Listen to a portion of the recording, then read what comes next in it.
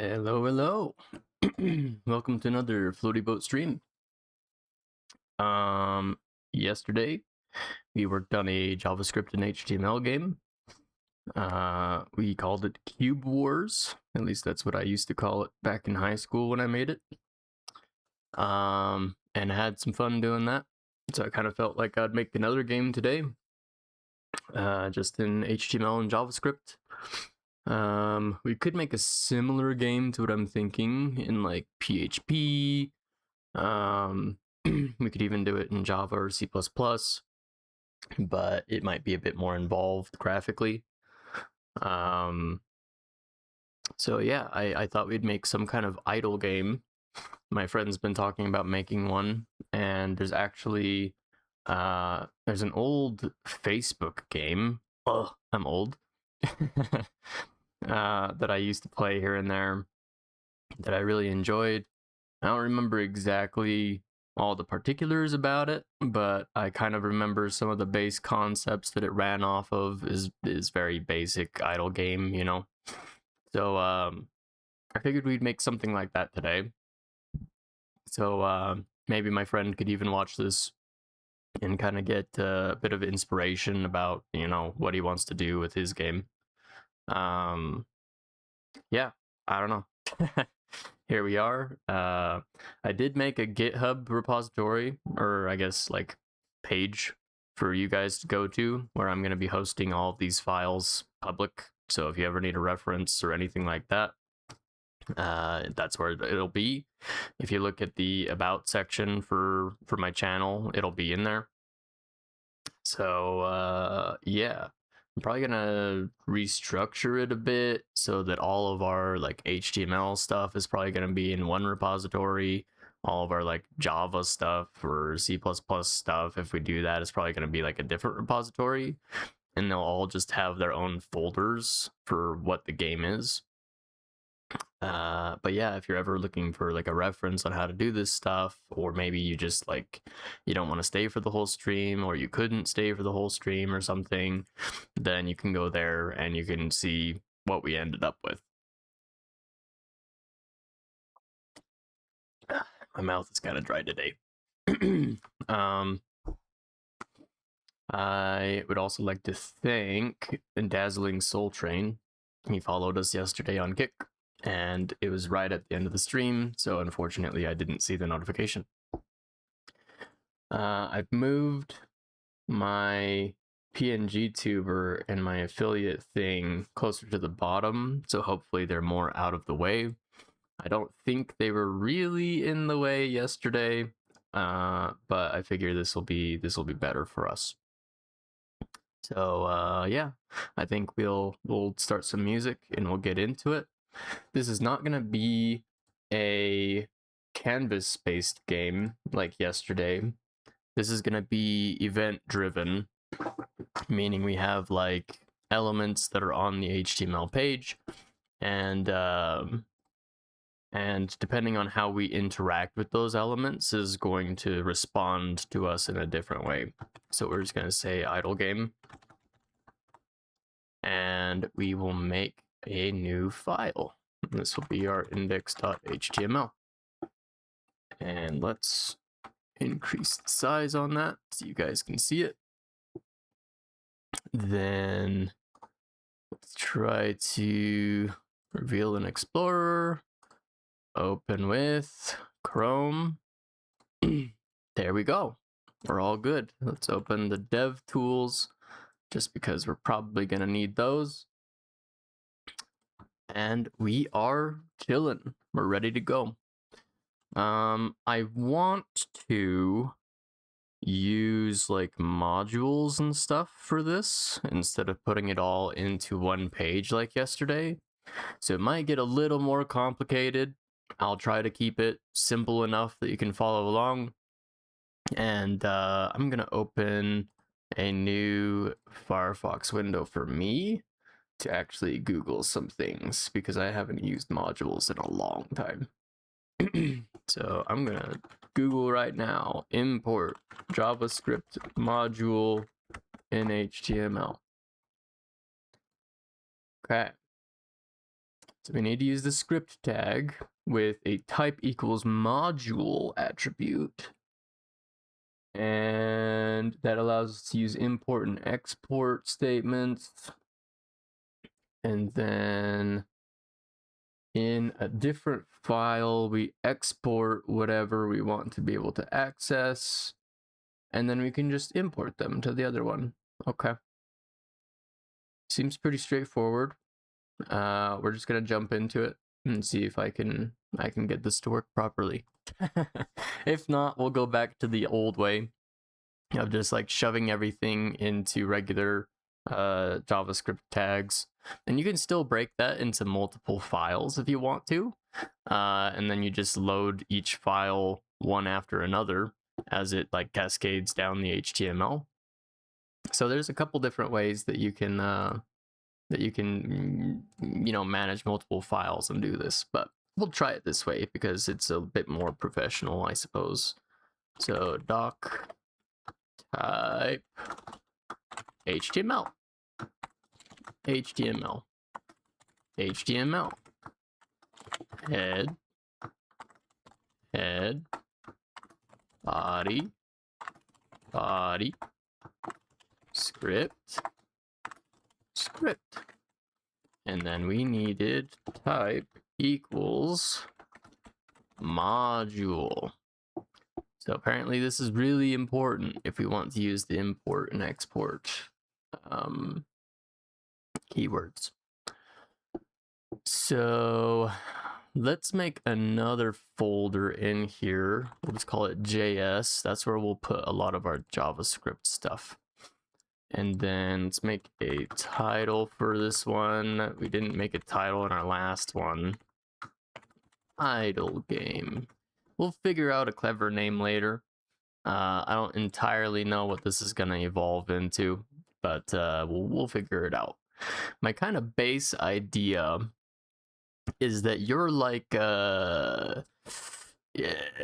we'll say you're like royalty who's like, your family was slain or whatever, you've escaped a fallen kingdom sort of situation, and you're trying to recruit new like knights and getting more population and all that stuff, and like rebuilding your own kingdom from scratch. I think that's kind of the idea that we're gonna go for. It's different than the idea that was the Facebook game, and I have no idea what my friend is doing as far as like story or whatever. So this is kind of our own idea, our own little spin on it. Let us see, for one, can we make a new file and call it main.js? And instead of putting this script here, can we put it in here? Module. I don't think you need the quotes around this, but I like how it looks more. And then the source. So this is how you would load an external JavaScript file. You say the folder name, the name of the file. I like this song. And then you need to close your script, which I'm just opening it again. Okay. So let's go in main.js and we'll just say console log hello world, right? And when we refresh, so the access to script at that has been blocked by CORS policy. I see. I see.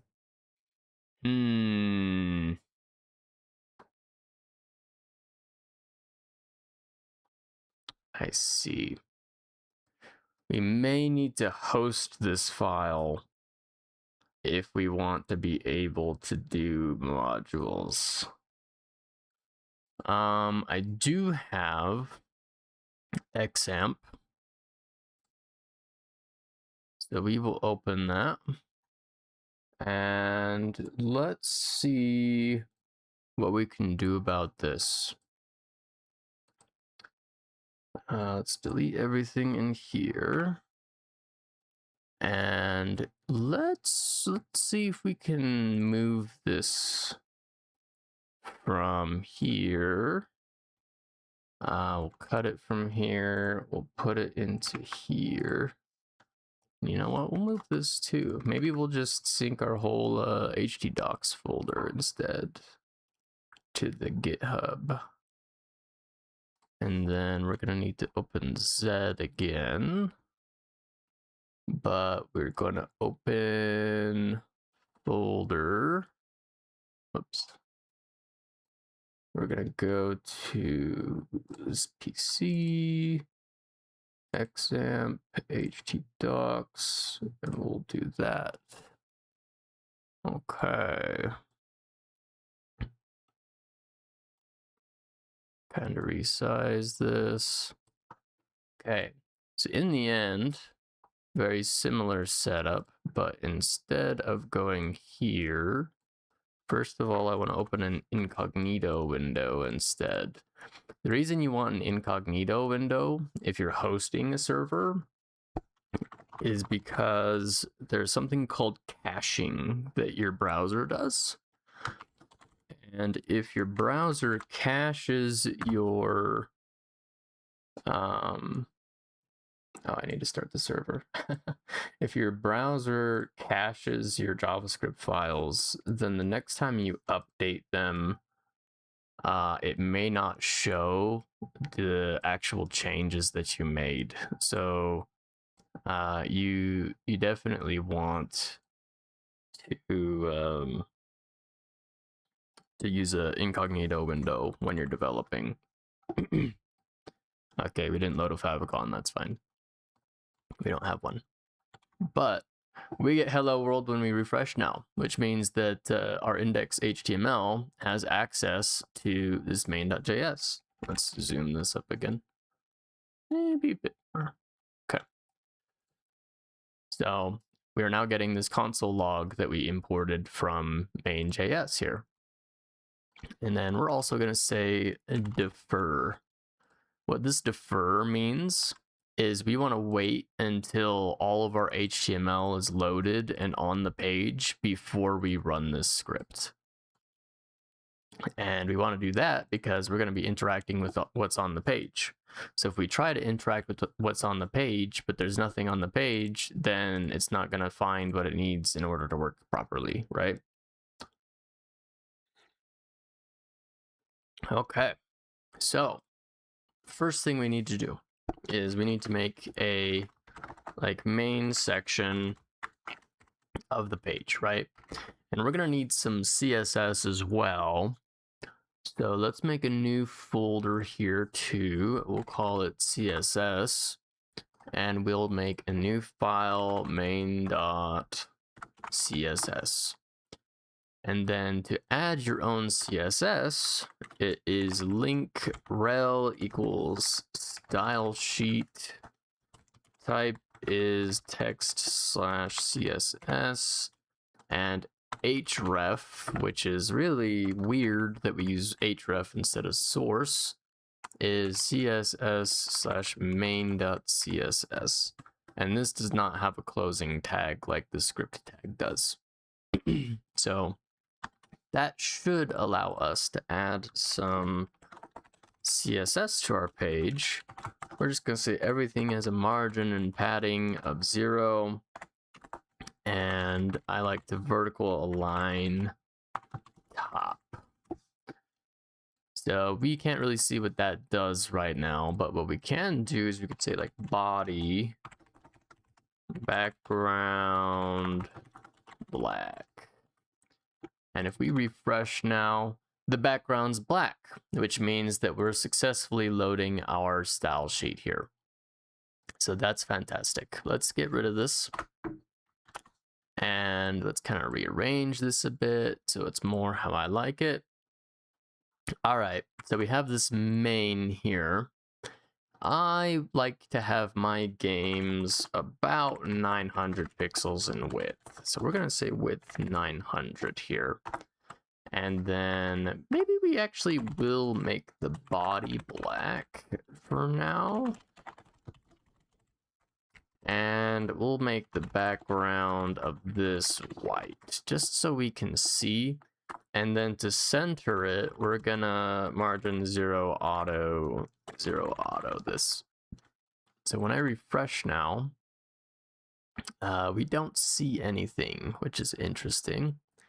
Why might that be? We have not saved our index.html. We just did. So let's take a look. We have main. We haven't put in a measurement on our width. It's in pixels is what it is. So now it's 900 pixel width, but it does not show because it doesn't have anything in it. Its height is 0.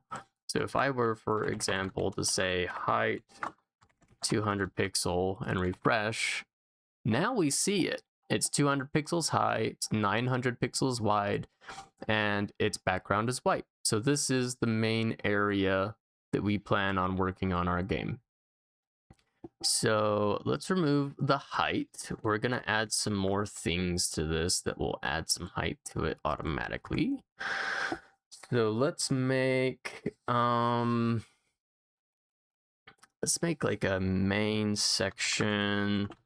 It's gonna be like the player's information. What kind of things we want for our player? I think we need stamina and a health bar and a level. So for now, let's just put some paragraphs in here. Like this, and we'll say level, health, and stamina. And we'll kind of get around to that later, but now we have this little section where we're going to manage those things. And let's give this an ID of like player box or player div or player container or something like that. Like something that to you means this is where the player's information goes, right? I'll probably call it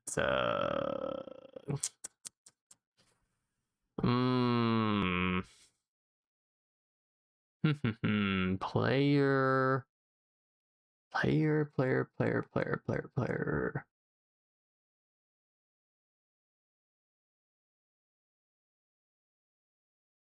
I don't want to call it a screen. Maybe panel. It's a bit more in line with like Java's kind of stuff. And I am originally a Java developer. I have a bachelor's degree in it. So, yeah. So now we have this little panel for the player. And then I want something in like a middle section that's gonna be kind of our main area that we like do quests and things. So the question is, do we want something on the left and right of that, or is just one section gonna be good enough? So I think we'll kind of do this sort of thing. Let's make a couple divs. And we'll move forward from here. This is going to be essentially a like a tab creator, something like that, or like a tab manager, something like that. And then this is going to be like a page one or like character page, something like that. And then this is going to be like a building page, because the idea is we're going to have like 2 tabs. One tab is going to be like recruiting people or like sending specific knights and things out on like quests. And these quests are going to reward us with things like gold, which I need to add to this somewhere. Perhaps after level, we will add gold here. That'll be good. That'll be good. And we also need an experience because we want to level up, right? So maybe we would put that next to level, but we want to remember that we're going to need that eventually, right? So here's some things we're thinking about for the player. And I've not made this game before, so we are kind of just flying into it blind and designing it as we go. And honestly, like, I really like developing games like that. You really learn a lot more about how JavaScript and HTML and all that stuff works and kind of the limitations of it. And you also you become more familiar with like different game concepts, things that you haven't really done before or implemented a specific way. You'll figure it out as you go, you know.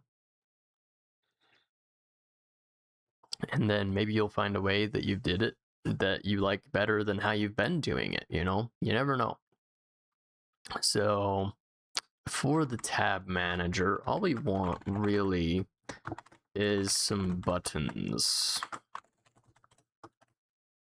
And we want these next to each other. We will say like characters and buildings is what's going to be in these buttons.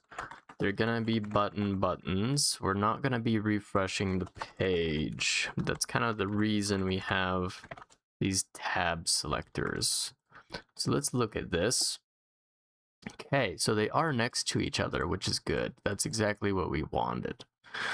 So let's make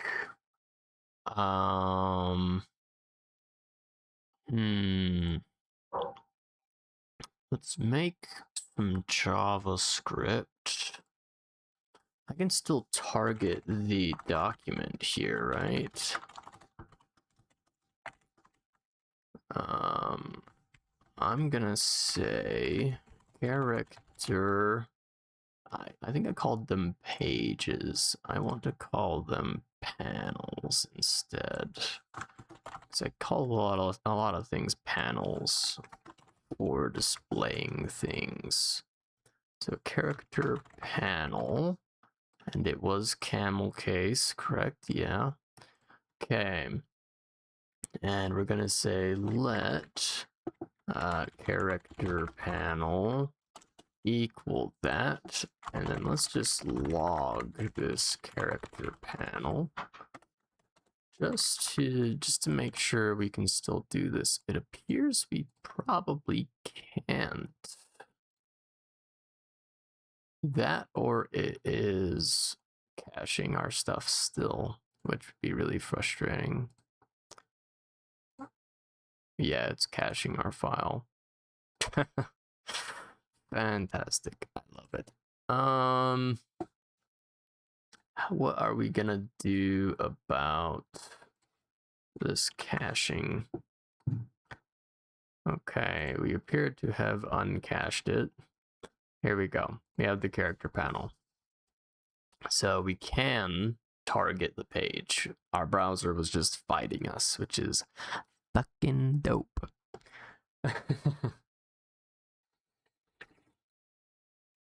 So we'll have to keep an eye on that. Let's keep the hello world for now, so we know that our script is actually running.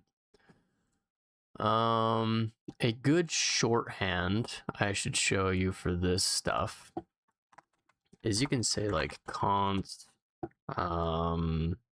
what is it? We'll say like $sign equals function e something document.get element. Oh, what is that? I can hide that. That's cool. I don't know that. Anyway, we're gonna paste, not that. We want to paste the document got element by ID in here, and E, and close it. So now this is like a little shortcut that we've made. And I'll semicolon in there too. So now if we say $, that should be the same thing as saying document.getElement by ID. So instead of writing all this, we can now just do a $, and put the string of what ID we're looking for. And if we refresh, it didn't work, which is awesome.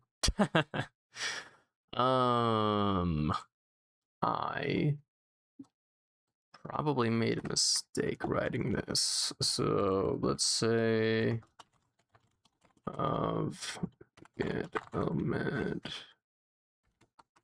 ID.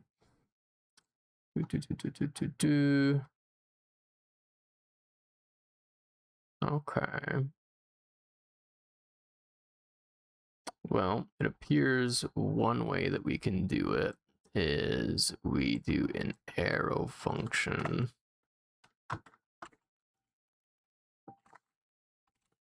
And we say this is equal to ID like this.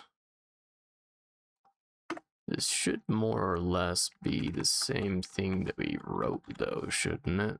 It might just be caching again. Let's check that. No, it didn't cache it. So let's refresh. And E is not defined. That's correct because this should be ID.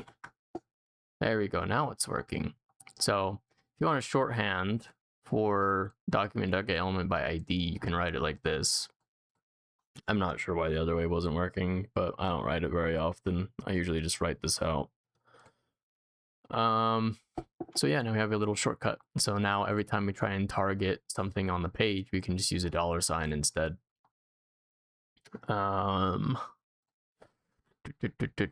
Okay.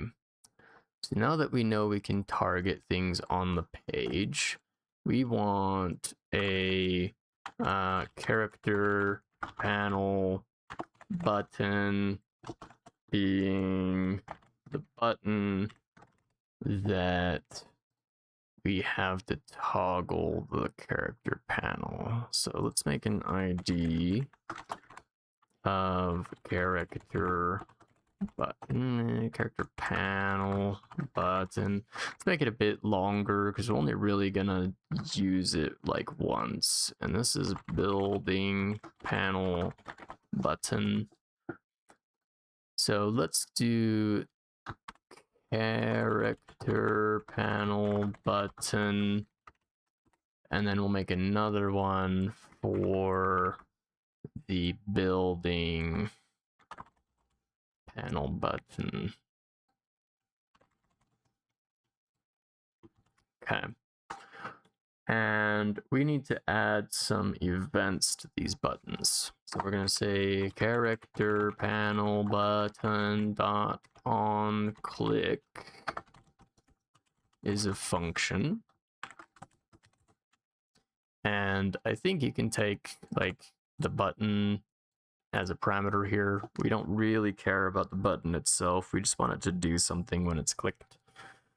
So we have that one, and then we'll have another event we're listening to for the builder panel button. So building panel button.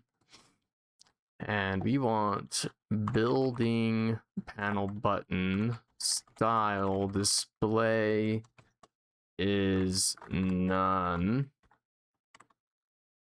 for that one, and character panel button dot style dot display equals none on this one. And then we want the opposite as well, and we'll say block and block, but this will be the building panel. Okay, so what is this doing? Well, we know building panel button is this button here. So we're going to go to the style of it, which is essentially the CSS of it. And we're going to set the display CSS of it to none, which means it's going to make it not appear, right? And then we're doing the same thing for the character panel, but we're changing it to block. So it should show as a block level element. So it should actually show on the page. And then here we're doing the opposite. We're saying the character one should be hidden and the building one should be shown. So this is just going to toggle which divs we're able to see. But this is actually wrong because we shouldn't be toggling the button. We should be toggling the actual panel itself. So let's get some more references to the things on the page, but this will be the actual panel and the actual panel, the actual panel and the actual panel, right? And then we can get rid of the button things here. So it's actually the panels that are being toggled. And then for default, we don't want this building panel to be shown, right? So let's go into our CSS and we'll say building panel display none. Okay. So we can't really see this yet, but let's add a little paragraph in here so we know character panel and building panel are toggling. And let's refresh the page. Ooh, cannot set property of null. On click is function. Why not?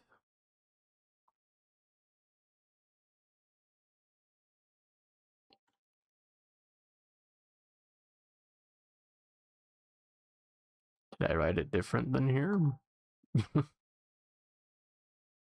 Building panel button. Building panel button. Building panel button. Building panel button. Building panel button. Building panel button. It's all written the same here.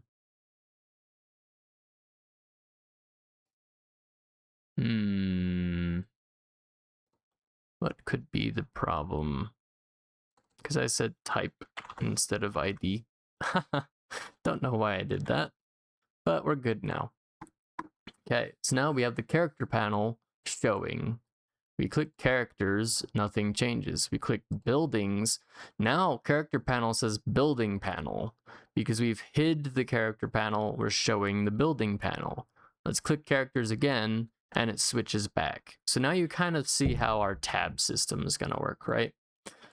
So let's make the tab manager, let's give it a little bit of padding for one. So tab manager, let's say padding top, we will say like 30 pixels. That's not a 3, that's a 2. Okay. So now we're kind of separating our character things from our like workspace things. And then let's actually wrap these in another div that can have other styles and things. We'll call it just like something simple. We'll call it like main panel, something like that. And then we can target it with CSS, and we will say main panel. Let's give it not a border. Let's give it a padding of maybe like 15 pixels. Okay, all right. Maybe we do want a little border. Maybe at like the top. We'll say 1 pixel solid black, right? Okay, that's kind of what we're looking for a little bit. I think instead of this padding, we'll do a margin. And then what if we do a border Top 1 pixel and border bottom 1 pixel.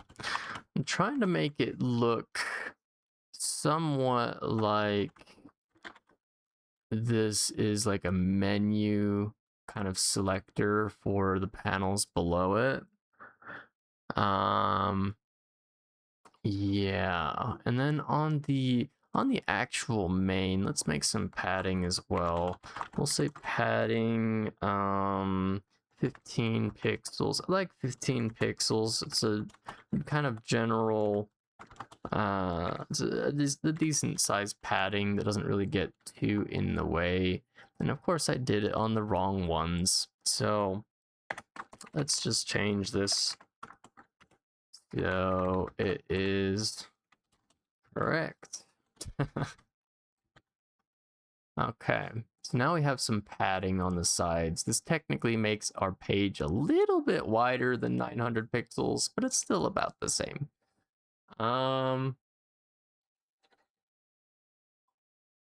Let's add a little bit of padding back to this tab manager. We'll say padding.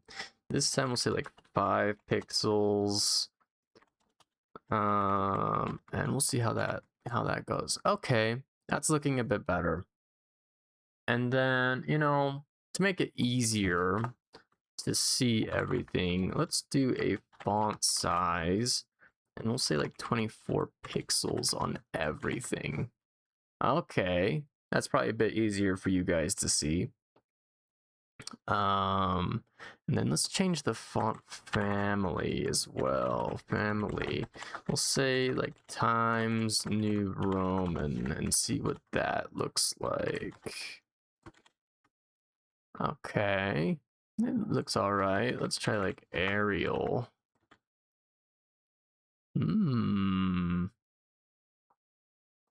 Not sure which one of those we would like. We could also try something like Monospace.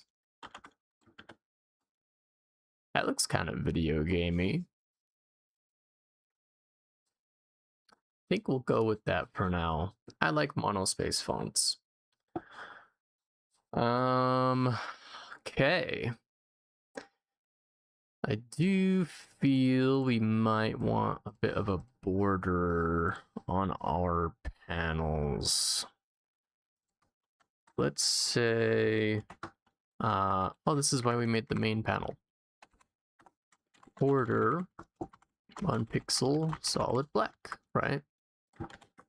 Okay, and then we don't need this border bottom if we have a border top on the character panel. I think this is kind of coming together a bit. Let's add a bit of padding to the bottom of this as well, so we have a little bit and we can see the bottom of that border. Okay, looking good, looking good.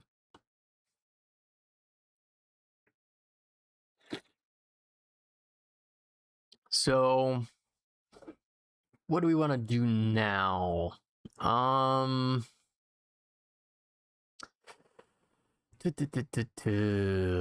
Well, we know we're gonna need some characters. And we're gonna need some buildings and things. The character panel is already showing, so let's kind of work on that a bit. We're gonna make a div, and let's give it a class of character. So this is gonna be what like an actual character will look like in our character panel. Let's make an image. Let's make a paragraph. And what else will we need? The characters themselves probably need because I'm planning on putting like the name of the character here. The characters probably need also their own health, because if they take too much damage while going on quests and things, then they shouldn't be able to continue going on quests, right? So we'll have a health thing. And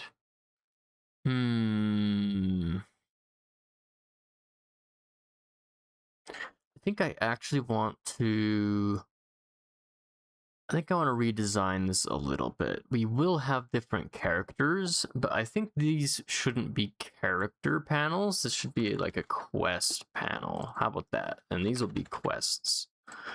So let's go update this. So it is a quest panel. Quest panel.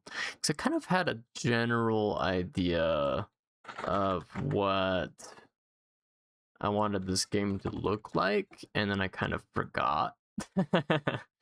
So let's update a bunch of things and hopefully catch everything that needs to be changed. This is a quest panel button, and see if anything breaks. I think that we probably caught everything. If not, we'll find out later.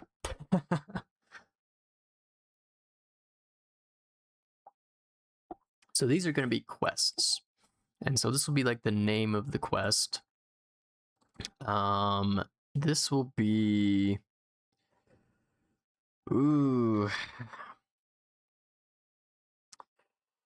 Maybe the stamina cost of doing that quest or something. My stats are starting to get a little confusing.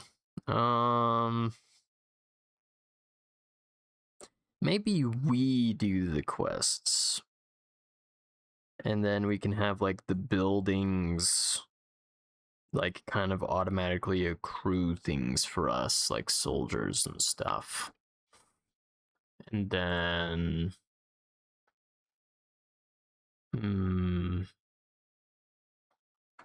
maybe we can have like a soldier cost for doing quests or something. So we'll probably like lose these many soldiers doing the quest, right? We probably don't.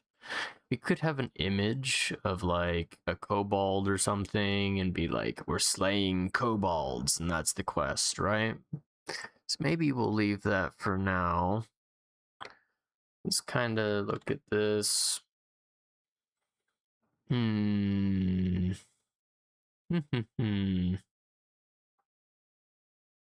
think we'll run with this for now, and we'll see what problems we run into down the line. We might kind of change a thing or two about how the stats work, but we'll work it out. So, we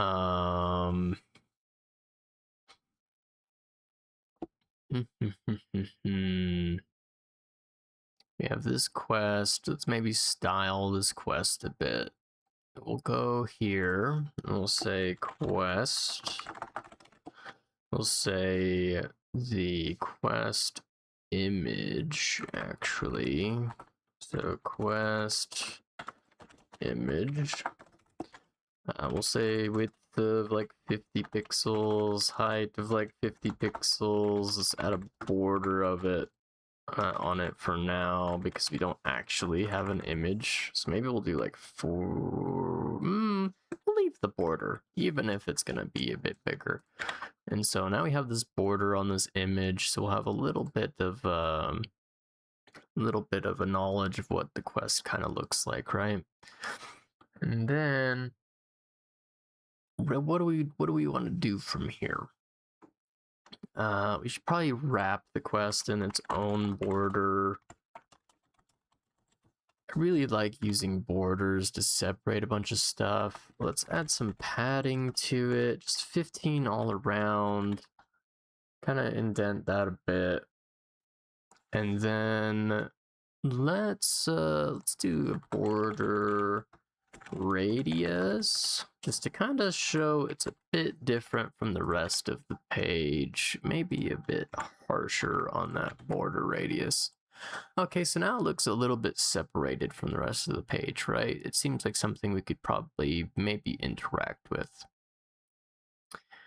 So let us think for a minute. Let's maybe do a goblin hunt, right? Something like that. And then stamina cost will be like 5. Soldier cost will be 1. Something along those lines. Okay. Because we're using monospace, maybe it'd be better if we kind of globbed these together. I don't know. Maybe we'll space it out, kind of like this, and we'll see how that looks. Okay. I'm probably not going to be entirely happy with it, no matter how it looks, honestly. And then we actually want to separate this into maybe 2 sections, because we want the information about it, and then we want to be able to interact with it over here. So how about we make a div here, and then another div after it, and let's put this stuff inside of this div. How about that? And then in quest, this will be quest div image, and we're gonna say quest div, we're gonna say display inline block and width of 50%. How does that sound? Okay, it appears, if we look at it this way, that it has stacked one of the divs below the other one. We can't see it, but it's below it. And why that is a very interesting thing about HTML. I'm going to put a comment here. And if I refresh, you'll notice this div got shorter. All I did was add a comment, and I'm not even commenting anything out, right? So why did this div get shorter? So in HTML, if you have a new line character, it is going to interpret that as a space character. So it's the same thing as like this, like, you know, like we're pushing space. And if there's a space in between these 2 divs, and both of these divs are 50%, that means we have more than 100% width total, because we have a couple of pixels for that space, right? And if it's more than 100% width, it's going to wrap the content so that it will be within 100% width on each line of HTML. So one trick you can do is you can comment it out like this. Another thing you can do is you can just put the divs next to each other like this, and that will fix it as well. I prefer the comments, just personally. Some people like putting them on the same line, but I like this because it's like grayed out, so I still kind of tell that these are somewhat on the same depth. You know, I like it more this way. But here we're gonna have things like buttons. We're gonna have some buttons, and type is button, and we'll say like test button. Okay, all right, that's what we were going for. But we do want maybe some kind of separation here. Maybe not. Let's just let's play with CSS a bit more. How about .quest div last of type. So what does that mean? It means we have divs that are directly inside of Quest, and the last of the type, well, the type is div. So the last div that we have under Quest is going to be the second div we made, right? This is just kind of a quick way that I don't need to give this an ID or anything, because there's nothing really specific about this div. I'm just using it to split our Quest div in half, right? But this is essentially targeting the right half of this div.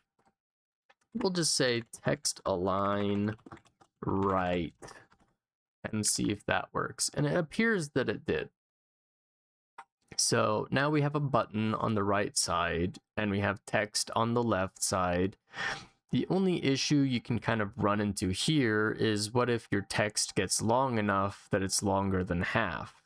Then it will try to wrap down here where the stamina cost is, and that could be an issue. So we're making a like statically sized thing. It's not going to dynamically size with the size of your browser or screen or anything. It's going to be 900 pixels wide no matter what. That's the kind of game we're going for. But if you're a responsive design like creator in HTML and stuff, you'll understand how to fix this stuff a lot better. I'm just trying to make a simple game, show how it works, and probably finish it today. That's kind of the goal. If I was making it responsive, it'd probably take me a lot longer. Another thing you can do if you're running into that problem is, if your buttons aren't taking up all the space on the right side, then you can also make the left side more than 50% width, and then make this a smaller amount of width. So that could help as well. If you're making the text like a little bit longer than 50%, then you could just adjust the size of the divs as well. So yes, we'll make this button. We'll say like pursue quest, something like that. So it's not a test button anymore. I want to add a little bit of padding to our buttons. They look a little mashed up. I'm just gonna say button padding. Let's try like 5 pixels. Okay, that looks a bit better. It gives them a bit of room to breathe. I want their font size to be a little bit smaller, just a little bit. We'll try 20. Okay, that looks a bit better. Okay. So we have a pretty good basis. Let's maybe make the image a little bit larger. Let's try 75, something along that. Nice. So now we'll have a quick little thumbnail image of what the quest will be. And this is no longer characters. This is quests, right? So now it's a quests button. Okay. I have to run to the bathroom. I'll be back in a second, but I will think about what we want to do next.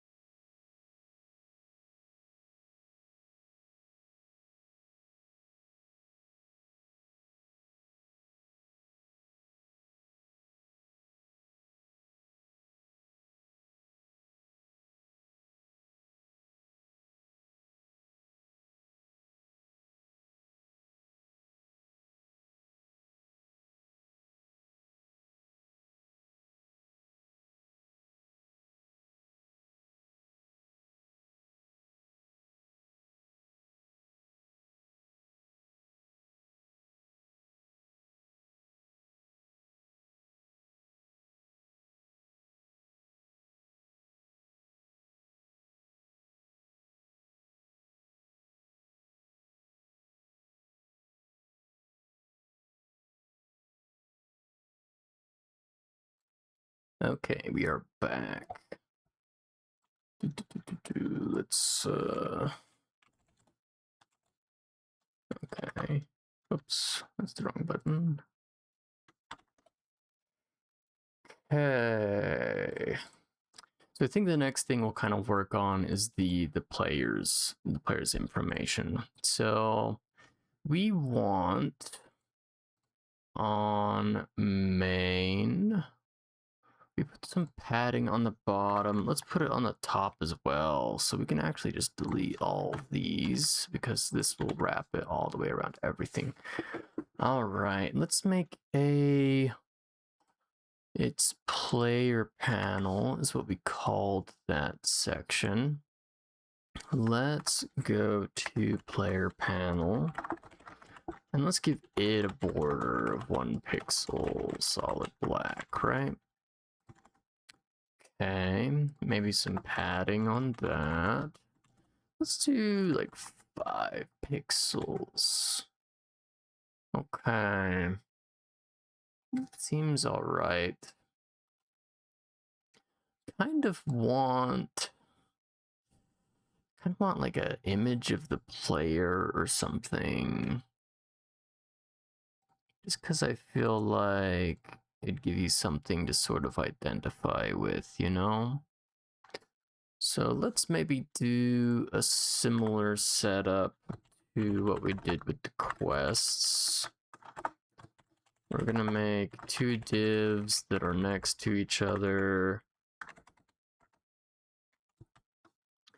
And we'll put this information in the left side of it. And we're just gonna have an image on the right side. So player panel div display inline block width of 50%, and then we already know player panel div image, well, last of type, let's say text align right. And then the image we actually need to target as well. So let's do player panel div image. We need to set the size of this. I want this to be a bit bigger than the quests. So let's do a width and height of 100 pixels. With a border of 1 pixel solid black so that we can see it right now. Okay, all right. Let's maybe have a bit more padding on the player panel. Let's try 10. I just feel like the right side of this image is a little close to that. That might be better. Let's make the image bigger though, because we can really take full advantage of the full size of our section up there. So let's try like 150, something like that. Okay, so now it's the biggest thing in this section, which is not too bad. I kind of like that. So I think maybe we even give the user an option to have a name, right? We kind of want to personalize the user's experience a bit. So let's make a name section here. Okay. All right. Now the text is bigger than the image, but I still think the image is a pretty decent size. I think we're kind of liking how this is right now. So let's give some examples here. For one, will be like level 1. Experience will be like 10 out of 100, something like that. Gold can be like 333. Health, we'll say it's like 75 out of 100, and then stamina will be like 19. I don't know. We don't know what our stat limits are yet, right? Okay. I kind of want our stats and stuff to be lined up properly, though. How do we want to do that? Let's see if we can do a what's it called? Printf HTML paragraph, something like that.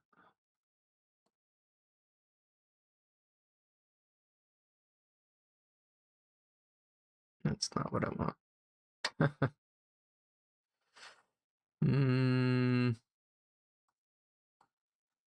Fixed length paragraph HTML.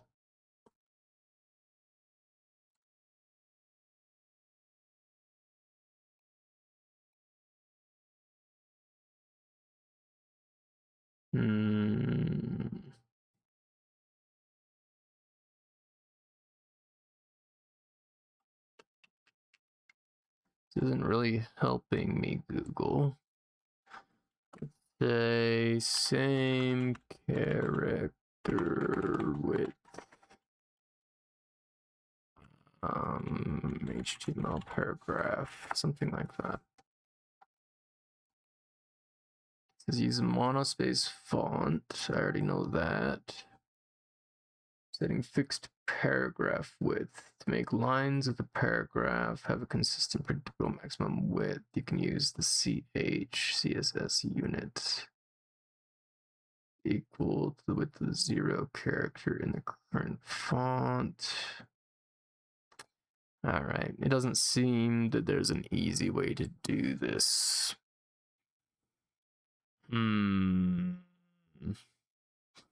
Maybe we'll just do it manually then. Something like this, but we need to keep experience matched up with the rest, right? So maybe we'll even write this out as level. And then name, for now, we'll just say floaty boat. It's completely ignoring me. All right. I think and MBSP is the yeah. So we need to end NBSP all these. Let's do 1, 2, 3, 4, 5, 6, 7. 1, 2, 3, 4, 5, 6, 7. That's gonna be annoying. 1, 2, 3, 4, 5, 6. 1, 2, 3, 4, 5, 6, 7.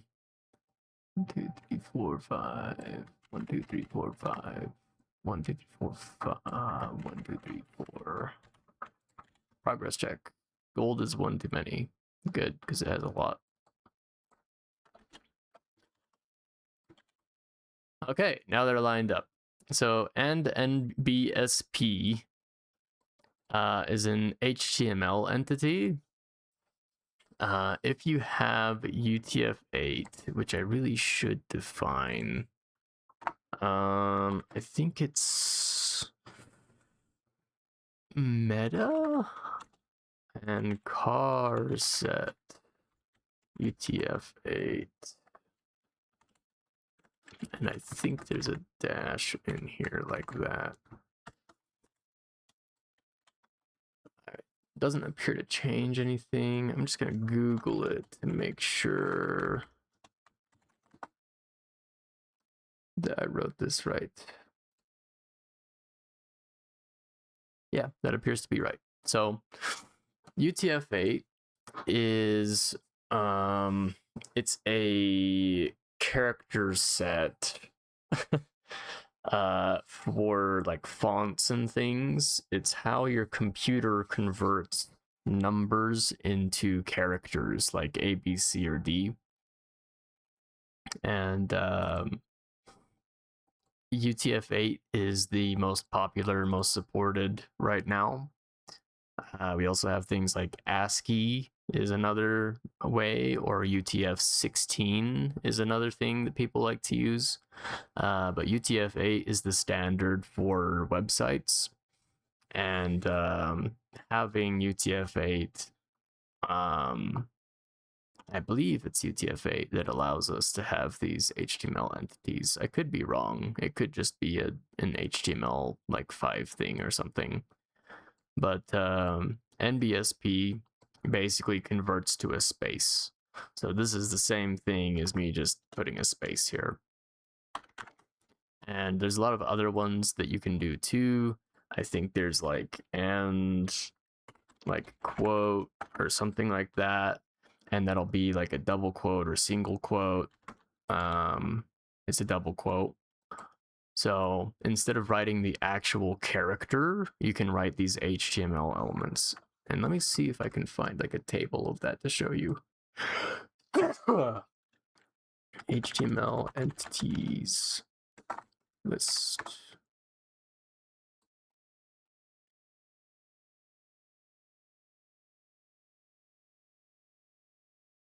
Okay, here's some from W3 Schools. W3 Schools, W3 manages like basically how the internet is formed. And they provide a lot of tutorials and things about different languages that interact with the internet. So if you ever are interested in learning anything about HTML or figuring out a standard for something, then W3 Schools is a fantastic place to look.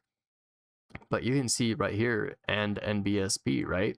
That's a non-breaking space, or basically a space bar, like space character, right?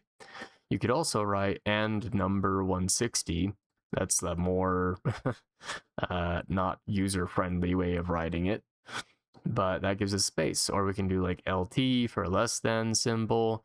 You know, there's tons of these. And for things like copyright, like I don't have a copyright button on my keyboard, right? So and copy is your answer for that if you want that. So it's a fantastic thing to know. It saves you a lot of time. You could go to like a different website and copy a copyright symbol or something, but we want to be able to do everything on our own. So that's a good thing to remember. So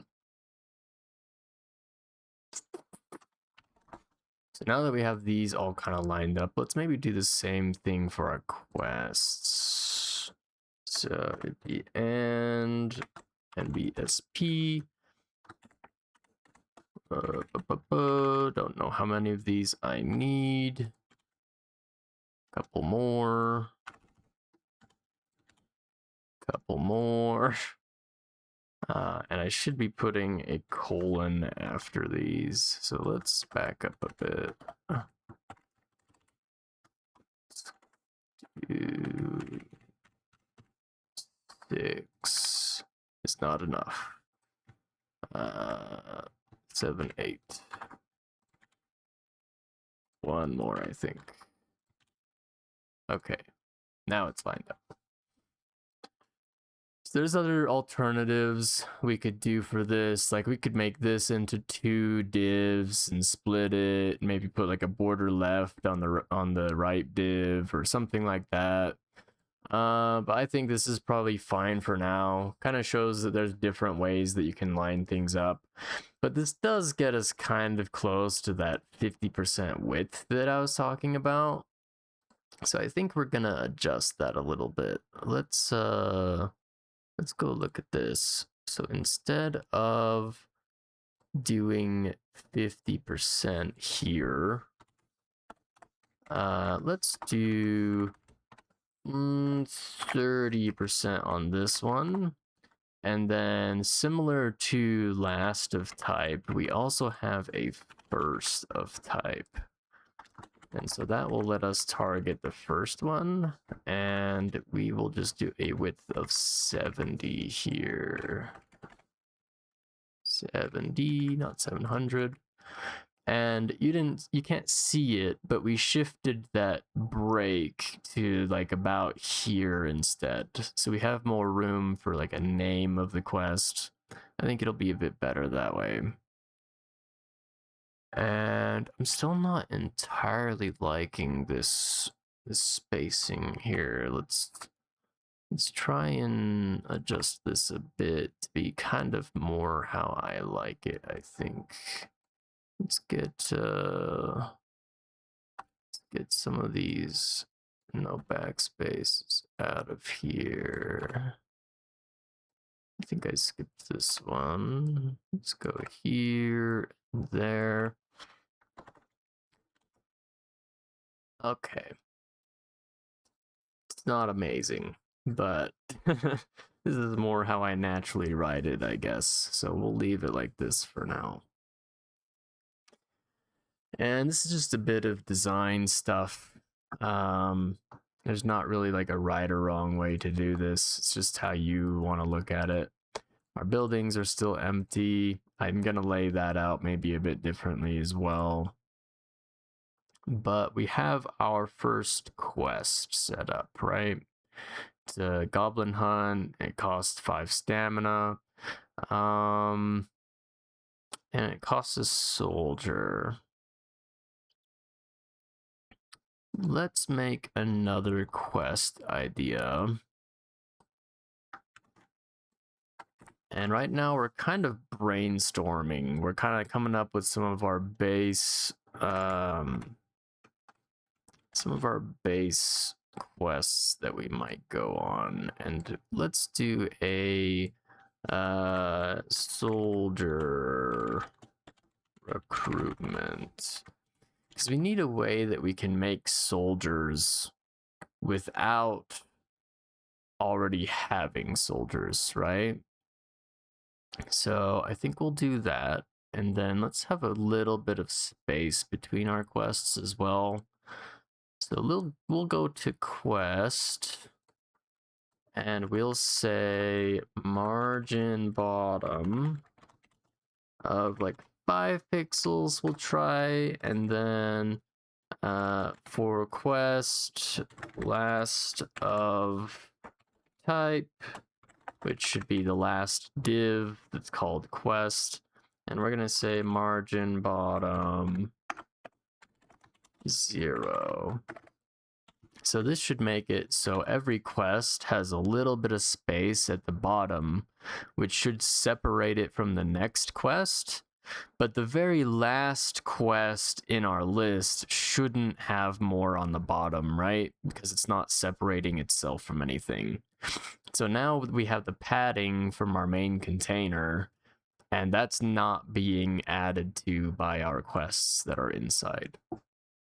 So this is developing quite well, I think, because we can just dynamically add more quests to this list, and then we'll have a similar thing for the buildings when we make those. So we really just need more ideas for quests now. Like, what do we want as rewards for doing quests, and do we want like a failure rate for quests?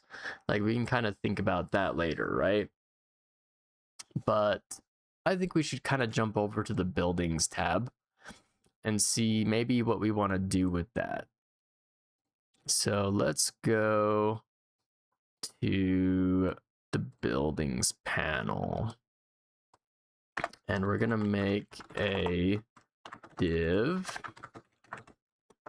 and this is gonna be class of building, right? So do we need a picture of a building? Maybe we do. So I think a lot of this layout is probably going to be similar to our characters. Because we'll have like a name of the building, and then these will probably be something else. Maybe we'll just have like a gold cost. for buildings. Because let's say we do quests. Quests will earn us gold. Gold will allow us to buy buildings. Buildings will passively create soldiers, and then we can expend soldiers to do other things like get more gold, right? So it's kind of a back and forth of you make gold to build buildings, you build buildings to make soldiers, you use soldiers to get more gold, right? I think that's kind of the game loop we're going for here. So instead of a goblin hunt, let's say this is a like barracks, something like that, right? So if we look here, now we have a barracks. We need to adjust some of the CSS so it lines up similar to this. So I think we will go to our CSS, and for all of the quest stuff, why don't we just copy it?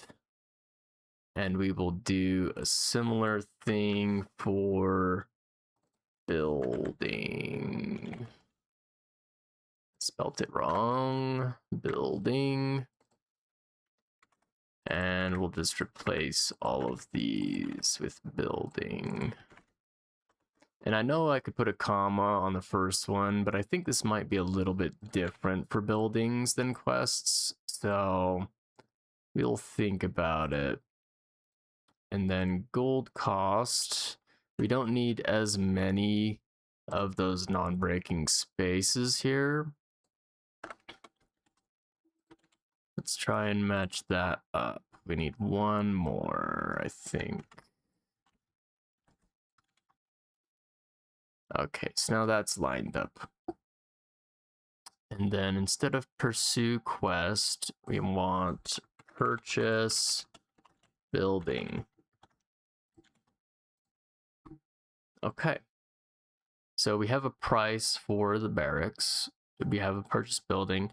Maybe we need some information, like how many soldiers is it gonna make us, right? So we will add another one. And we'll say soldiers like per second, something like that. And so soldiers per second. Maybe we'll shorten this and we'll say like soldiers per s. Okay, that's not too bad.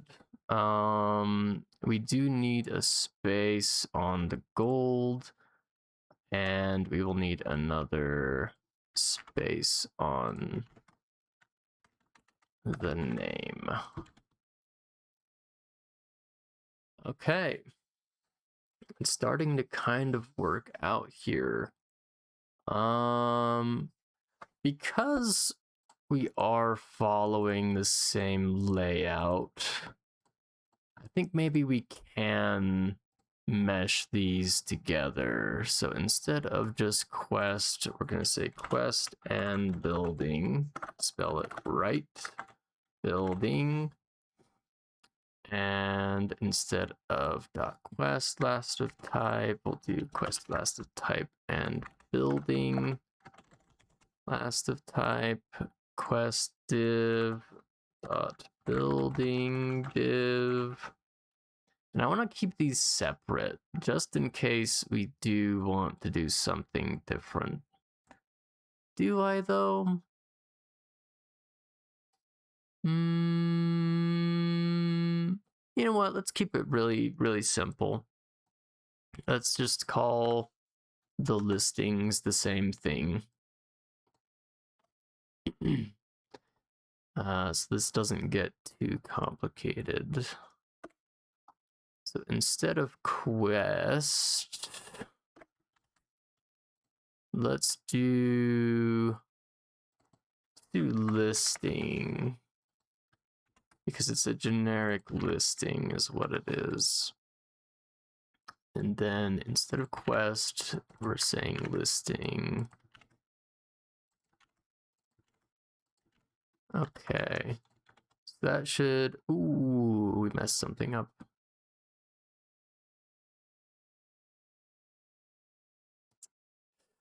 Ooh, where did we mess it up?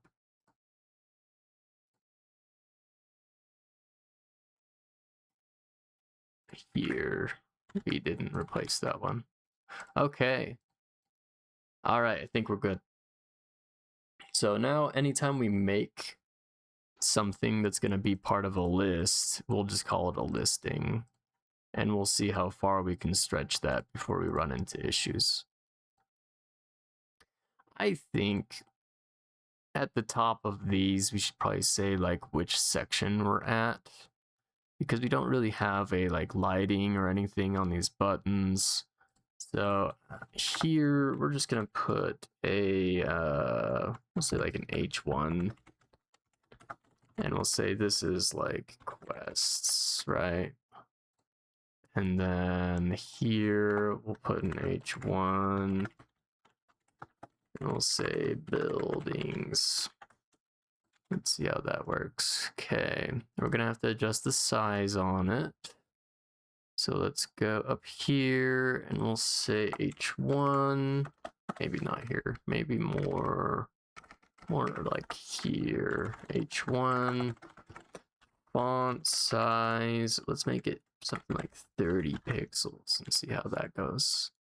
All right, maybe a little bit bigger. Let's try 40.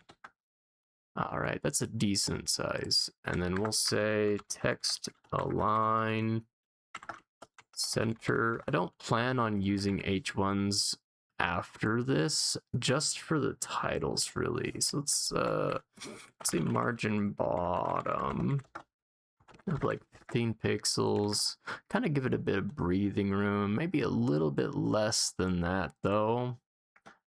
Let's try 10. All right, that looks a bit better. So now we have quests and buildings.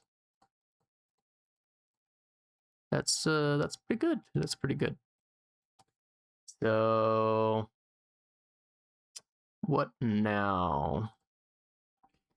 Kind of want to add some flair to this. Let's add some hyphens, just because I'm a nerd and I like how that stuff looks. There, quests and buildings. That's a lot better.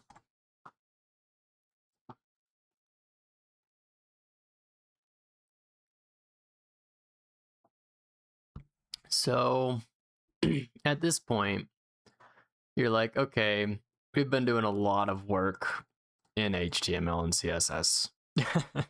We haven't touched JavaScript in a long time, right? So why don't we do that? Let's do some JavaScript. Now that we kind of know the general look and possibly flow of the game, right? So let's go to main.js. This is our like toggling stuff for the quest buttons and things. Let's go a bit below this. Let's maybe even leave a comment for this section, and we'll say toggle panels, like quest and building. Don't know why I can't spell that word. Panels. Okay, so now we have kind of a section header there. Here we're gonna say like set player name, something like that. We're just gonna do an input box. I believe that's what it's called. And we'll say let player name equal input box. All right, and then we will say in here, what is your name, right? And then we need to target this name section here. So let's put an ID on it. And it is here. So we'll ID it with player name.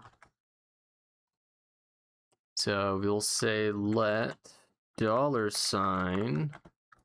Oh no, we'll say let player name P, because it's a paragraph, player name.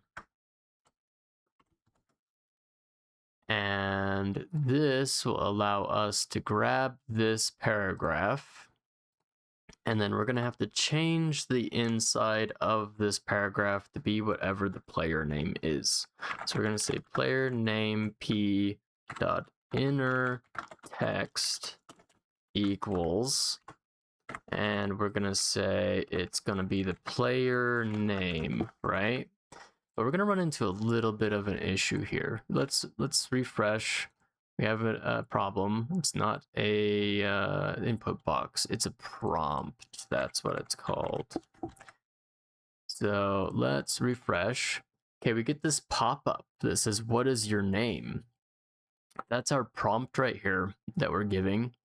And prompts and alerts are not really very good. You should really not use them for most things. But I think for a simple game like this, we don't want to make like a whole form and all that stuff just to figure out what your name is, right? So we'll just say, my name is Floaty Boat, and push enter. But it's completely removed our name tag, the spacing's wrong. That's because it's completely replaced everything that's inside of this tag with what we just typed into that prompt. So it's replaced the name here, it's replaced the colon, all the spaces we put a bunch of work into making. So we don't want that. We want to have the inner text be name, and we're going to append our name to that.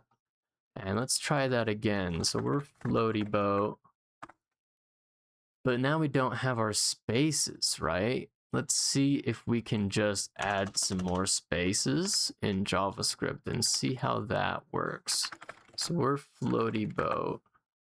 It does not appear to work. So perhaps we still need those NBSPs, right? Trying to think if there is a different way that we could do these spaces. But for the time being, we will just do the NBSP way of doing it. And we can just copy the NBSPs from here, because we already know we have the right number of them there. Save, refresh, Floaty Boat. Ooh, that's not good. I think this is because we're doing inner text. If we did inner HTML instead, it will likely parse these as HTML instead of text. So let's try that. Floaty Boat. Now it appears to be working. So now we know we're going to need to use inner HTML in order to parse these HTML entities in order to get this correct. And I think that is a decent way of setting up the player's name for now. What else do we want to work on at the moment? I think we should start working on some of the actual objects and things, right? Let's try to make a player .js, and this is going to be an exported class. Maybe not exported class. Let's make it can I just do a let and player and then make an object like this? Is that something that we can do? Let's find out. So at the top of our page, we want to import player from player.js, and this is going to be in our JS folder. Am I doing this right? Import module HTML. I'm going to import it has them surrounded in braces like this. I think if you have multiple things you're exporting, that's why you want to do that. It surrounds it in a string like this. Yeah, we'll give that a shot, see what happens. Oh, it broke. Okay. Failed to resolve the specifier. So we need to start with either dot slash, which is probably what we're looking for. It was not. So let's just try player.js. It appears to have worked. I'm just going to say hello. Okay. So wherever you're importing from appears to be relative to wherever the file is that you're importing it to. So because our main.js is importing player, the main.js is in the same location as our player.js. So we don't need to go up or down in order to find it. But we've successfully imported something, which is awesome. And we're going to say player name is blank. We'll say their level is 0 for now. Maybe 1. 1's more standard, right? Experience, progress. It's going to be 0. Their experience, maybe total will be we'll say like 100. Let's do like 5 to begin with. We don't want to do too large when you're first starting. We'll say their gold is 0 because you start with nothing, right? Your health, let's say you start with 100. We'll kind of work off of that. And we'll say your max health is going to be 100. And then we have stamina. We'll say starts at 100. Let's start you at 1. And then we will say your max stamina is like 5 to begin with. I think that'd be pretty good, right? And so let's maybe rewrite this. We'll say max experience. Kind of follow the same standard as the health and stamina. And then we'll say experience instead of max experience, right? Keep things kind of shorter, follow kind of the same standard. I think that'll be good. So let's play with that for now. So in our main.js, we're going to do a lot of our like setting up the page, interacting with the HTML, all that stuff. But when it comes to managing the back end data of everything, we probably want to separate that stuff into their own classes and things. So we can make multiple files for those, kind of be more like a Java developer, have it all broken into multiple files. So everything kind of has its own space for us to work in, right? So, yeah. Perhaps we'll even have like an initialize area. Maybe not. I don't want to make too many files. I think we can get rid of this hello world now. And yeah, let's figure this out. So now that we've got the player's name, we should have some checks to make sure like the player's name isn't like length of 0, make sure that it's a bunch of letters or something. Like if we were validating and verifying this code, that's what we would do. We're just trying to make something simple. It's not like it's being stored in a database or anything. It's only being run on the client. So we're not going to be concerned with security really. And you're probably saying, like, instead of making all these things in memory, couldn't we just manage the values that are on the page in the HTML? The answer is yes. You would need to basically grab the text of this, parse it into like an integer, maybe separate it by like a slash or something to get it back into memory so that you can play with it that way. I don't really want to do that. That's why I feel like you should probably have all of the information in memory already, and then you should update the visual with the data as you interact with the page, right? I think it would make managing the game data better, like a lot easier to work with. So we have a player, we have experience and all this stuff. We need to initialize all of these things, right? Let's give some IDs on these things. We're going to say ID is player level. Let's just copy this and we will paste it in here. So we have the IDs set up. This is player experience, player gold, player health, and player stamina.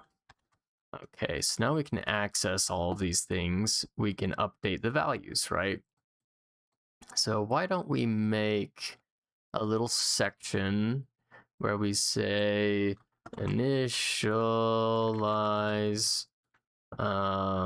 game values, something like that. So this is going to be specifically to populate all of these numbers, at least for the player, maybe for our first quest too, and then we'll kind of work off that, right? So we need to say player dot name equals player name. So whatever they've submitted here now is going to be stored here, is the idea. And then instead of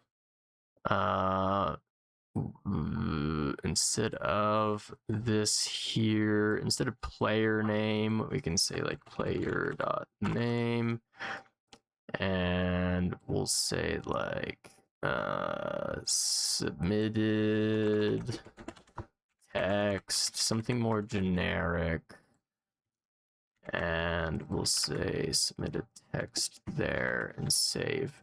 So let's see if this works. So I'm going to be hello, and it appears to fully cascaded down properly. We got hello, we stored it as the player's name in this object, and then we grabbed the element and we put the name of the player that we stored in memory. So now this should be set to our name after we type it. Then we need to get the rest of our elements that are targetable, right? So let's maybe make a section that we just grab all of those so that we can use them later. We're going to say a lot of these need what? 5 more? 1, 2, 3, 4, 5. This is going to be player level, player experience,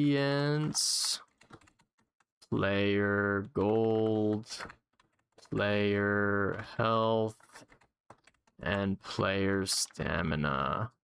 And then similarly, we're going to call these, but we're going to put a P on the end because it is the paragraph that is representing that value. Okay, so now we can interact with all these things. So first we're going to get our name. Then we're going to say we want the player level P inner HTML to be equal to, well, what it is now, right? So let's get the level thing here. We'll just cut it completely and paste it here. And then instead of this 1, we're going to add player.level. And maybe we'll use that new trick that I found. And now you can see the whole thing. We're probably not going to make another file for a minute either, so we will just keep that in mind.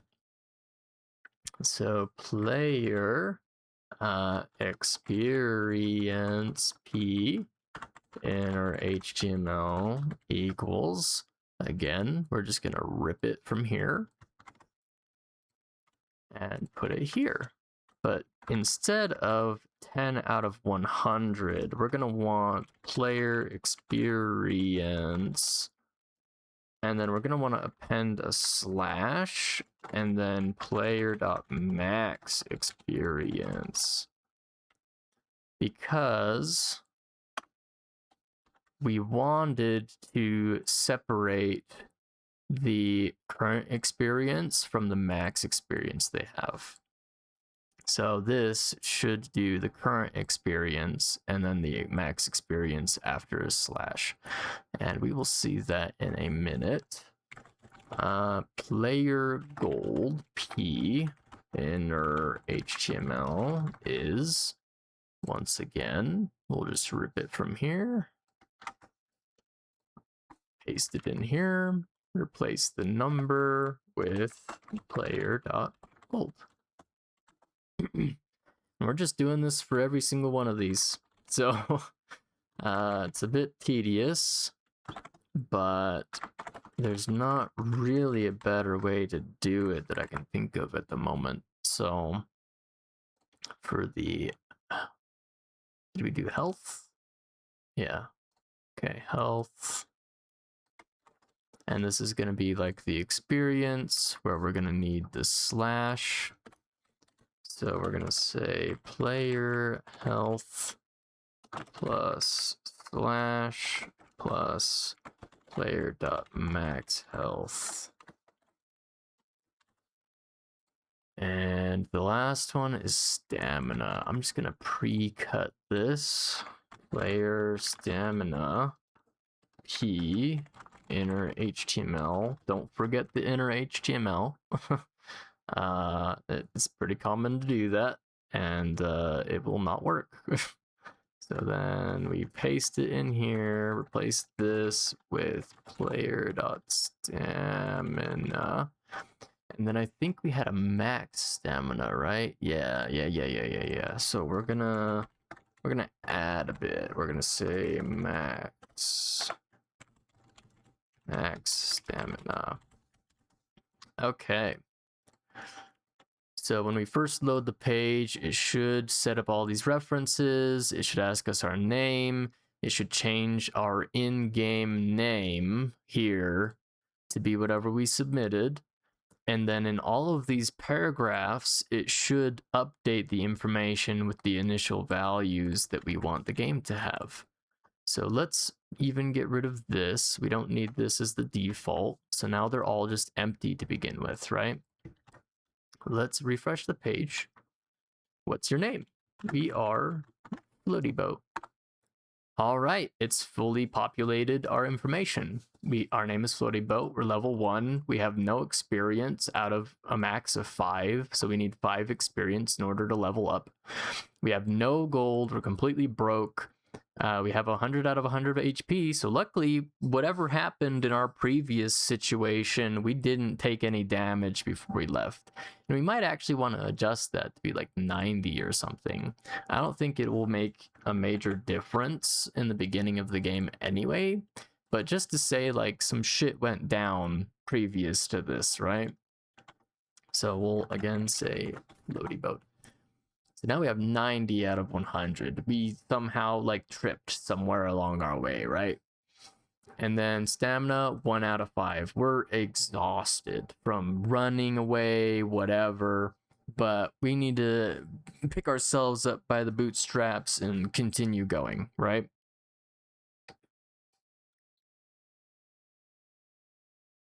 So that's good. We have all these values set.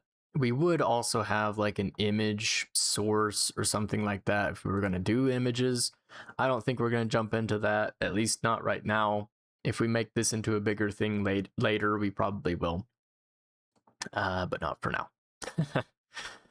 So now we're going to have these quests, but I don't want them to originally be here. I don't want you to know everything that you're able to do from the beginning of the game, so that you just like cascade down and then you're done when you hit the bottom. I want you to figure these things out, maybe as you level up. So like you'll unlock more quests as you level up, you'll unlock more buildings as you level up, something like that, right? So how do we want to do that? We're gonna need a template for how to lay these things out, right? So let's maybe make a function that will make these elements. And we'll think about where to put it in a minute. So we'll say function, and we'll say create new quest. And then the quest is going to need some things. It's going to need a name, it's going to need a stamina cost, and it's going to need a soldier cost. And then we should have a reward for doing the quest.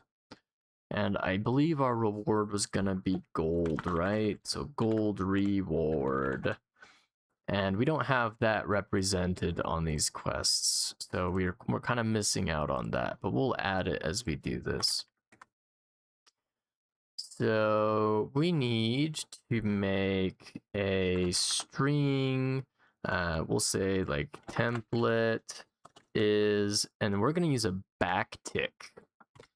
And what's really cool about the backtick is you can put HTML in here, and you can do like variable injection. You can replace the variables that are in this template with like new values.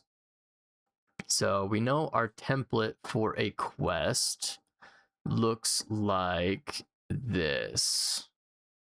So it's from here to here is what our quest looks like. We're just gonna paste that in here just completely raw.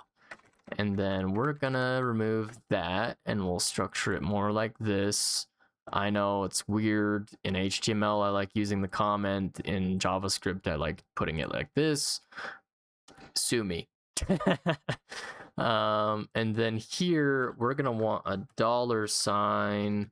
I think it's braces, and we'll say stamina cost. And what this is going to do is whatever we submitted as the stamina cost, it's going to put it here. So then we'll know what the stamina cost is, right? And then for the name, we don't want soldier recruitment. We want name, the name of the quest there. And here we want the soldier cost. And then we're always just gonna have a pursue quest button, but it's gonna need some kind of function to run. We'll think about that.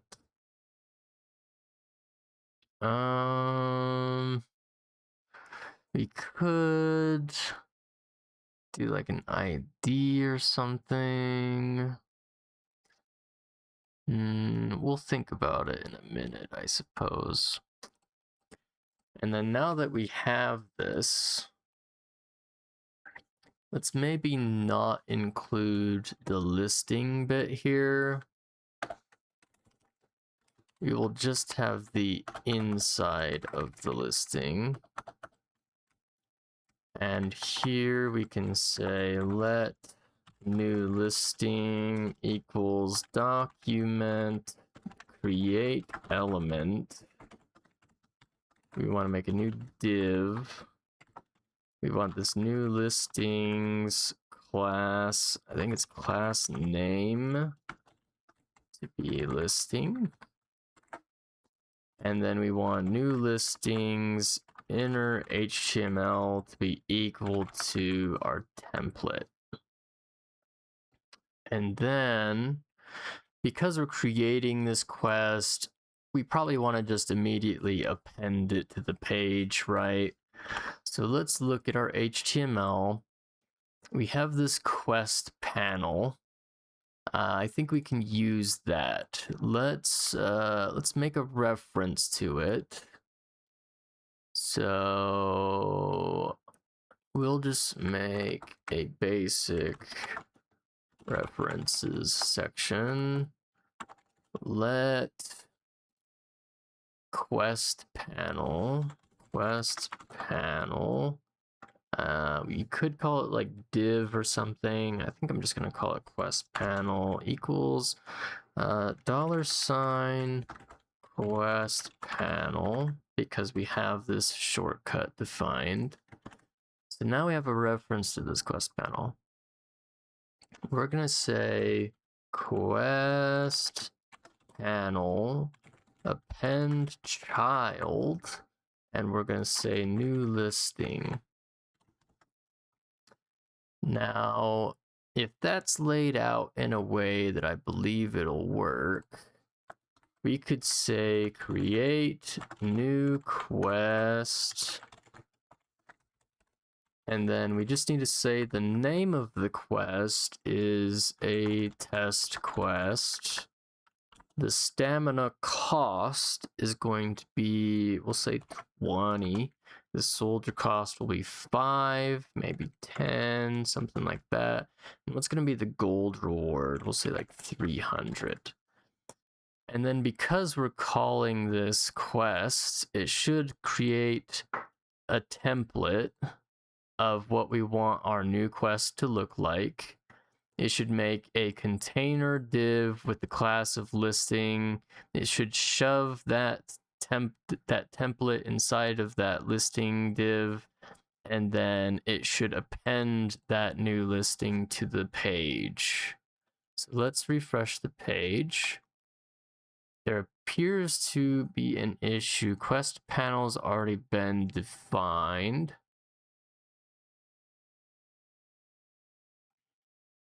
It has been right here. We already have a reference to it, so we don't need to put one here. Let's refresh again. What's our name? Floaty boat. All right. So now we have 3 quests. One is a test quest with stamina 20 and soldier cost 10. That's awesome. That's exactly what we were looking for, right? So what we can do now, we wanted to put a reward in here too. So let's do a gold reward, required reward, and gold reward.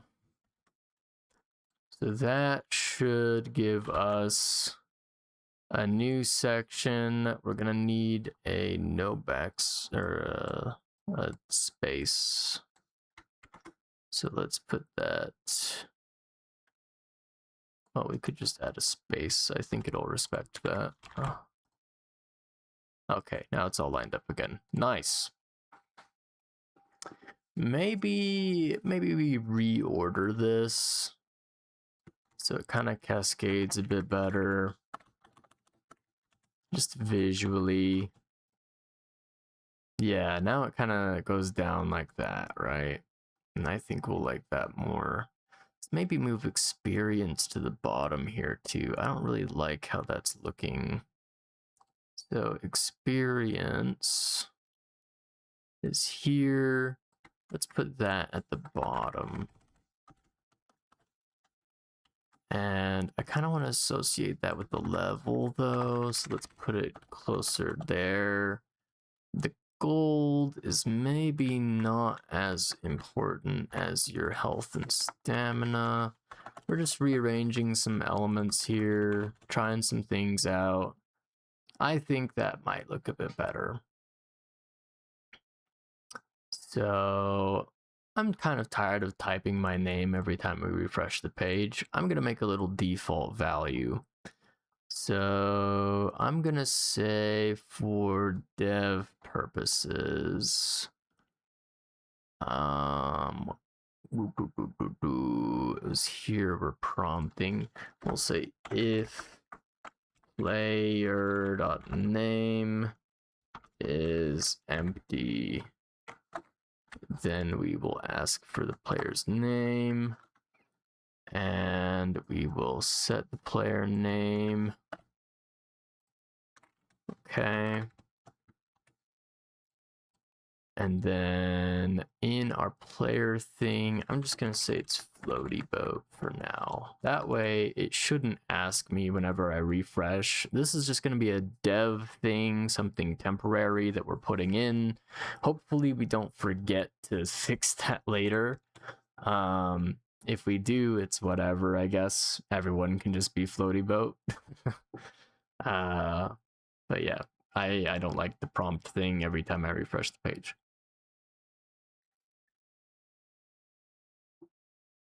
So now we have values. We have them on the page. What if we changed a value? Well, we're going to have to be able to update the information about our player, right? Let's maybe see if we can make a function called like update data or update panel, something like that. Pretty sure we can do this. Let us make some references. I wonder if we can put these things inside of modules. Like technically this one is a module, right? So I would assume we could do something like this. So what if I made a const specific to this that was this? Would that work? That's a good question. And then we want a reference to all of these. So we got the references here. We're going to put them here. And then we want to be able to update the HTML for all those things to be whatever our current stuff is. But instead of player, we're going to say this, this, this.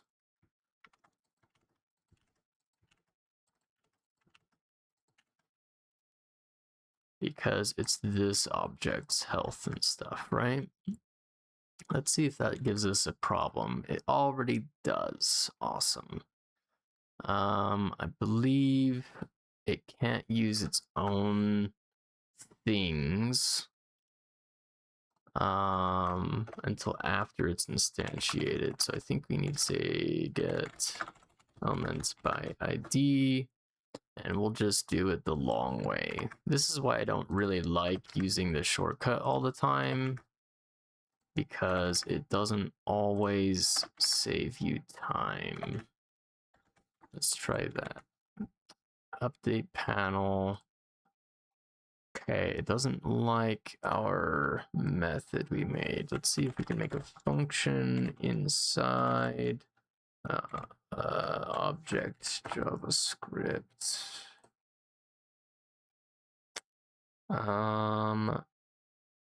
Okay.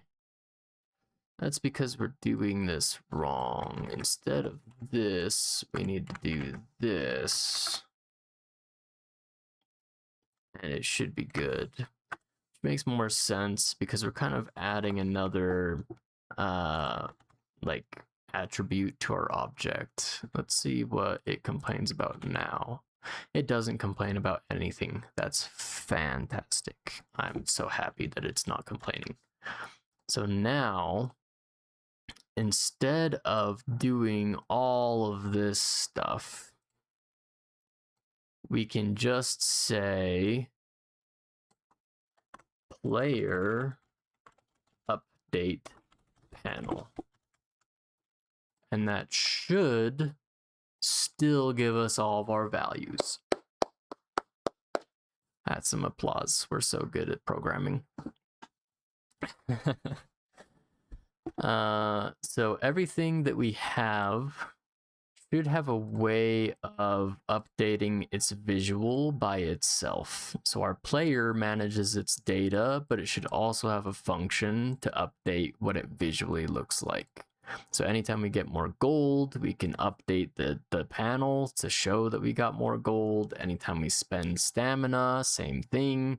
You know, anytime any value changes for the player, we should have a quick way that we can just say, display the new information.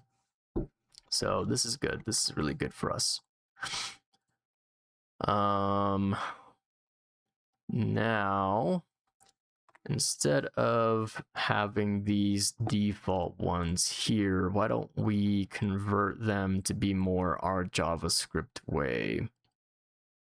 So instead of these ones, we need to create quests like this. And we will say soldier recruitment. And this might be a special one because it doesn't have a gold reward, right? It has a soldier reward. Maybe we just want a gold reward. Let's try and keep this pretty standard. Let's say like beg for gold. We're gonna go around begging for gold, and it will cost 1 stamina. It's not gonna cost any soldiers, and we'll get 10 gold from doing it. How about that? And then we have a goblin hunt that costs 5 stamina. It will cost us a soldier, and it will reward us with maybe 100 gold. How about that? So now we can go back to our quests, and we can completely delete all of our quest listings. And that makes our HTML significantly shorter, right? And we're going to do the same thing with our buildings, but we need to set up a new function for that. So let's make a new function, create new building. Our buildings have a name, a gold cost, and a soldier. It's not a cost. It's a like production. Soldier spawn, soldier.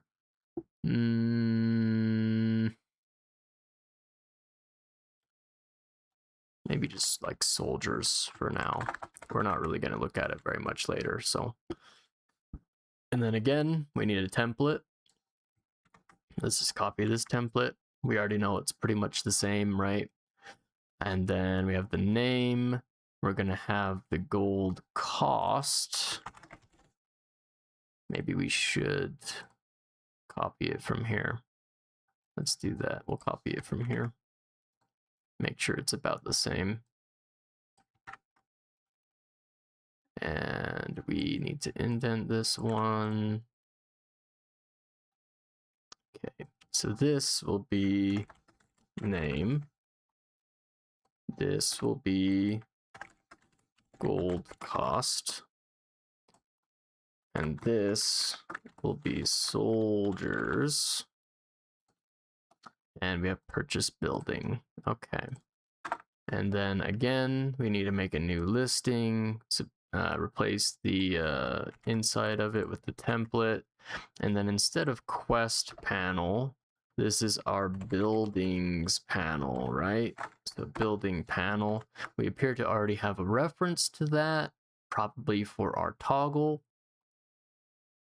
Yeah, for our toggle, we've already made one, so we don't need to make another reference.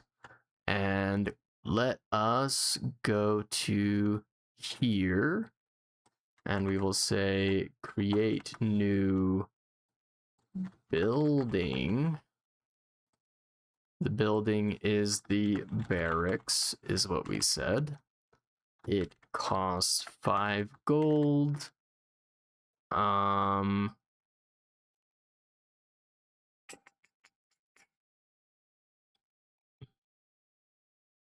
And then just the soldiers. We only have 2 things here. It will make 5 soldiers per second. So if we refresh, we go here. Now we have 2 barracks. That's because we added the second one and the other one already existed. But that looks exactly the same, right? So now we can come in here and delete the listing. And our HTML is significantly shorter. It's so much easier to read. We kind of know where general things are going. This is where quests go. This is where buildings go. It's looking pretty nice, right? So we refresh.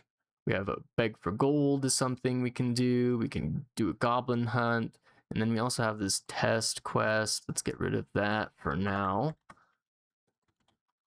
So we can beg for gold or we can goblin hunt. And then our buildings we can purchase. There's a barracks that's available, right?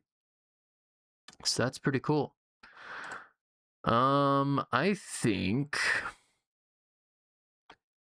we're gonna need some way that we can access things from other things. So let's see if we can access object from one module to another. How do we do that?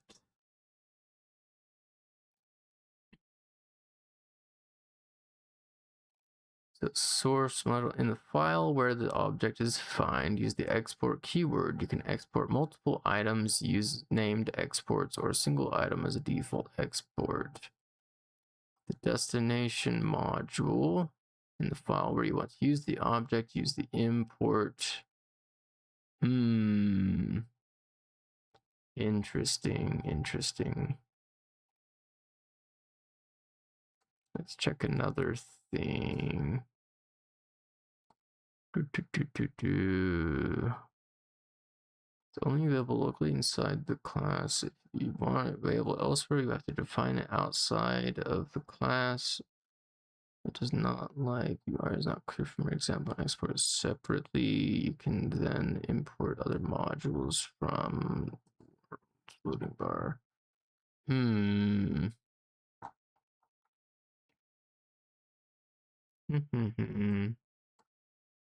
Extend class from another module. Let's see what this says.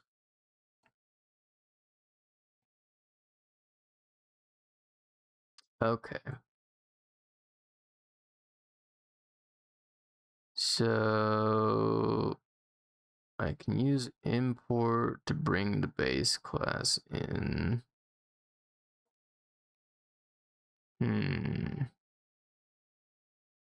Interesting.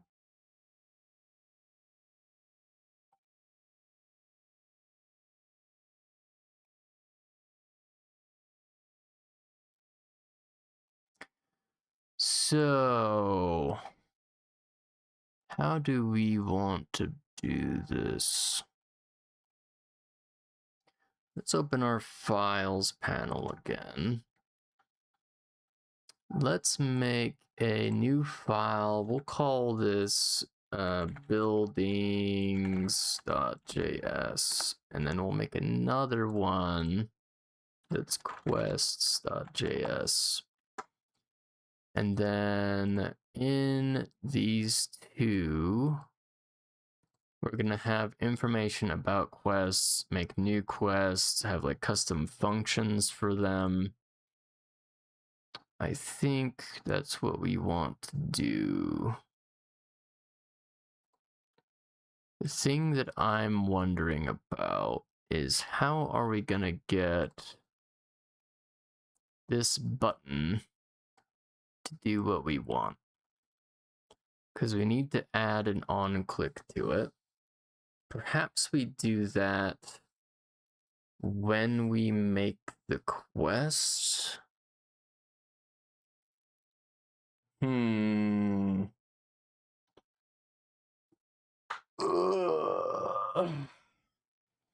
This is kind of the difficulty of like just off the fly making something, is trying to figure out how it all kind of connects in the end. So the first thing we're gonna do is we're gonna say class quest. Pretty sure this is how you do classes. Let's Google it. Class JavaScript. Okay, and then we can have a constructor like this. And then we have other methods and things as well. So then we need to export this. Well, maybe we don't need to export this. We do need to export, what is our first quest? Beg for gold. We're gonna do, can I make an object that, yes, I can.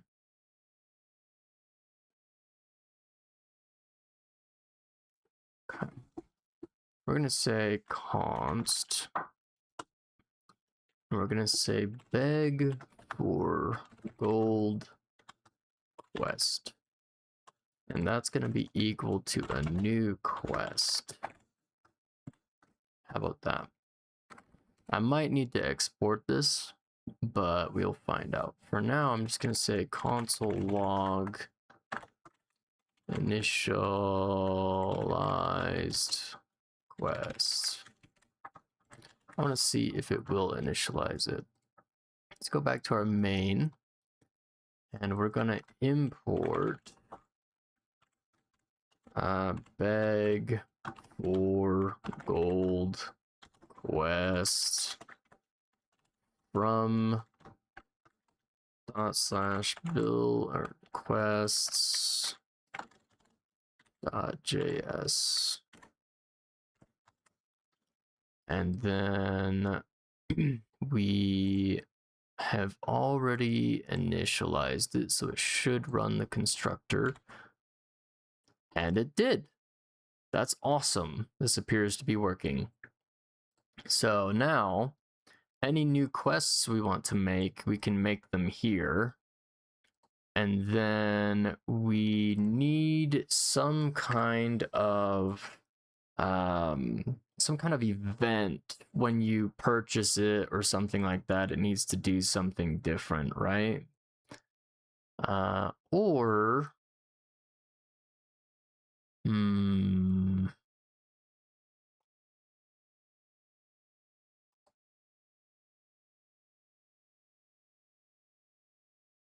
I think I know a way we can do this.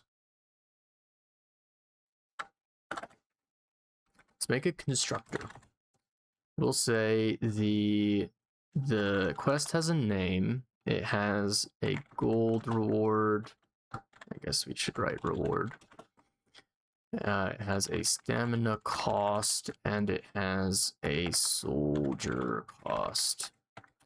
And then we can say our beg for gold one, the name is beg for gold. And then I kind of like how it looks lowercase. Beg for gold 10 1 0. Okay, so we've made a new quest. We need to do something with these things. So I believe class members JavaScript. Let's kind of see what examples we get. Oh, you can do private fields in Java. That's cool. So we have a name. We have a gold reward. We have a stamina cost and a soldier cost. And then these have semicolons after them. Let's say this name is name, this gold reward is gold reward, this stamina cost is stamina cost, and this soldier cost is soldier cost. Okay. And initialize quest, and then we can just say like name. Okay. We initialize the quest beg for gold. And then let's get rid of that message because we don't want that filling our console. Let's make another quest. Is there a way that I can just say import everything from? I believe we can, right? Import everything from module JavaScript. Okay, it looks like we can. Nice. Instead of another beg for gold, we want a goblin hunt. And this is the goblin hunt quest. And it gives 100 gold. It's not 100. 5, and it costs a soldier. So now we should have these quests in memory. Let's move player over here. We're not really working with it. Now when we create a new quest, we should just say which quest it is. So instead of create new quest, how about add quest? That's probably good enough for now. And then we'll take in a quest.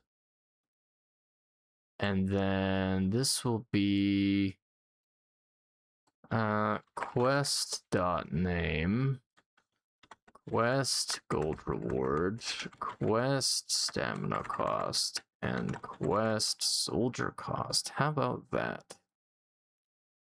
So then we're gonna, instead of this, we're gonna say beg for gold quest and goblin hunt quest.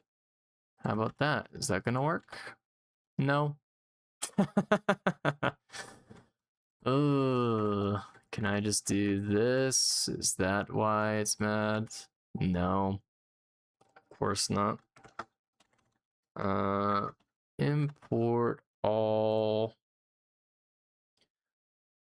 Says I can alias it as something else. Let's maybe just do that. So as quests.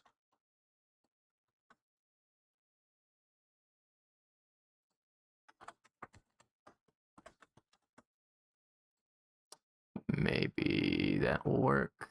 And then we can say quests and quests.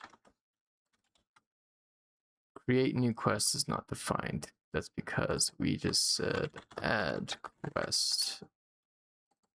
Add quest. And it's working. Awesome. So now we have a way to create new quests with different values. And what we can actually do with this is we can say, let's make a function inside of quests, right? And we can say, pursue, right? This will be a function that we plan on overriding. So let's do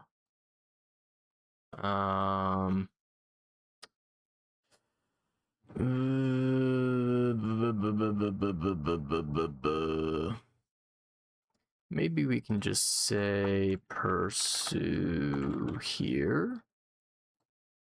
And then we say like this pursue is pursue.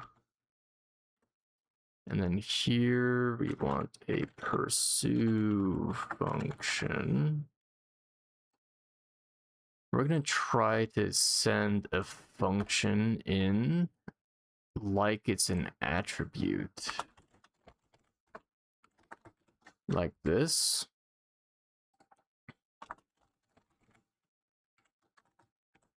And we're going to see if this works. So, begging for gold.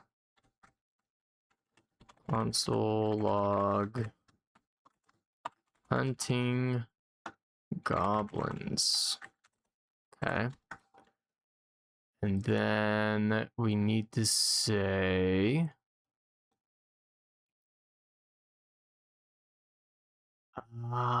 is that gonna work?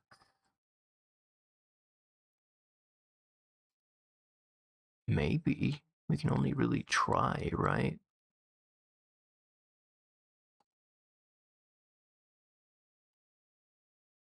Maybe we should have this as its own thing. So let's...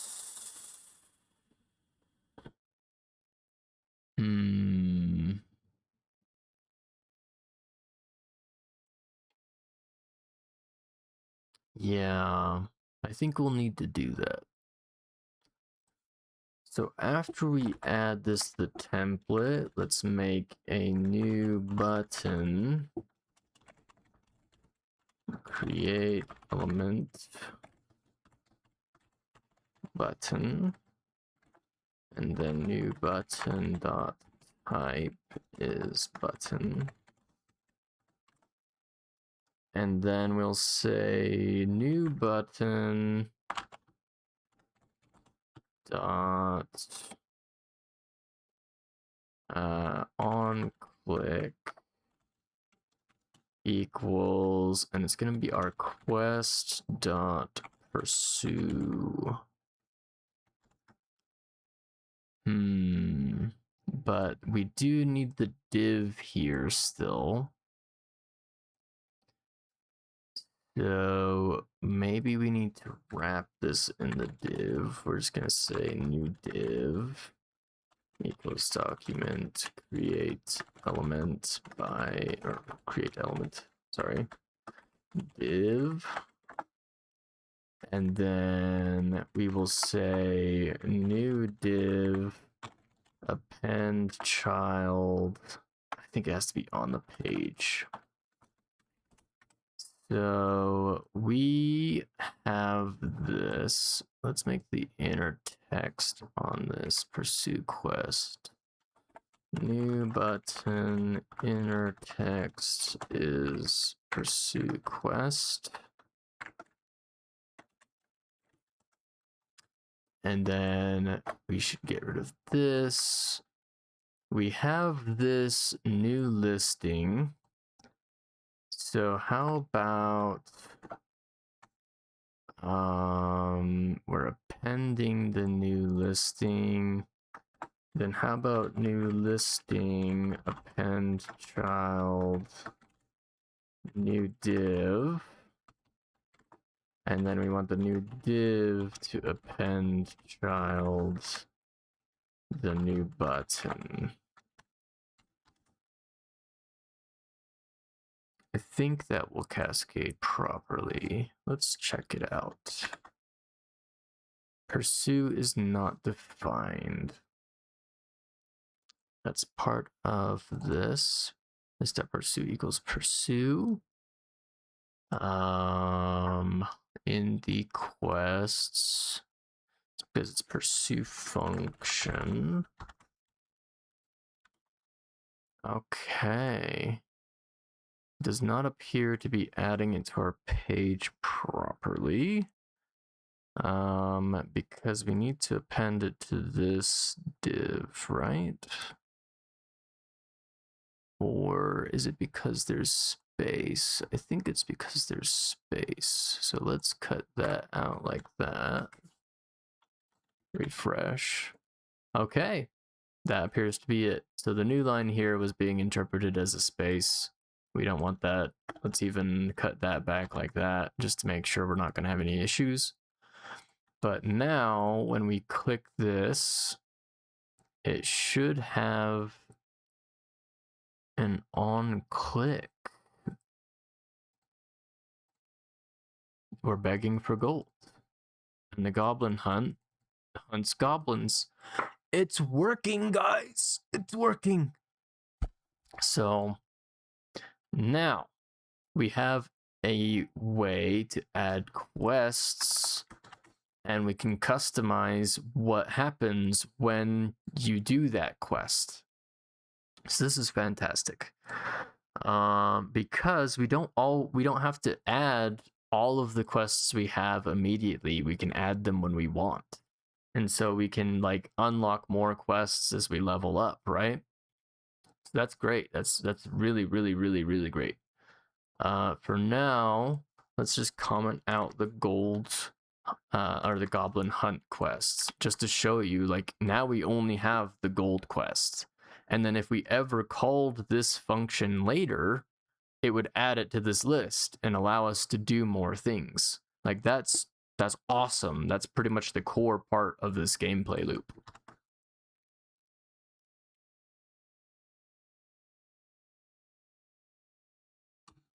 All right. Well, we need to do pretty much the same thing for buildings, right? So let's just copy this. We'll put it in buildings. Building. And then we have different values for buildings, right? We have the name. We have... There's not going to be a gold reward, actually, for buildings, because we said buildings were going to make soldiers. So let's take the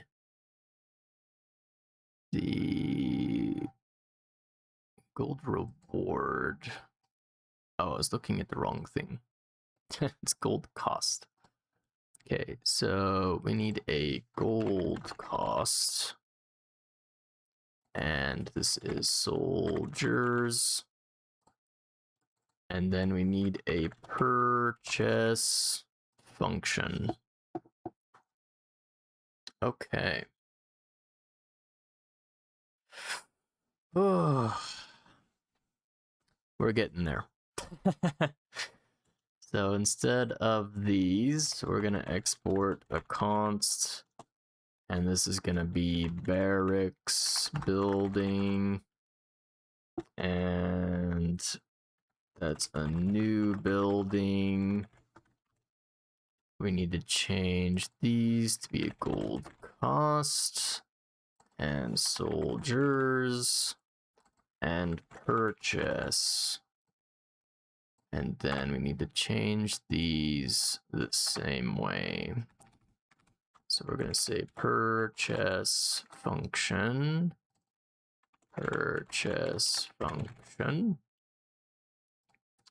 and gold cost, soldiers, gold cost, soldiers.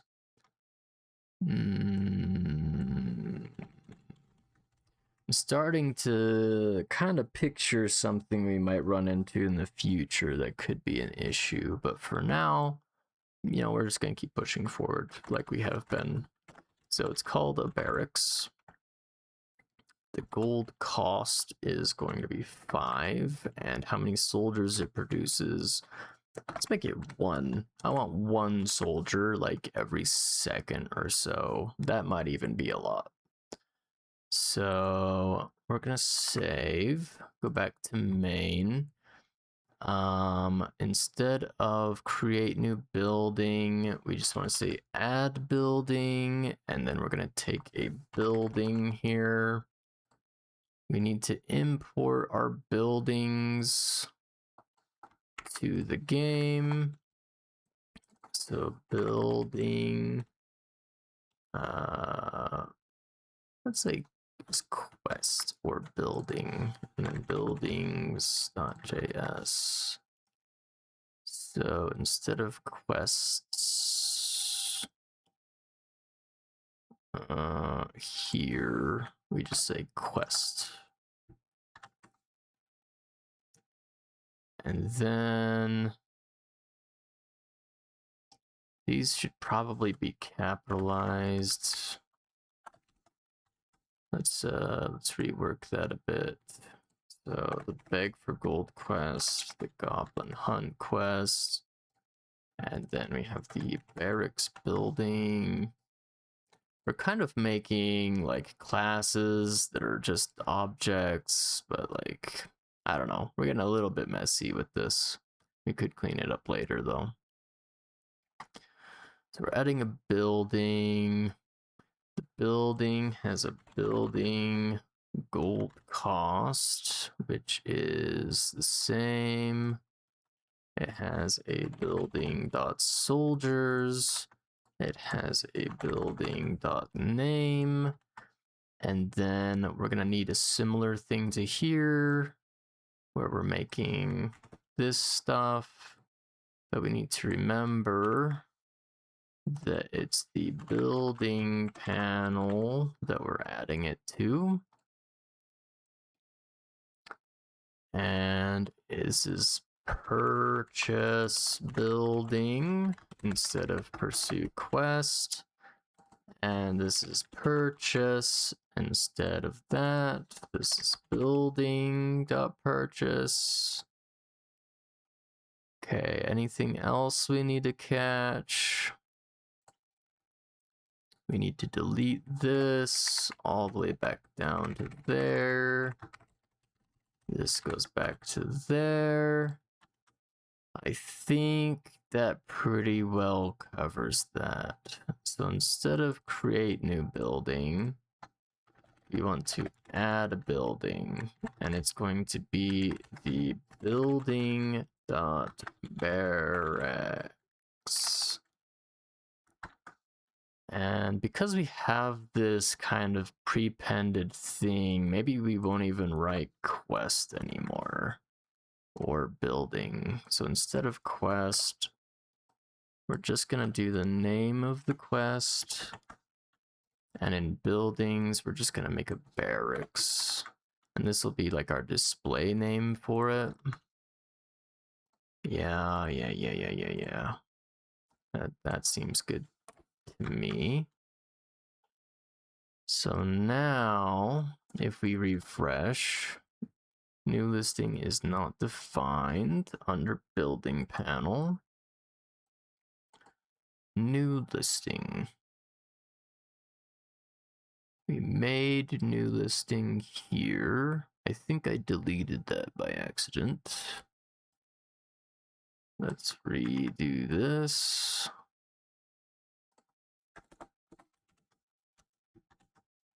Listing div, okay. Refresh again. Appears to not be any problems. So we have our barracks building now. Isn't that cool? And it has a name, has a gold cost, and it tells us how many soldiers it's going to make per second. Ooh. Oh. Just to make sure, we never actually made the function here. So let's do that. and we're going to say console log purchased barracks. And honestly, we might restructure this almost entirely. We will find out. Maybe not though.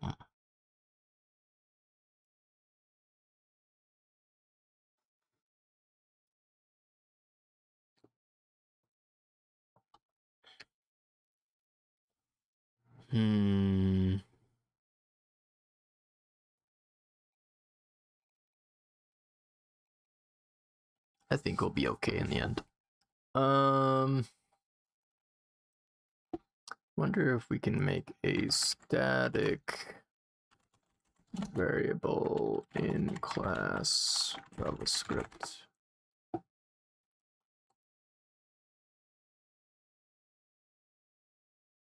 Awesome, we can. That pretty much fixes my problem. But I think we will have to export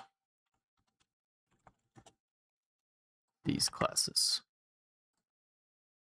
in order to do what I'm thinking of.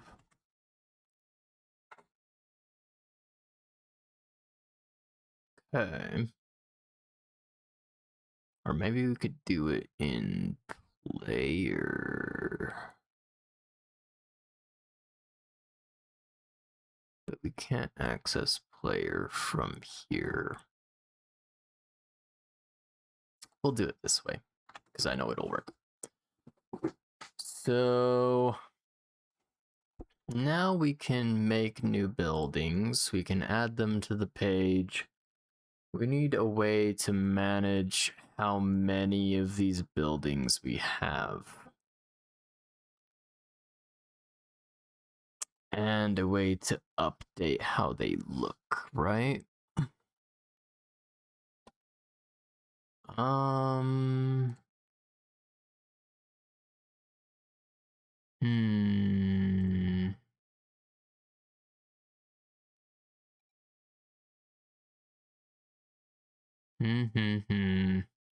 How do we want to do this?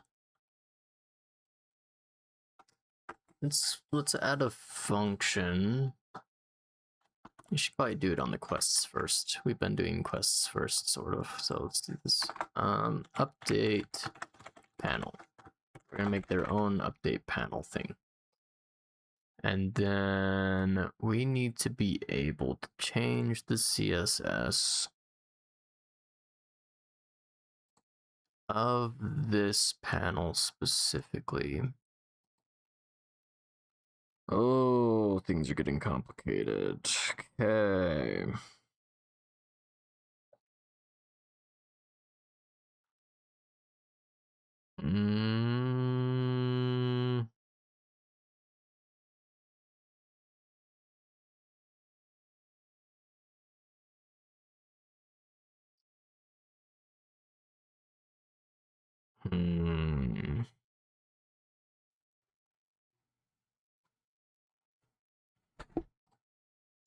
Let's restructure this a little bit.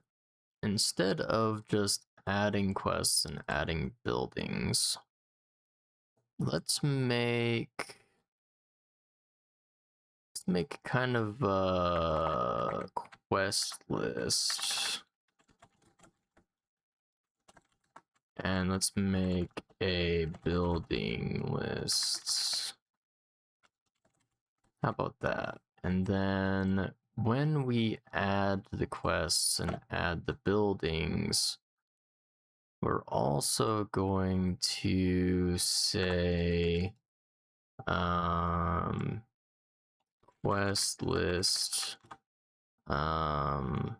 push, and we're gonna say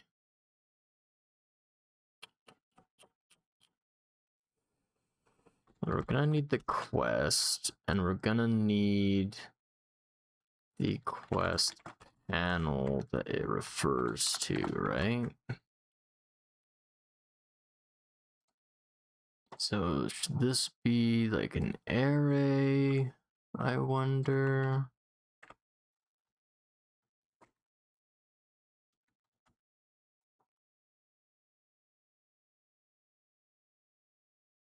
So if we refresh here and we say quest list, it's not defined, but that's because it's probably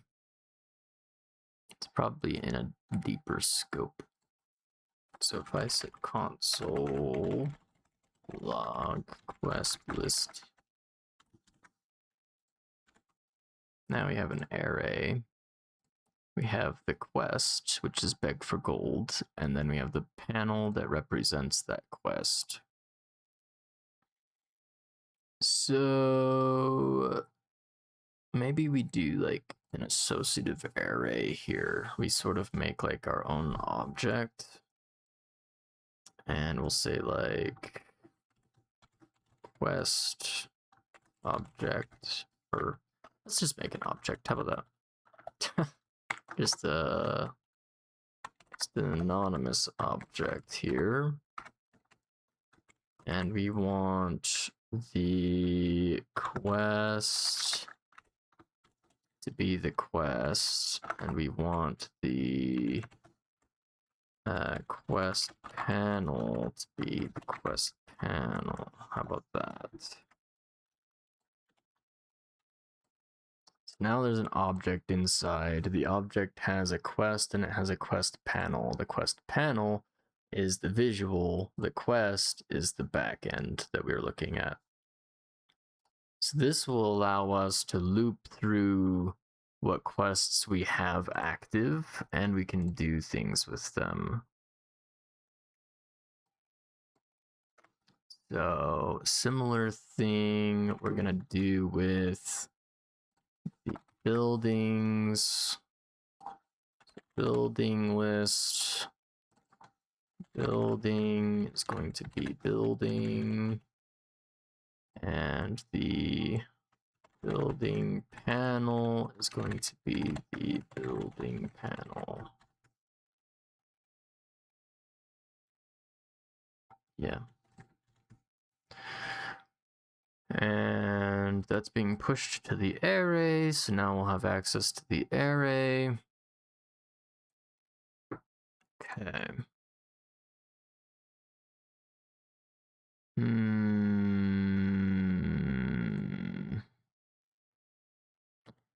I don't think this is gonna work.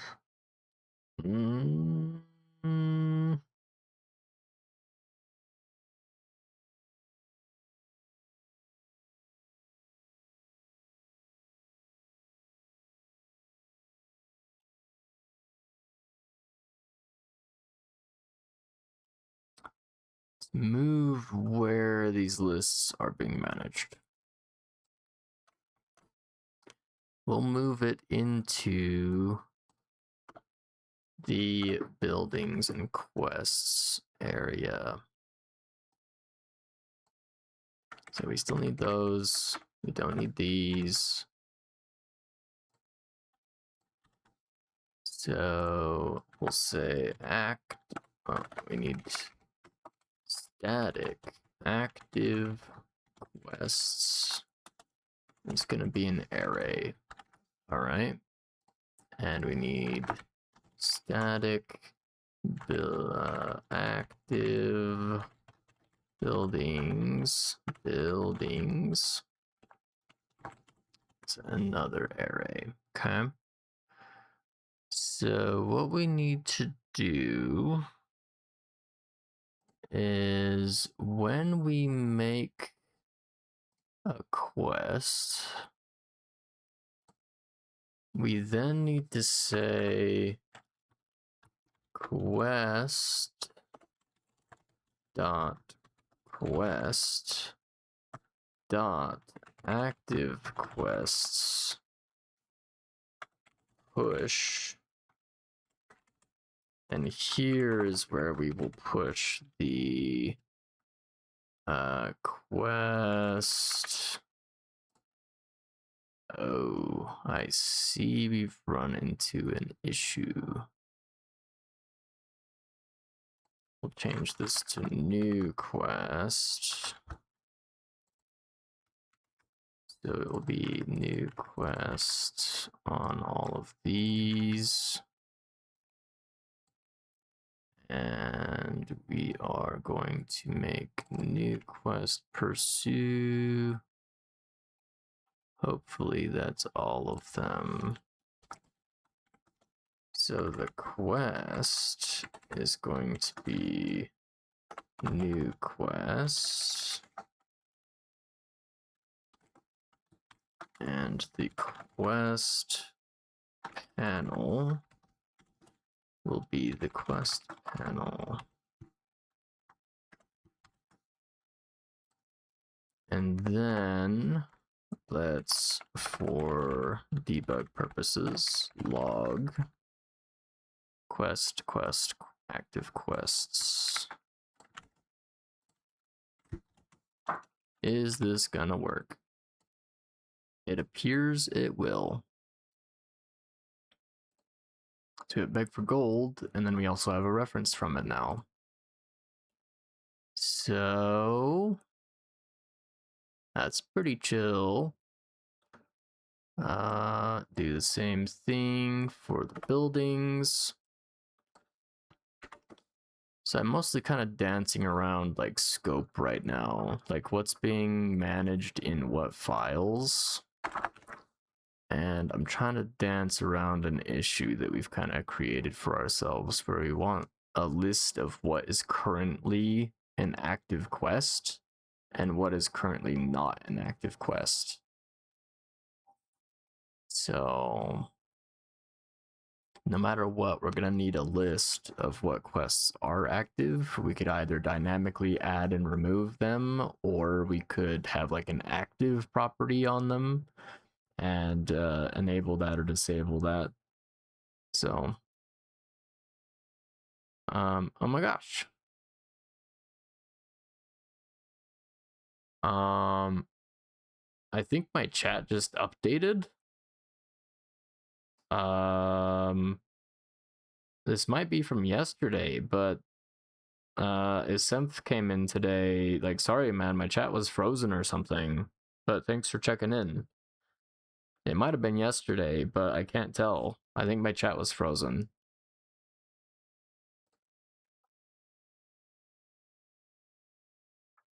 That's crazy. Sorry if I didn't respond, man. Thanks for popping in, though.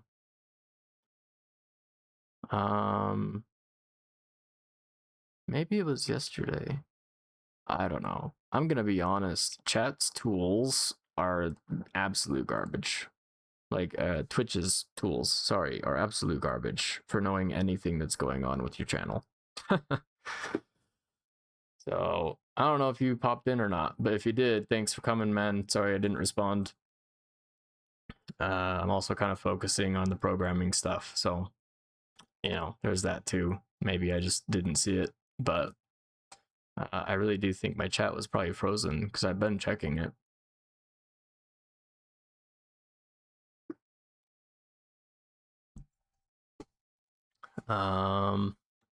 Yeah, so now we have building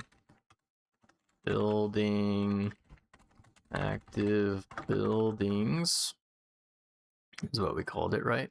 Yep, active buildings. We're gonna say the building is the new building. We're gonna have to fix that too. And building panel is gonna be the building panel. So building needs to be new building. Boom, boom, boom, boom. That should be all of them. And now we have a way that we can manage what buildings are actively on the page and what HTML is associated with those buildings. So that should really help us. And now as we said, we need a way to update our buildings, right? So let's think about this for a minute as well. Because we can just replace all of the HTML inside, which may be what we need to do. I don't really like programming it that way, but it's a possibility of what we could do. We could give IDs to all of the things. I think that would work.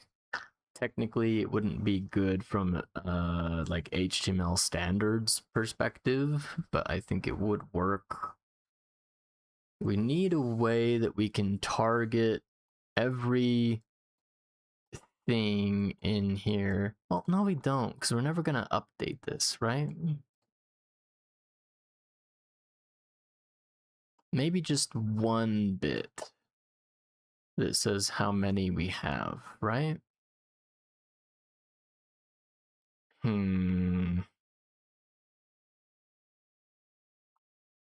How might we manage this?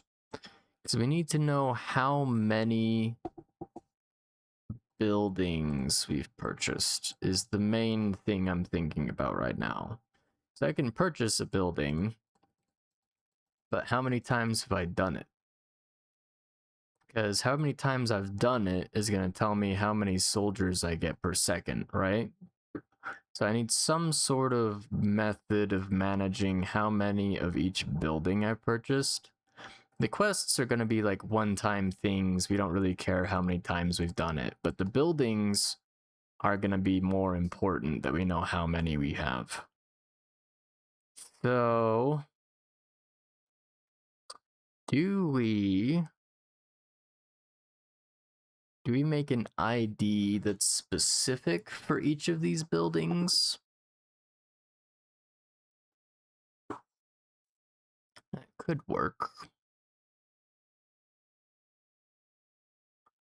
But then updating it would be kind of rough.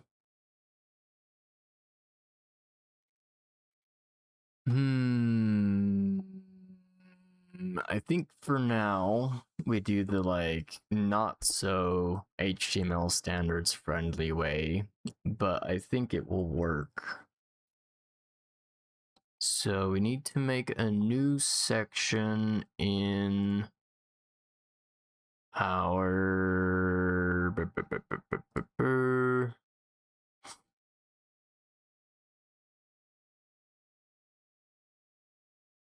I just realized, how are we going to access the player values from the quests?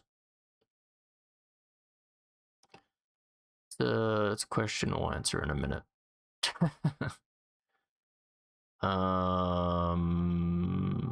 So when we make the quest panel,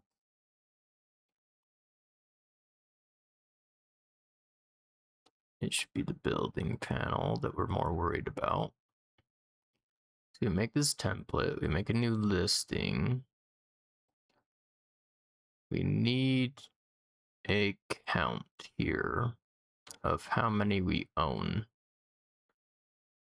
So let's do 1 below soldiers. And we'll say owned. And then we'll say 0, because you won't own any when you first make it, right? And then we'll have to kind of figure out the spacing on this too. We're gonna need some NBSPs. 1, 2, 3, 4, 5. We'll try. Perfect. Okay. And then we're gonna have to be able to update this value. So what if I say ID is just like owned, something like that. then the problem with this is when we add more of these owned things, we're going to have multiple IDs with owned. And we really shouldn't have that. What we can do instead, actually, is we can make a class and we'll call it owned. And then we'll grab it by the class name instead of the ID. Then we won't be breaking any like HTML rules. So I think we'll do that. I think that will work out better from a like design perspective. Okay, so what we need to do is we need to have on our buildings an update panel or data. What did we call it for the player? We called it update panel. Oh, hey, Senth. I actually was just confused earlier. I couldn't tell if you were on earlier or if you were on yesterday. My chat's like being kind of weird. So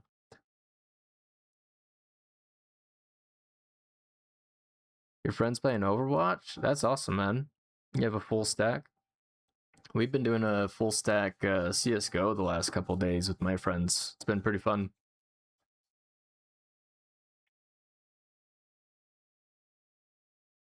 Okay, you were there? Did you type in chat?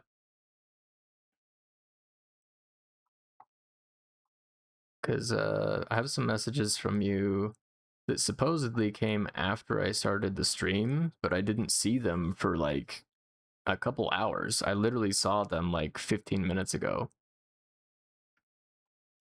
But yeah, like thanks for wishing me a nice day if that was you earlier today. You know, I hope your day's going well as well. Yeah, man, I hope your day's going good too. Like if you're busy, I don't really expect you to be here. I just appreciate you being here when you are, you know? And I know programming's probably not really your thing either. Especially this one. We're getting a bit more complicated with this one. But like we'll probably go back to League at some point. I'm just kind of tired of playing League, so I decided to make some games.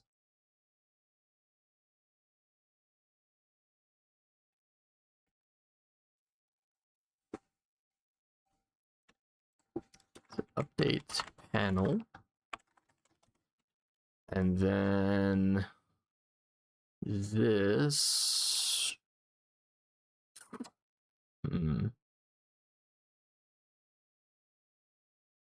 You want to watch less streams in general?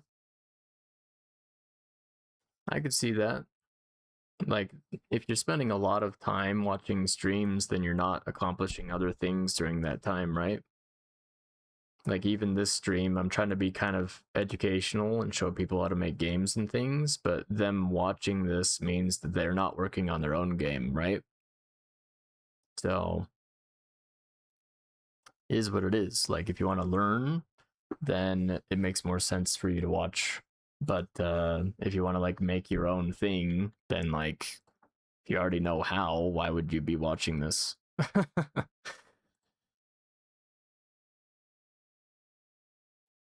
yeah, I appreciate you coming in, man.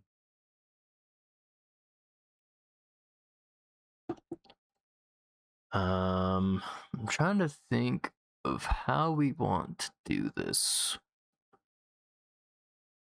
Because we don't really have a reference to our HTML stuff until after we've made it.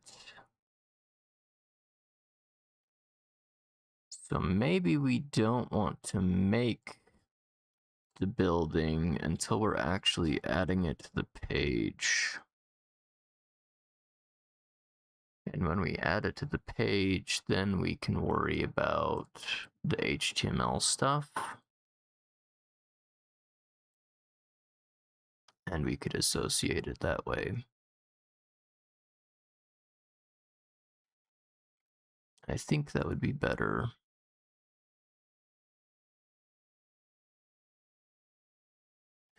So instead of adding the quests and buildings here, we're gonna do something a bit different. Different stuff here.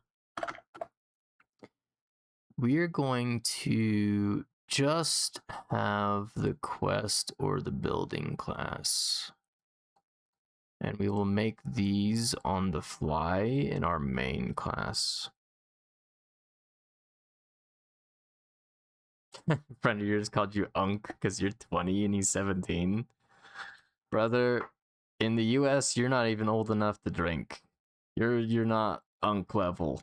Alright? If you want to be an uncle, you gotta be the drunk guy in the corner that's like failed at life.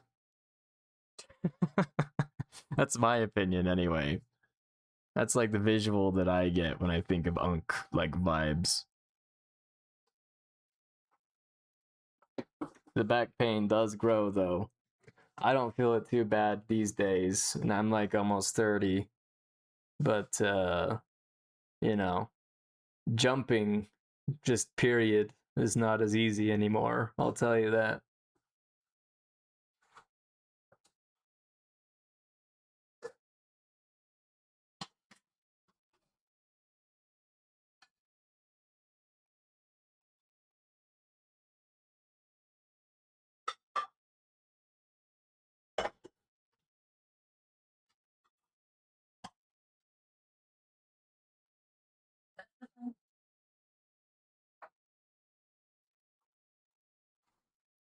Do take care of yourself. Like as you get older, make sure you're at least like treadmilling here and there or taking little walks. If you're just at the computer all the time, your body's gonna like destroy itself pretty quickly.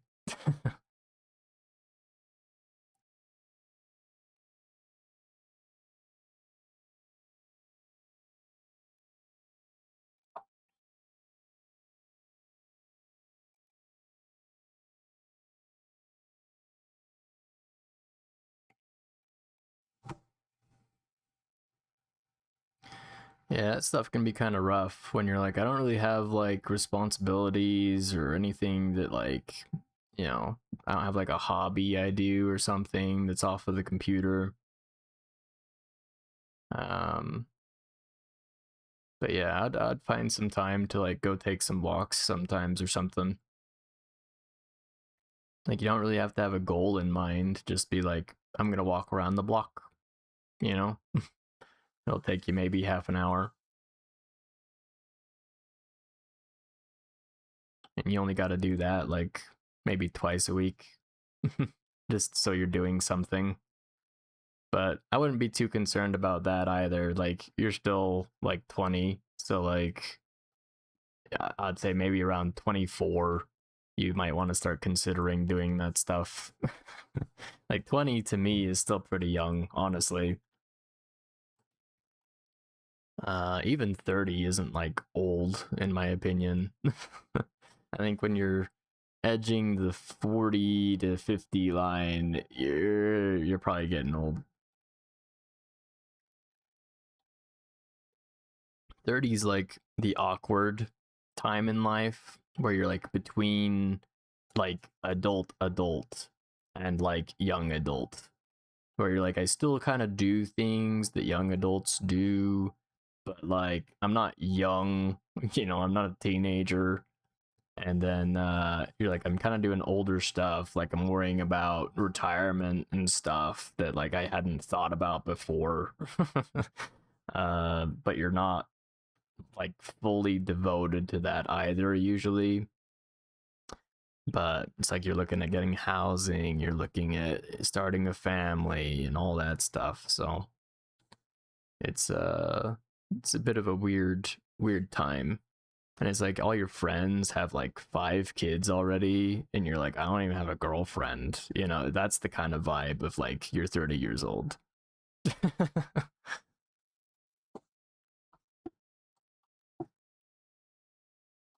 um but yeah, okay, we were gonna change this. And we were gonna say when we make this, let's have our HTML associated with it. So we'll say HTML here somewhere, or maybe like panel. This stuff panel is panel, and we'll make a panel thing here. Then instead of exporting a barracks, we're just gonna export the class, and we'll say let, or I guess const, maybe not const. Let's just say let barracks equals new building. This is buildings, or building dot building. Now this feels weird. We're just gonna export default class building and export default class quest. This way we should just import quest from quests and import building from buildings.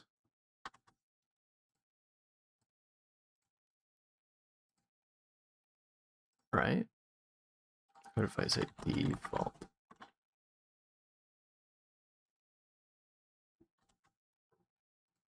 We're playing with some stuff.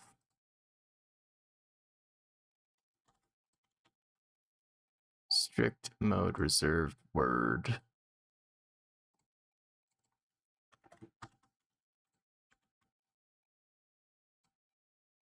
Requested module buildings does not provide an export named building.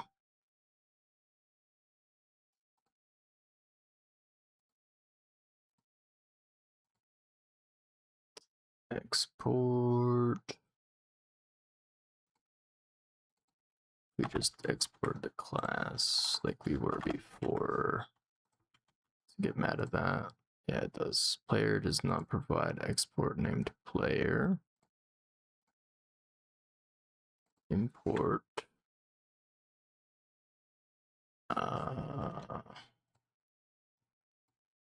Import default from module.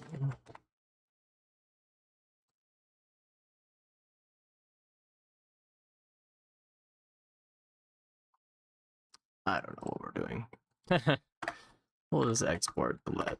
It's been working fine as it is. Building is not defined. That's because we haven't fixed that yet. So building, we're just saying it's a new building that should be exported now.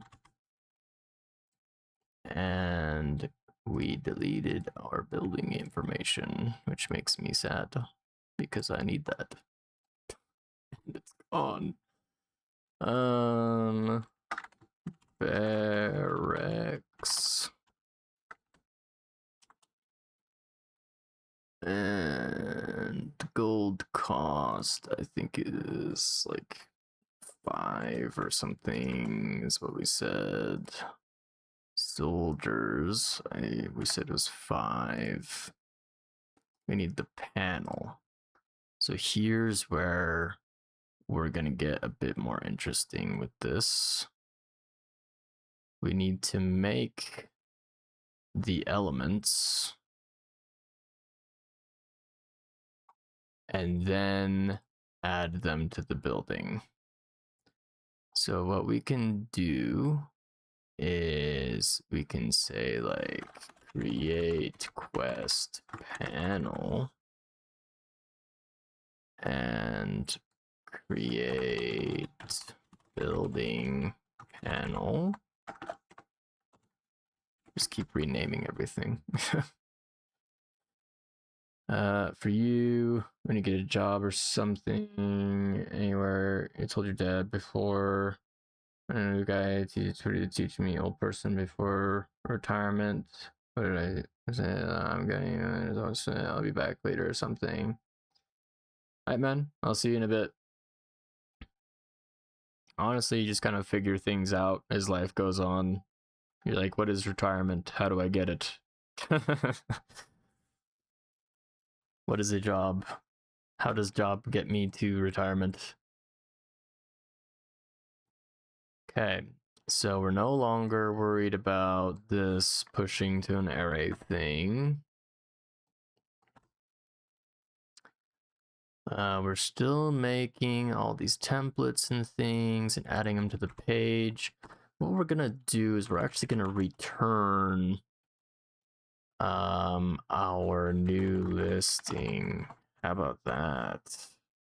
We'll return it from the function. So return new listing. What this allows us to do is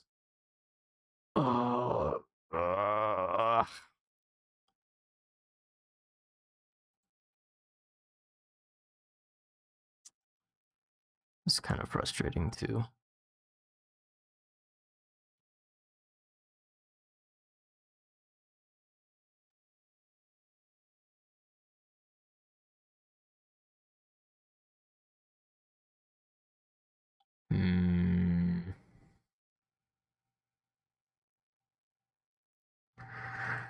I think we just add it to the page, and then after we add it, we'll update the visual.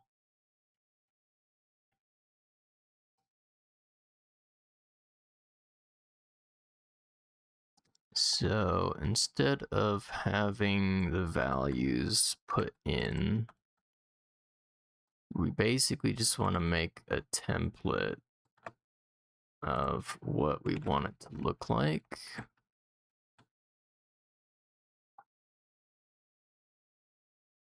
But we do need this to be there, so I don't think that will work.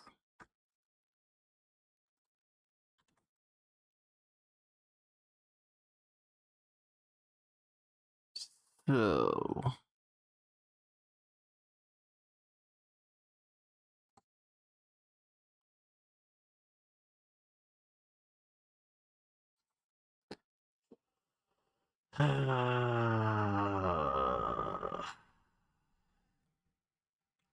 like maybe we're overcomplicating this.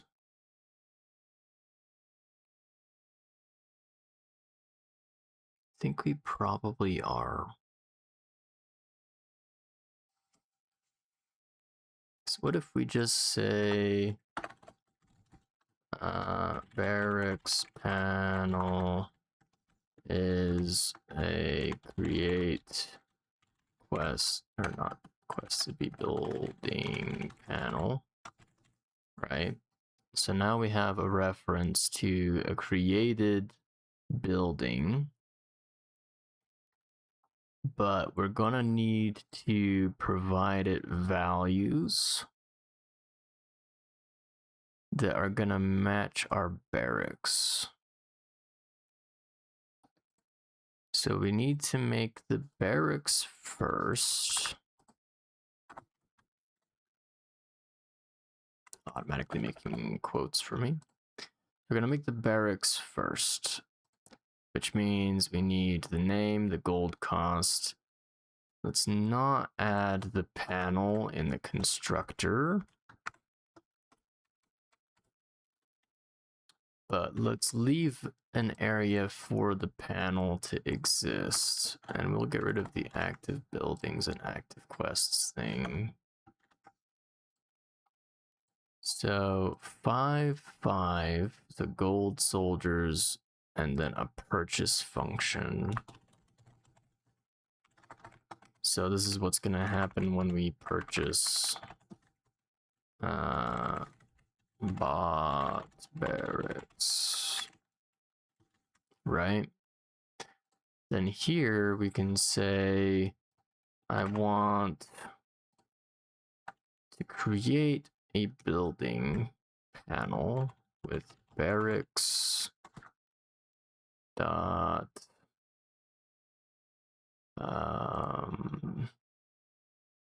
name gold cost soldiers, name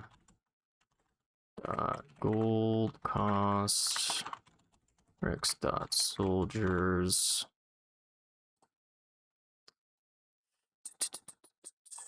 And then let's copy this. We're kind of rewriting a lot of our functions again.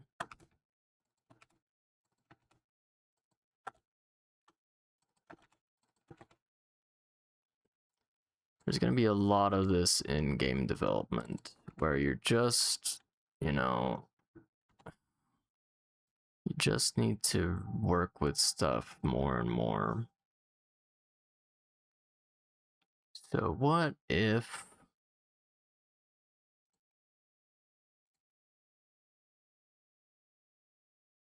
we made another function in building? So we have a purchase function. But what are we trying to do with this other function? We already have a purchase function. So this would be the purchase function. So instead of passing all this stuff, why don't we just pass the barracks? Barracks. So we just need the building, which is going to be a new building. New building's name, new building's cost, new building's soldiers, and new building's purchase, right? Because we should have already defined our function. So do we need an update panel? We will need an update panel. Update panel. I'm like confusing myself here. So I'm sorry if you get a bit lost. Hopefully you can read the code later and it'll make more sense.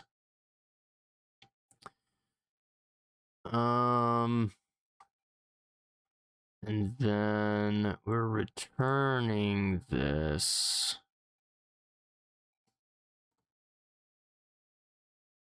So then we would say barracks dot panel is going to be these panels that we're making, right? So we're going to initialize it with some values and the function that will happen when it's purchased. And then we're going to set the HTML panel to be some things that we spit out on the page.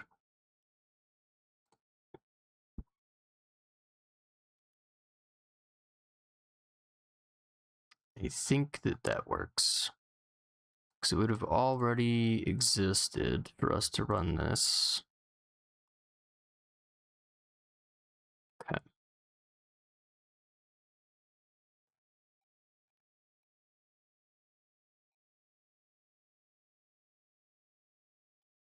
All right, let's try this. Let's console log barracks.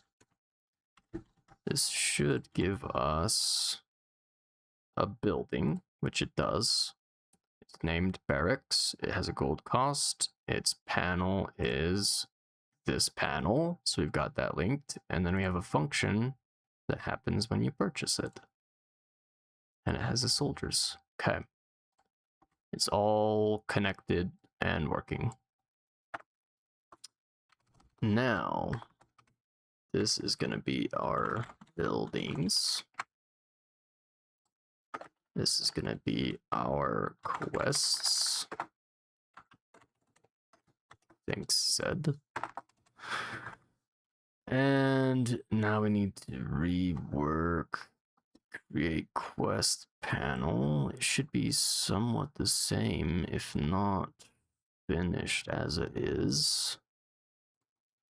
So we need to say let, and we can't see the quests we currently have. Let's just copy these so we kind of have a reference. Of course, Zed feels like helping me. So let beg for gold. And this is where we would probably say quests. Quests, barracks, but this is a building. Oh my gosh, my intel had been programming a while. Building and building. That should fix that all. So beg for gold quest equals new quest. Beg for gold. We got 10, 1, 0, and a function.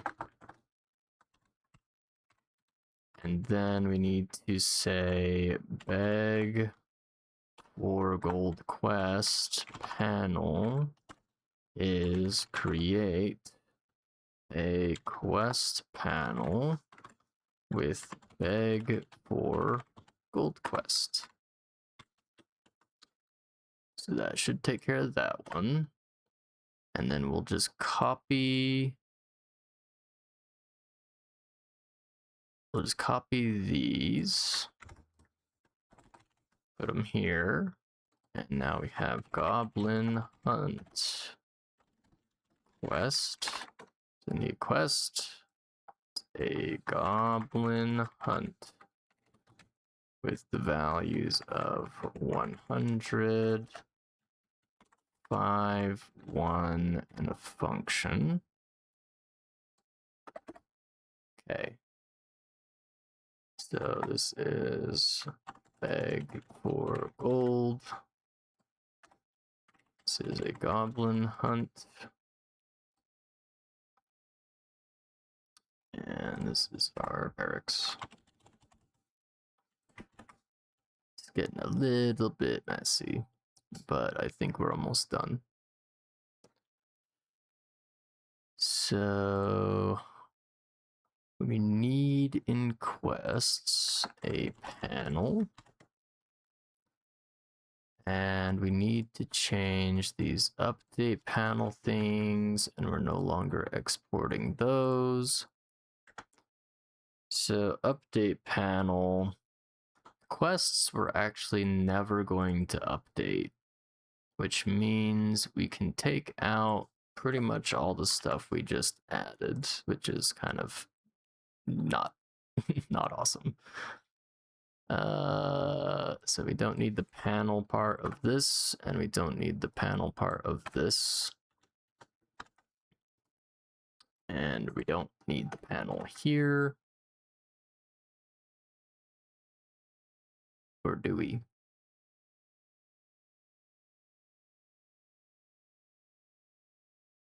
I don't think we do.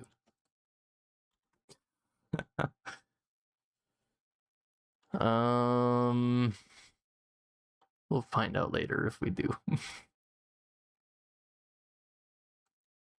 But I do need to... We do still need to create the panel.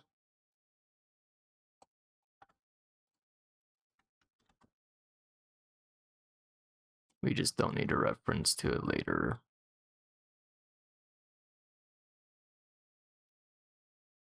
So we don't need to return the listing here because we'll never use it.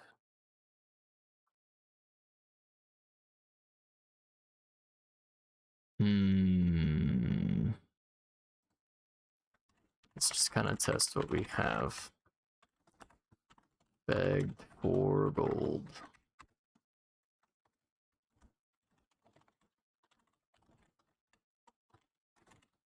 Hunted goblins. Let's refresh. They're both called Beg for Gold. Because this is Goblin Hunt Quest. Alright. Now it's good. So we're going to beg for gold. We begged for gold. We're gonna goblin hunt. We hunted goblins. We're gonna purchase a barracks. We bought some barracks. I think I might have spelled bought wrong.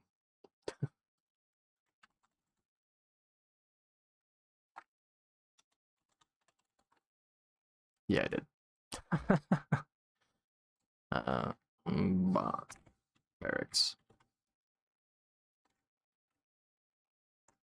So at least we know everything's working. We can do all the things that we want to do. Now we need to be able to update the barracks panels when we purchase new barracks, right? So how do we want to do that?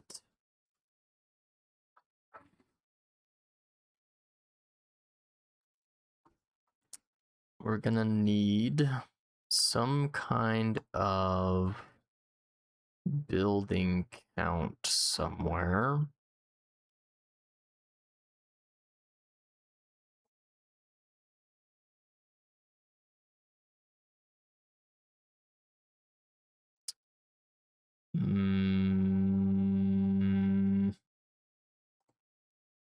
How about we have a count here? We will make a buy function.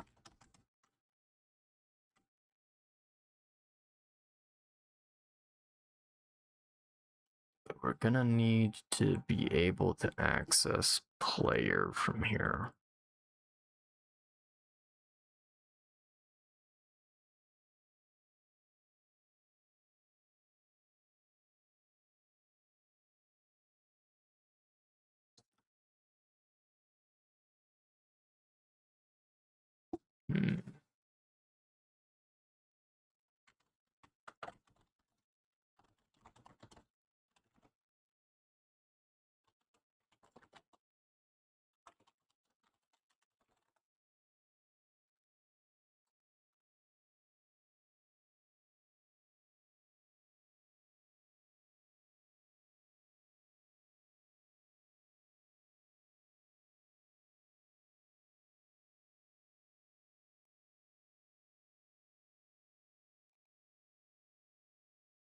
Do I just import player in here if I want to interact with it?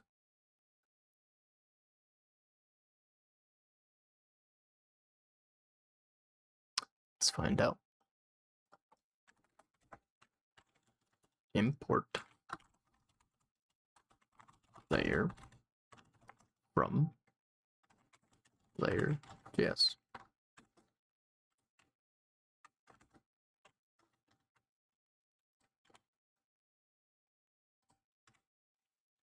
And we're gonna say if player dot gold is greater than or equal to this dot gold cost,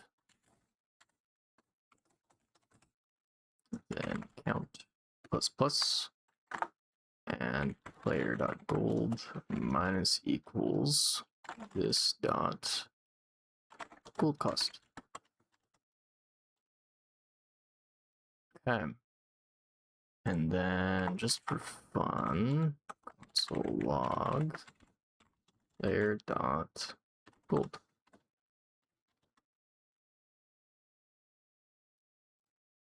Let's do another one.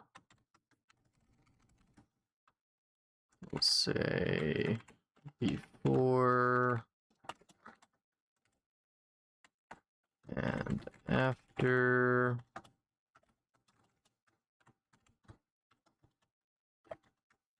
Okay.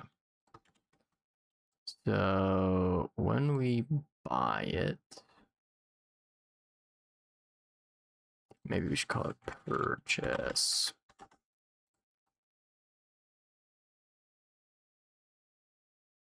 But this is like the purchase function, right?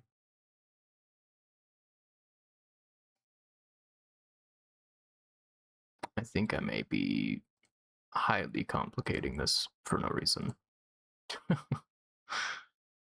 So we don't need a purchase function, but that's what the button is gonna do. But it already is gonna have the purchase function.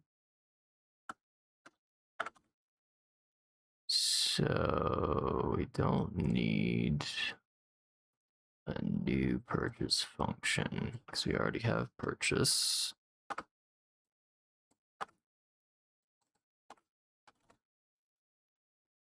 Right. So it's new building not purchase will be the function.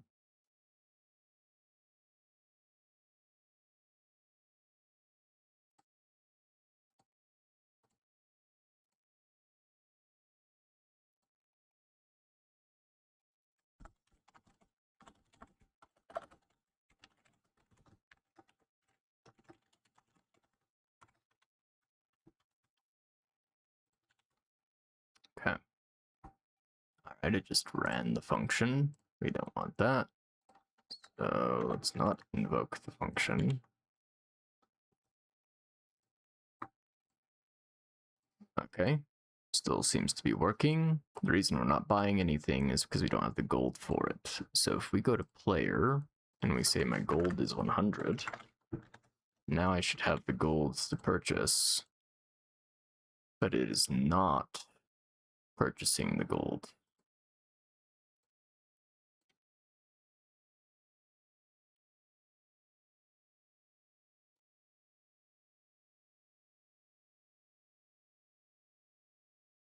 I think we're basically making a new player, but that doesn't make sense either. Because it's accessing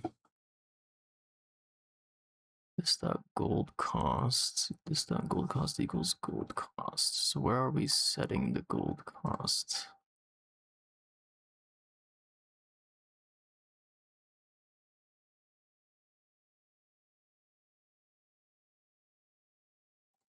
Should be in the constructor here before we add it to the page, right? It's here.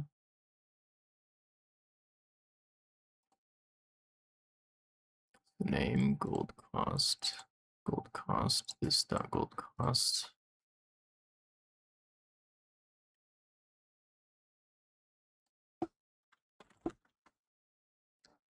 Count plus player to gold purchased.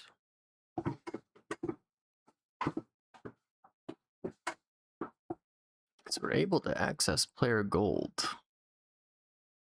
So why can't we compare it to this gold cost?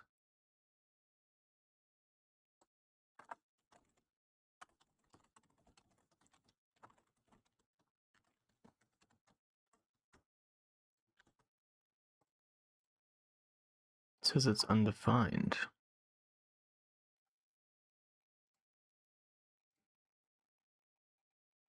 The constructors name gold cost soldiers. Right. Name gold cost soldiers. We already have the gold cost here.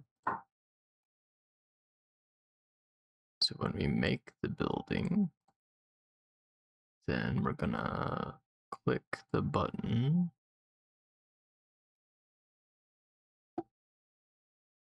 Maybe it's not sure what this is referring to.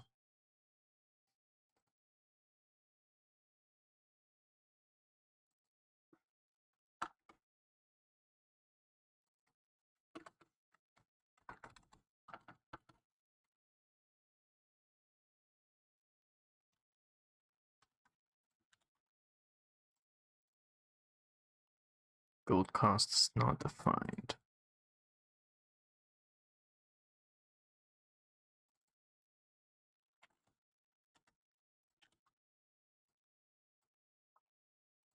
Yeah, the button is what this is. This So is there like a self in JavaScript now?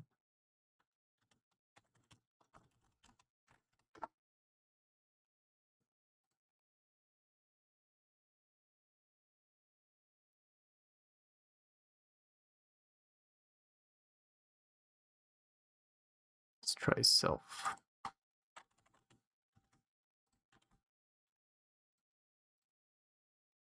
Nope.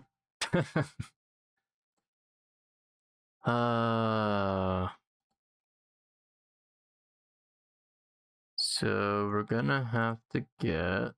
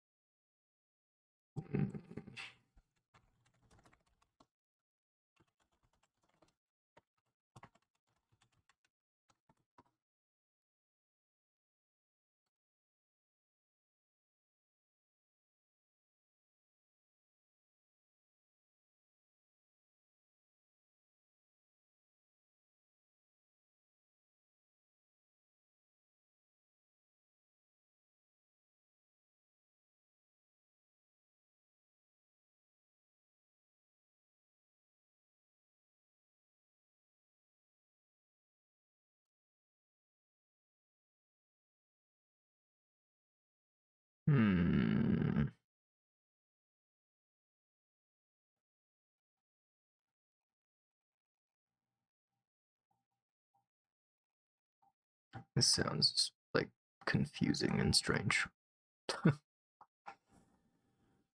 So when we purchase, we have to take an object, and the object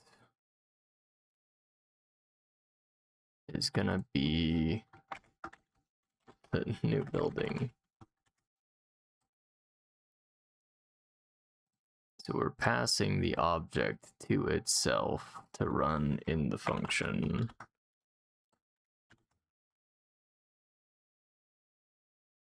And we got it. It's a little strange, but it does work.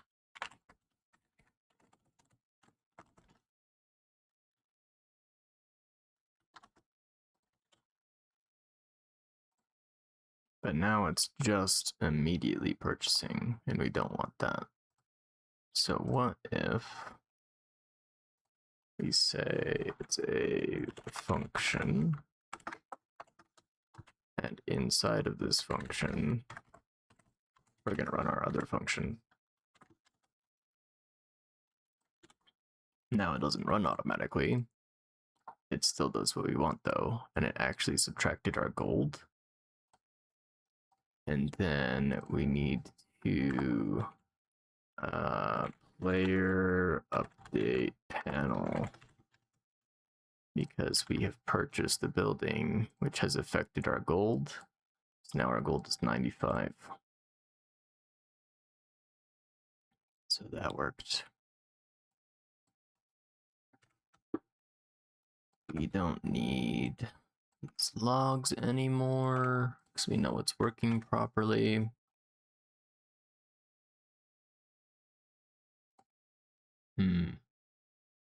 But we need to up the owned count.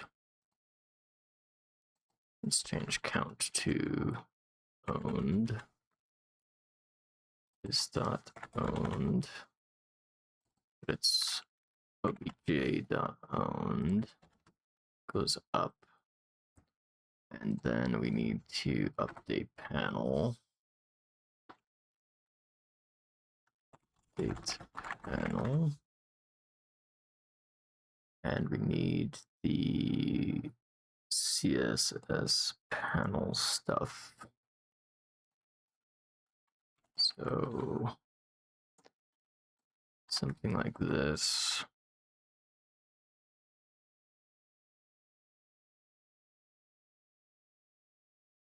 It seems so strange to be passing the object around like this.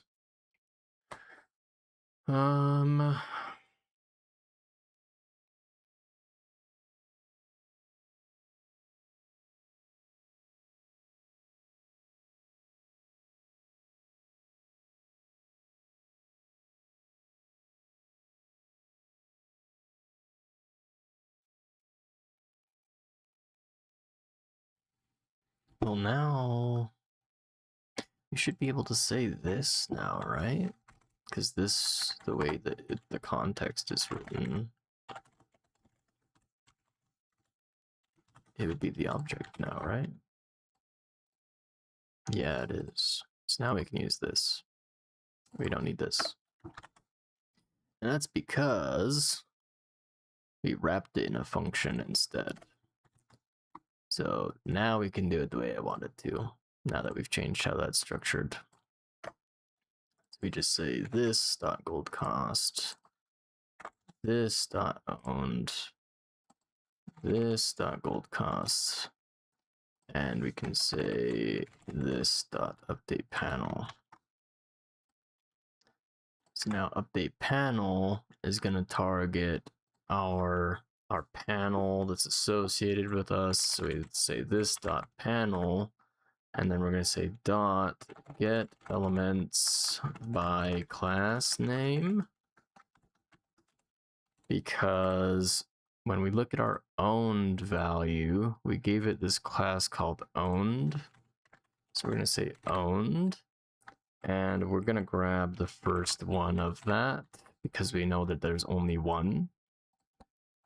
And we're going to say let owned p equal that. And then we're going to say owned p inner HTML equals, and then we're going to put our HTML for owned in there, which is this one. So the inner HTML would be this. And then we're replacing the value with this dot owned. Okay. Good. Awesome. I love Nan. Oh.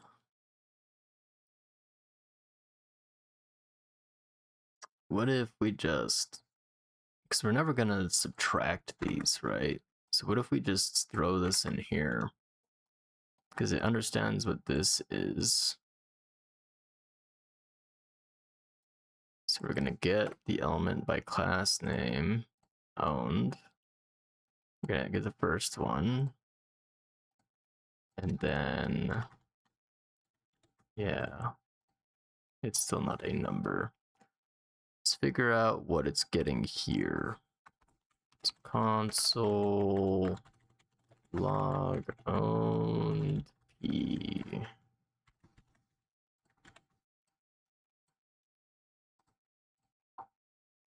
Cannoli. Holy cannoli. Okay, so it is getting the paragraph. But why is it not getting owned?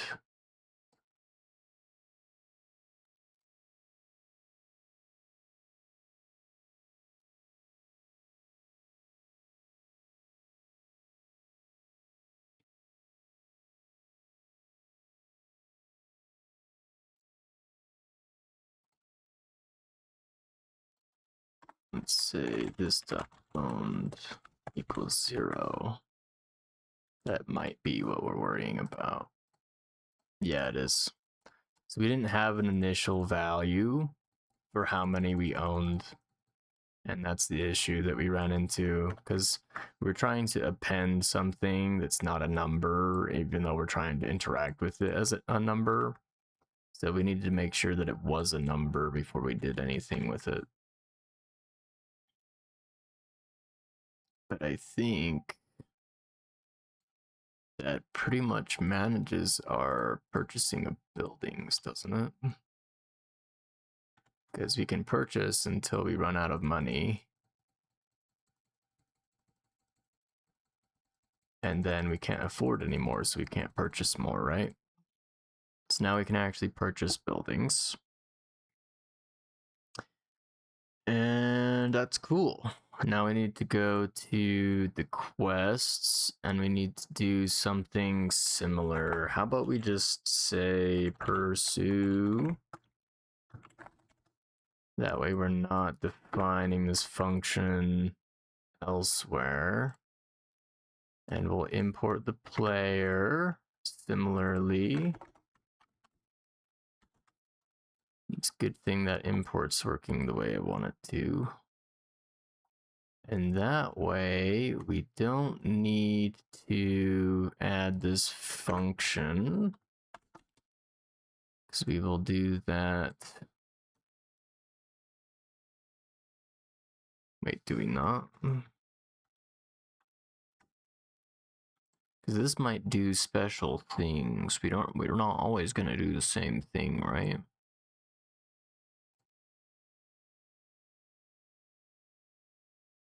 Unless we're always just going to do a gold reward.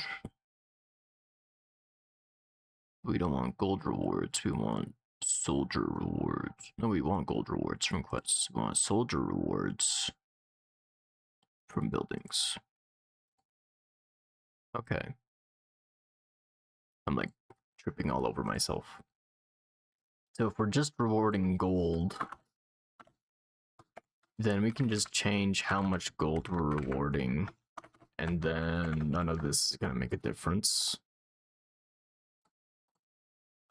So yeah.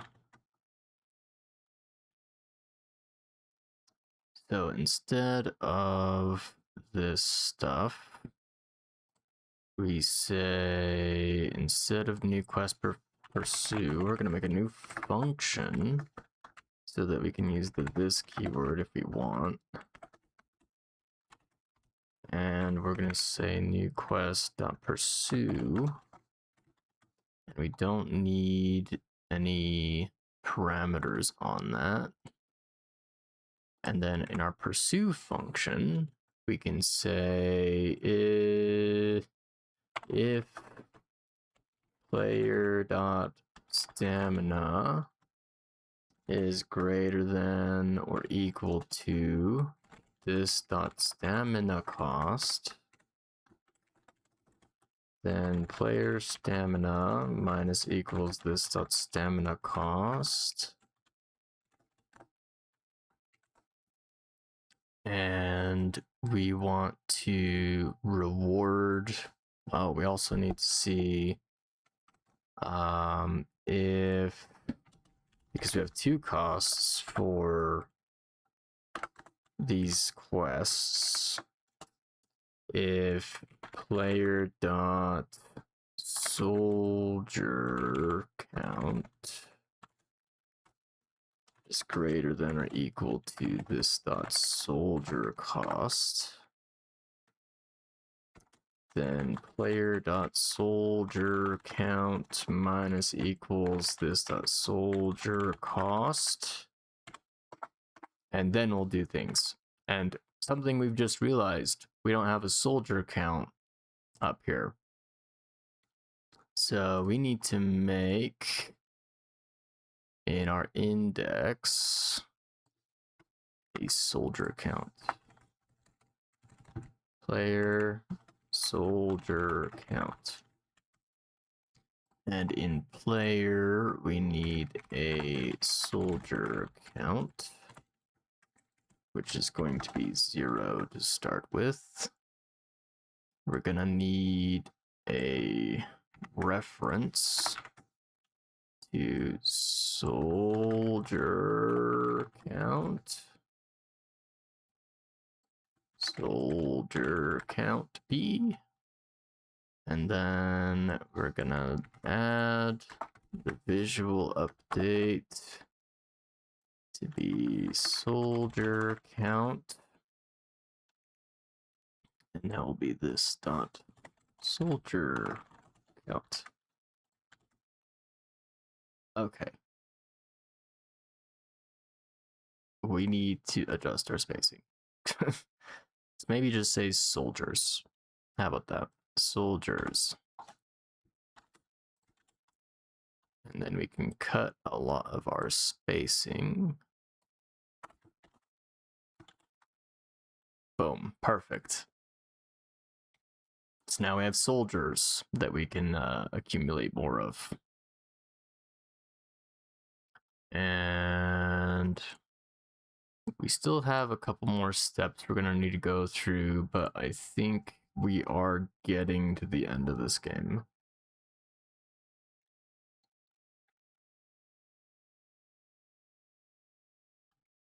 So when we purchase a building, we don't have, oh, when we go on a quest, sorry, new quest at pursue is not a function.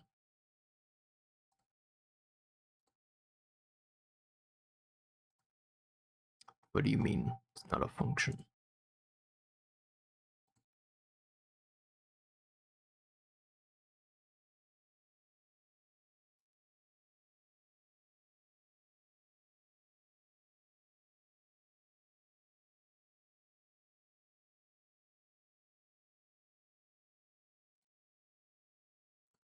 What?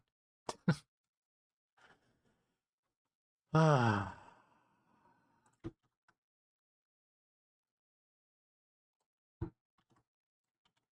Programming.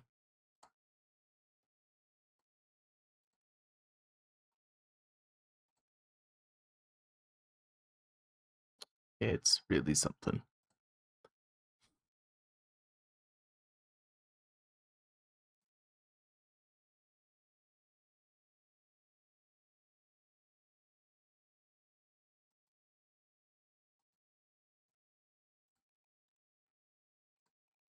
What part of this is different?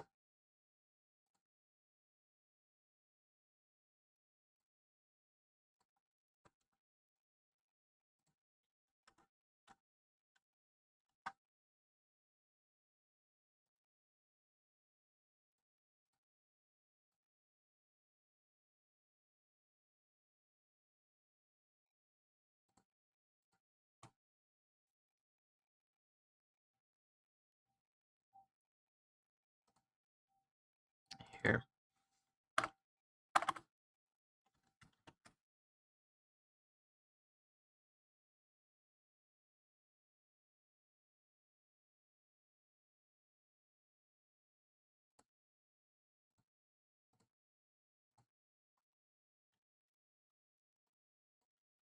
There.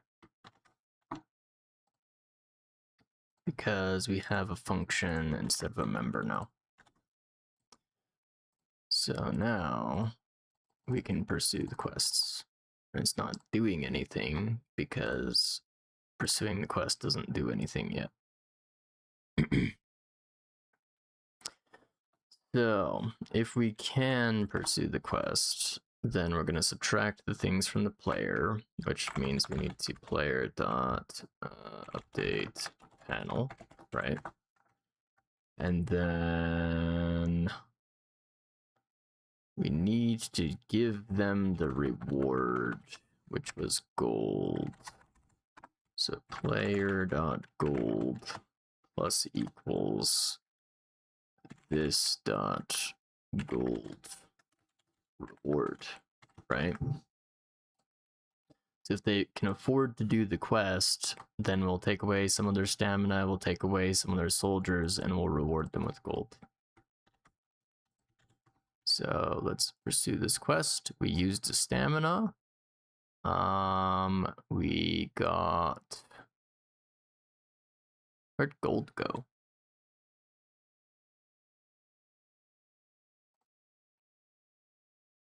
Here. We messed it up a little bit.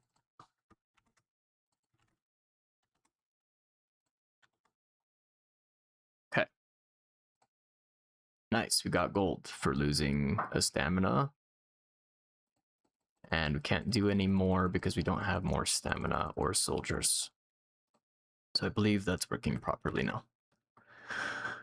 Okay, so the question is, how do we get like gold or soldiers or something as time goes on?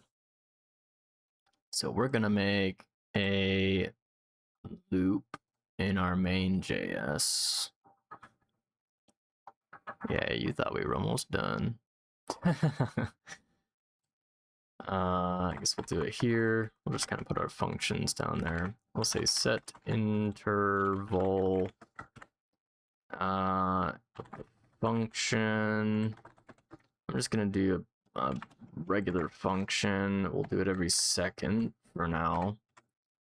And we need to say player dot stamina plus plus. We're gonna get a stamina, but only if player dot stamina is less than player dot max stamina.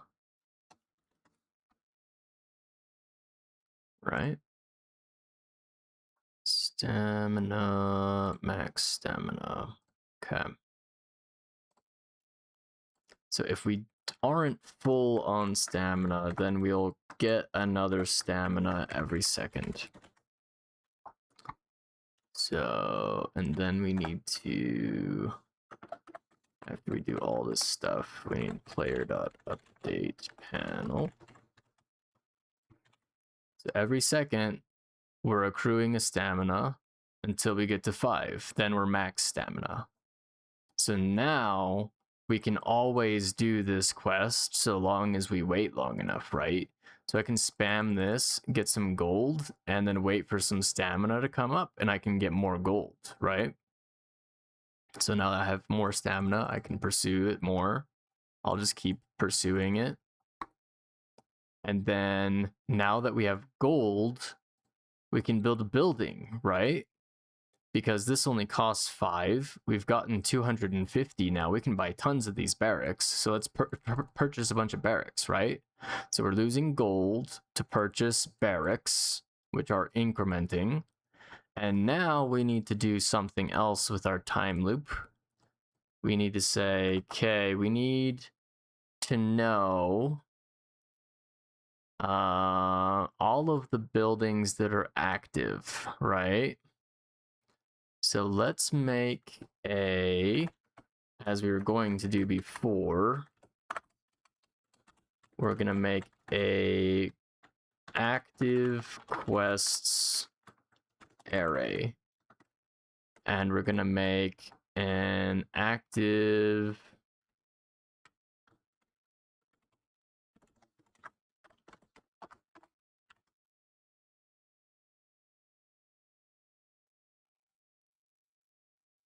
You're gonna go to bed now, Sev? Sounds good, man.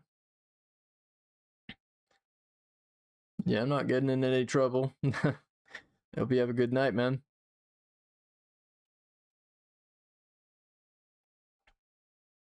Good night.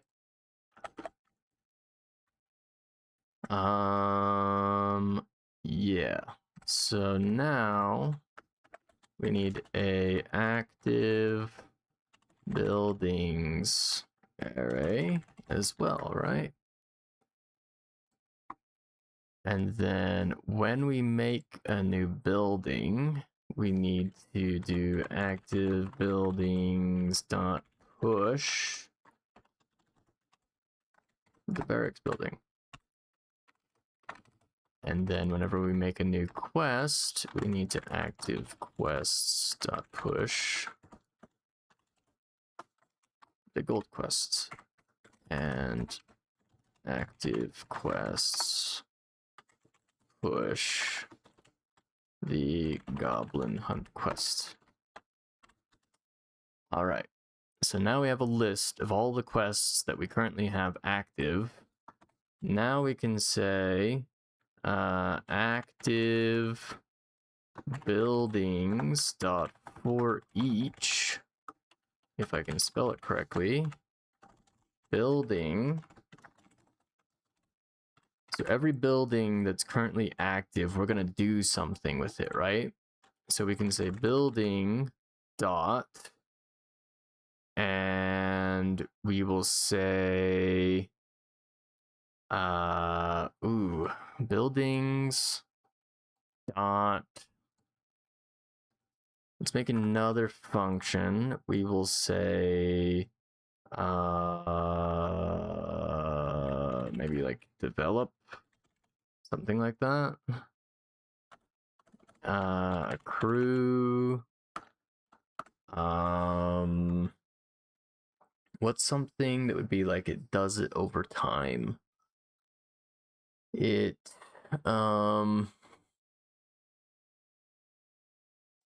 produce something like that. So now we can say building.produce, and it will do whatever we told it to produce, right? So that would be player dot soldiers. And do we have a max number of soldiers? We don't. Do we want a max number of soldiers? For now, we won't worry about it. We'll say plus equals this dot soldiers, which was how many soldiers this building produces, right? And then because this is only being called for our update thing, we might just update the player after all of this stuff has happened. So we don't need to immediately update the player here. But if we look now, I'm not accruing any soldiers, but I'm accruing stamina, right? So let's get some gold using the stamina, which we can now set to 0, which is how we should start, right? So we have 0 gold, we're accruing some stamina, we beg for gold, we get some gold. Now we can go to the buildings and we can say, let's get a barracks because we have 5 gold and that will produce us 5 soldiers per second. So now every second we should be getting soldiers, but we're not. Why might that be?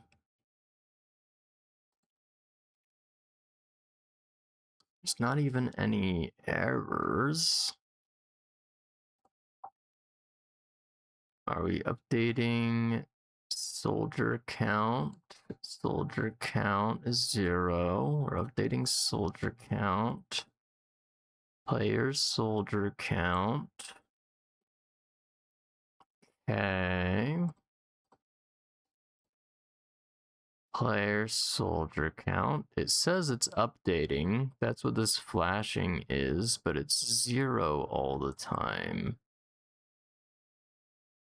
So why is it 0 all the time is the question.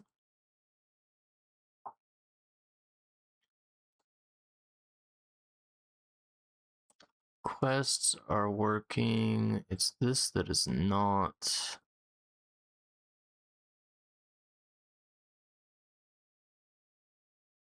We're updating how many we own. We're updating the purchase. Player.soldiers, because it's not player.soldiers, it's player.soldier count, right? So we're gonna pursue. Oh, we're just automatically accruing soldiers now. We don't even own any barracks.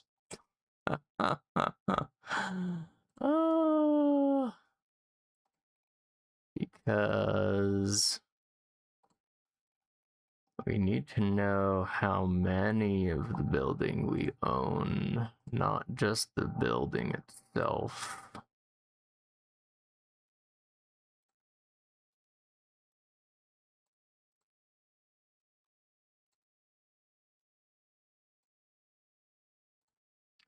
So for each building,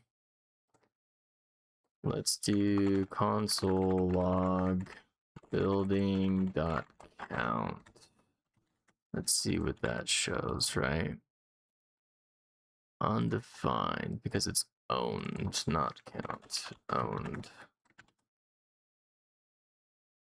Okay, and then if we purchase a barracks with gold that we get from bagging, now we own 1. Okay, so this is what we want.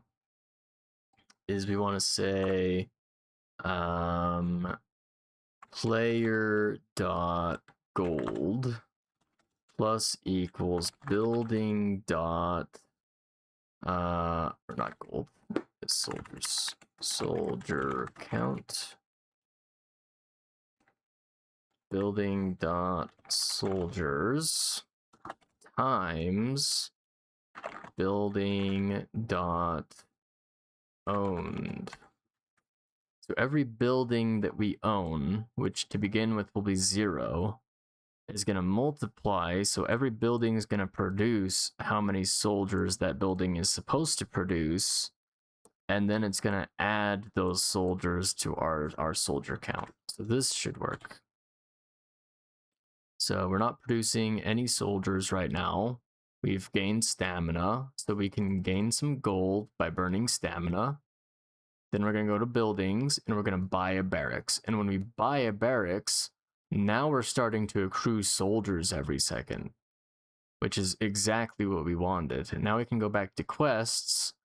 Well, this requires 1 soldier, and we're going up by 5s. And we need 5 stamina, so we're full on stamina. We should be able to do this. So let's get 100 more gold. And now our soldiers are offset by 1 because we spent 1 of them. And we also burned through all of our stamina. But we gained it back over time, so it's full again. So now all of the statistics are in place for this, right? We just need to do some stats balancing. We need to do leveling, all that stuff. And honestly, I don't know, you know. I could say we could have some balancing things here. For one, the barracks should probably only make 1 soldier per second. So this is probably the gold cost. This is probably the soldiers it produces. Yeah, so we're gonna get some gold. We're gonna purchase a barracks. Now we're only getting 1 soldier per second, which makes a lot more sense. And begging for gold, we should probably only get 1 gold too. So let's change this to be 1 gold. It takes a stamina to get a gold. So you're going to be spamming this for a minute before you can purchase a barracks. So let's increase the barracks cost to be 50. So you have to be actively spamming begging for gold until you get about 50 gold, right? And you can wait until your stamina fills up and then spam all 5 and then wait. So this is where the idle game part of it comes in, right? Is it's going to take you some time to accrue the resources that you need in order to do these quests.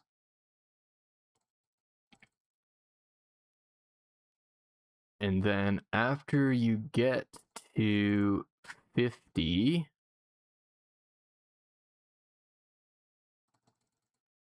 which is almost there.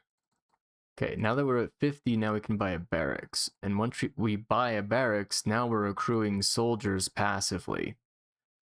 Now that's great, but we want to use soldiers to make more gold. And so the stamina cost is 5, which means all of our stamina. And it's going to cost us 1 soldier. I think we should nerf that a bit. I think it should cost us 100 soldiers. So you're going to have to wait 100 seconds before you can do a goblin hunt with your soldiers. And you also have to be full stamina. So you can't be begging for gold when you want to do this. So now we could pursue, we could do the goblin hunt, which makes us more gold than begging for gold, right? Which means we can buy more barracks. So we can buy 2 barracks for every goblin hunt that we do, which is fantastic, right? And then the more barracks we purchase, the more soldiers we're getting per second, right? Because we own 3 of them now, we're getting 3 soldiers per second, which is a lot better than 1. Well, now that we have more soldiers, we can go back and we can do more goblin hunts, right? So every time I'm full on stamina, I can do a goblin hunt, right? Except for we need to refresh the page because it should cost 100. So we get 100 gold, but we're trading 100 soldiers for it. And we're using all of our stamina, right? But then what if we make another quest and we make it so it's an orc hunt or something like that, right? So now we're making an orc hunt and we're putting it in active quests, but this is going to take 10 stamina and it's going to cost us, or it's going to give us 500 gold, but it'll also cost us 300 soldiers. Okay. So now we have this third quest, but it's going to take 10 stamina. And right now we can't get 10 stamina, right? So first of all, this would probably be one of the hidden quests that we can't see until we level up. But we're going to need to level up in order to have more stamina, right? Well, let's say what do we want to say here?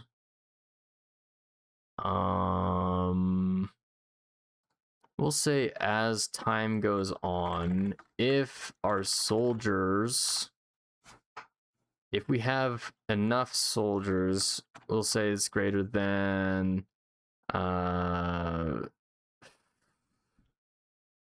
I don't know. We'll say if it's greater than 1,000, if we have more than 1,000 soldiers, and our level, our player dot level is less than 2,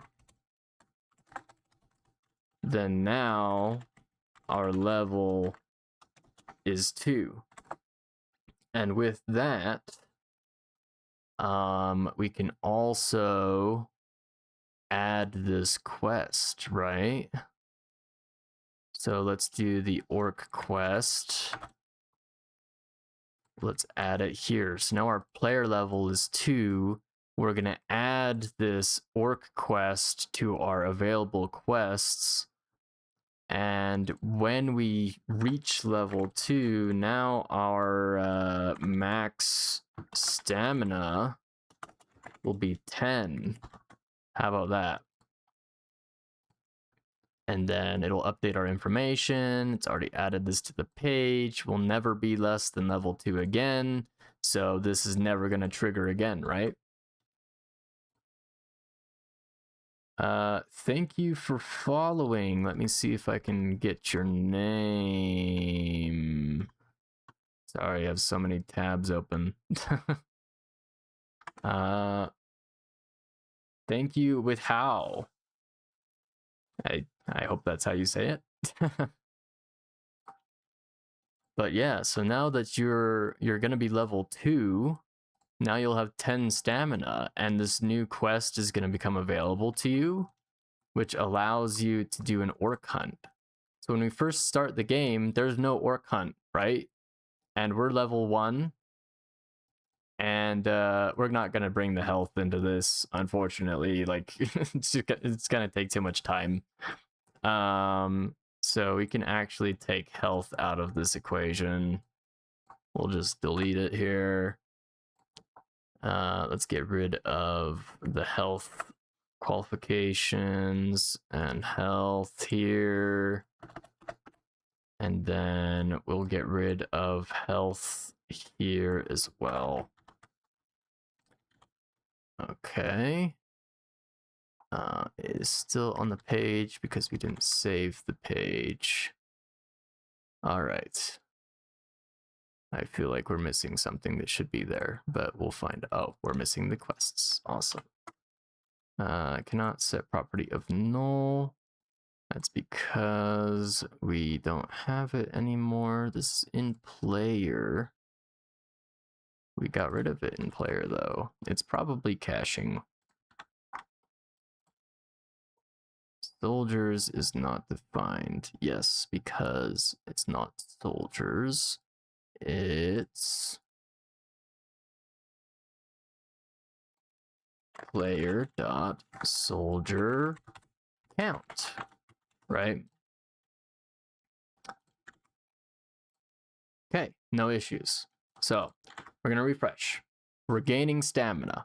Right now we're level 1, so we can only have a maximum of 5 stamina, and we might want to rearrange this level and stamina and all that is next to each other too. But anyway, so we have 5 stamina. We're not gaining anything passively, right? So now we're gonna beg for some gold. Using some stamina, we got a gold. So we're gonna keep blowing through all of our stamina until we have 50 gold, right? And we know that there's additional quests we can do because this goblin hunt's here and it's going to cost us 100 soldiers, but we don't have any soldiers. So obviously this is the only action we can take at the moment. And we're going to keep accruing stamina until eventually we are at 50, which I know this, like, it's taking a little while. That's kind of the point of an idle game. It's supposed to waste your time essentially, but have numbers go up, which is pleasing. So we're gonna almost have enough. Okay, we have enough. We have gold 50, which is enough for a barracks, and the barracks makes 1 soldier per second, right? So we're gonna purchase the building. We now own 1. It took all of our gold to do that, but now we're making soldiers passively. We've started like our kingdom. We're producing soldiers. Well, what can we do with the soldiers? Well, with all of our stamina up, which we're currently full, we can spend 100 soldiers to get 100 gold. And that's really nice. We don't have 100 soldiers though. So let's just keep begging for gold until we almost get 100 soldiers. And then when we're almost at 100 soldiers, then we can go on a goblin hunt, right?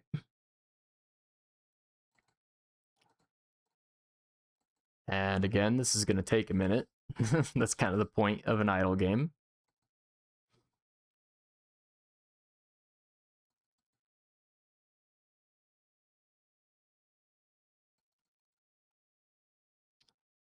So we can almost afford another barracks, which is actually going to make this faster. So it's a good thing that we were doing this in the meantime. Okay, so let's buy another barracks. All right, now we're making 2 soldiers per second. We're going to get to 100 faster, right? So let's just hold on to our 5, because we're going to need all 5 for the goblin hunt. All right, we have more than 100 soldiers. So now we can go on the goblin hunt. We have 5 stamina. We have 100 soldiers. Let's do that. Boom, all of our soldiers were wiped out in one major quest that we did. But we got 100 gold for that, and we still own 2 barracks, so we're making more soldiers per second, right? But with this 100 gold, I can buy 2 more barracks. So let's buy 2 more barracks.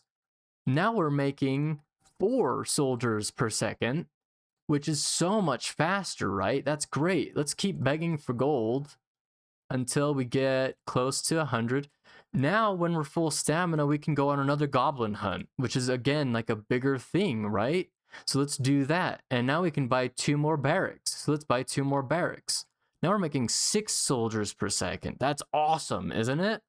But we have this flag here that says if we have 1,000 soldiers, we're going to level up.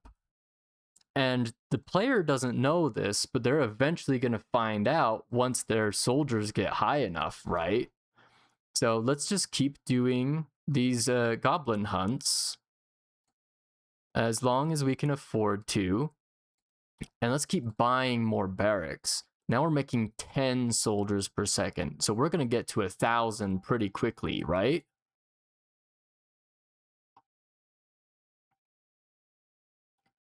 at least faster than we would have before, I suppose. Let's keep doing more quests to try and ramp this up a bit. And it should take you some time to accrue all of the soldiers before you level up, because we want level ups to be a big standpoint for a player. Like they should feel really rewarded for leveling up, right? We're making 18 soldiers per second. So it's kind of a battle of, do you want to keep accruing soldiers, or do you want to make it easier to accrue soldiers? So now we're making 22 soldiers per second.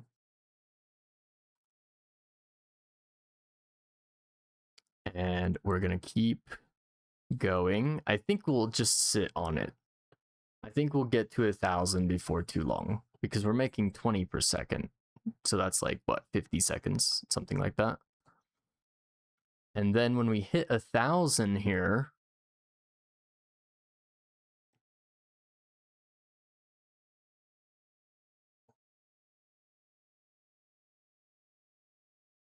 boom, we leveled up. We're level 2 now. And when we leveled up, we now have 10 stamina. So we can have up to 10 stamina. That's crazy. That means I can beg for gold 10 times before I need to wait for more stamina, right? But not only that, we now have another quest we can do as well that rewards us 500 gold instead of 100. Isn't that awesome? And we needed that level up because this costs 10 stamina, and before we could only spend 5, right? And then it's only going to cost us 300 soldiers, which I might need to actually nerf that as well. This might be like 1,000 soldiers, because yeah, we want it to be a little while before you have the amount of soldiers you need, right? But in this case, we have 10 stamina now, and we have over 300 soldiers, which means that we can go on an orc hunt, which gives us 500 gold in exchange for 300 of our soldiers and all of our stamina. So boom, we got so much gold. And with that gold, we can buy 10 times barracks, right? So now we're making 32 soldiers per second. We're going to get to this soldier cost a lot faster, which means we can just keep spamming this thing. At least for now we can, until the nerf hits. So we're going to keep going like this. Every time we have 10 stamina, we can go on an orc hunt, and then we can go and buy more barracks, right? So now we're sitting at 50 barracks. We're making 50 soldiers per second. That means after what, like 60 seconds, a full minute or something, we can hit an orc hunt every minute, right? Anyway, that's kind of the loop of this. To put it like blatantly, is you keep making more of these quests, and you slowly increase the gold reward and the soldier costs, and then occasionally you'll up the stamina cost. So instead of 10, maybe we made this like 7 or something, which you still couldn't do before. You would still have to level up in order to do this one. But then we could do another quest after this one. That maybe is the 10 stamina full, but you make 700 and it costs you 2,000 soldiers, right? So I don't want to go through this whole level up process again, but basically this could be like I don't know, a dragon hunt or something like that, right? So we'll say dragon hunt. And I'll make sure all this works before I push it to the GitHub. But anyway, maybe we'll just play the game one more time, right? So we need to keep begging for gold until we have 50.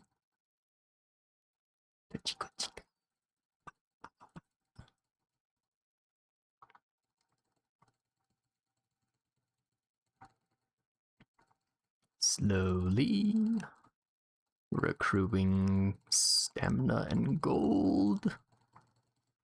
The stamina thing basically forces the player to interact with the game, which is the main thing that you need in the game is you need interaction.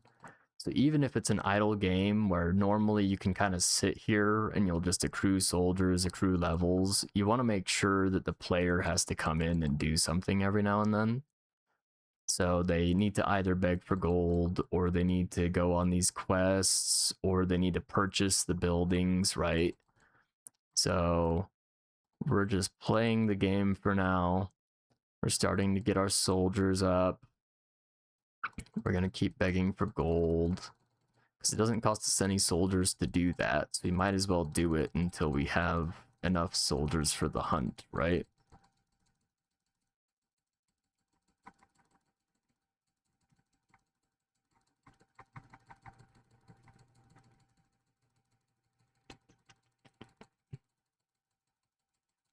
Slowly accruing gold. And we can like max this out too. So we're begging for gold.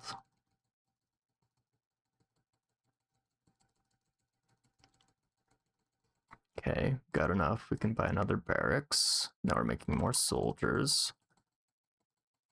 We still need 100 soldiers, so we're just gonna keep begging until we get there.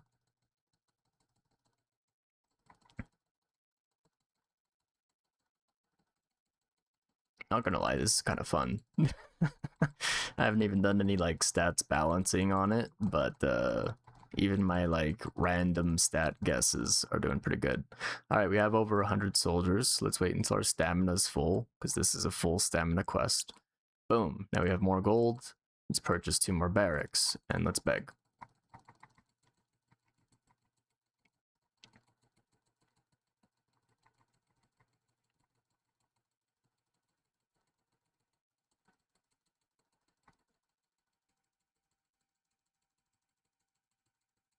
Okay, 50 gold, buy a barracks.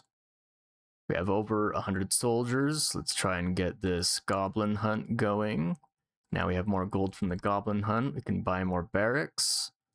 And very slowly, we're getting to the point that we accrue 100 soldiers pretty quickly. So let's wait the stamina. Boom. Buy some more barracks. Beg a little bit. I think we're going to get this soon. Yeah. Let's do another hunt. Buy some more barracks. Now begging for gold is kind of a waste of time because we're pretty much hitting 100 by the time we hit 5 stamina again. So let's do that again. Buy some more barracks. Wait, 100 soldiers. Boom. Buy some more barracks. We're gonna wait. Boom. Buy some more barracks. Wait. Boom. Buy some more barracks. Now we're making almost 20 per second. Boom. We're making over 20 per second. I think maybe we I don't know. I think we maybe a couple more quests and then we'll wait on the level up, all right? So now we basically can't go below 100 soldiers. We're making too many of them per second to overcome our stamina build. So we're just gonna buy a ton of barracks, right? And we're gonna do a quest. Let's make 30 per second. We should hit 1,000 pretty quickly here. So now we're waiting on the soldiers to hit 1,000.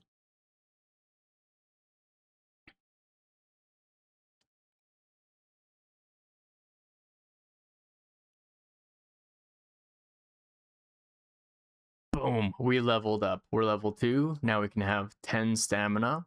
We're starting to accrue all that stamina. Now we have some decisions. We can either go on an orc hunt for 7 stamina, so we'll get our stamina back sooner, for 500 at 1,000 cost, or we can get 700 gold, which is a decent amount more for all of our stamina, and it costs us 2,000 soldiers. Now, this is where the user has to make a decision what they think is a better decision.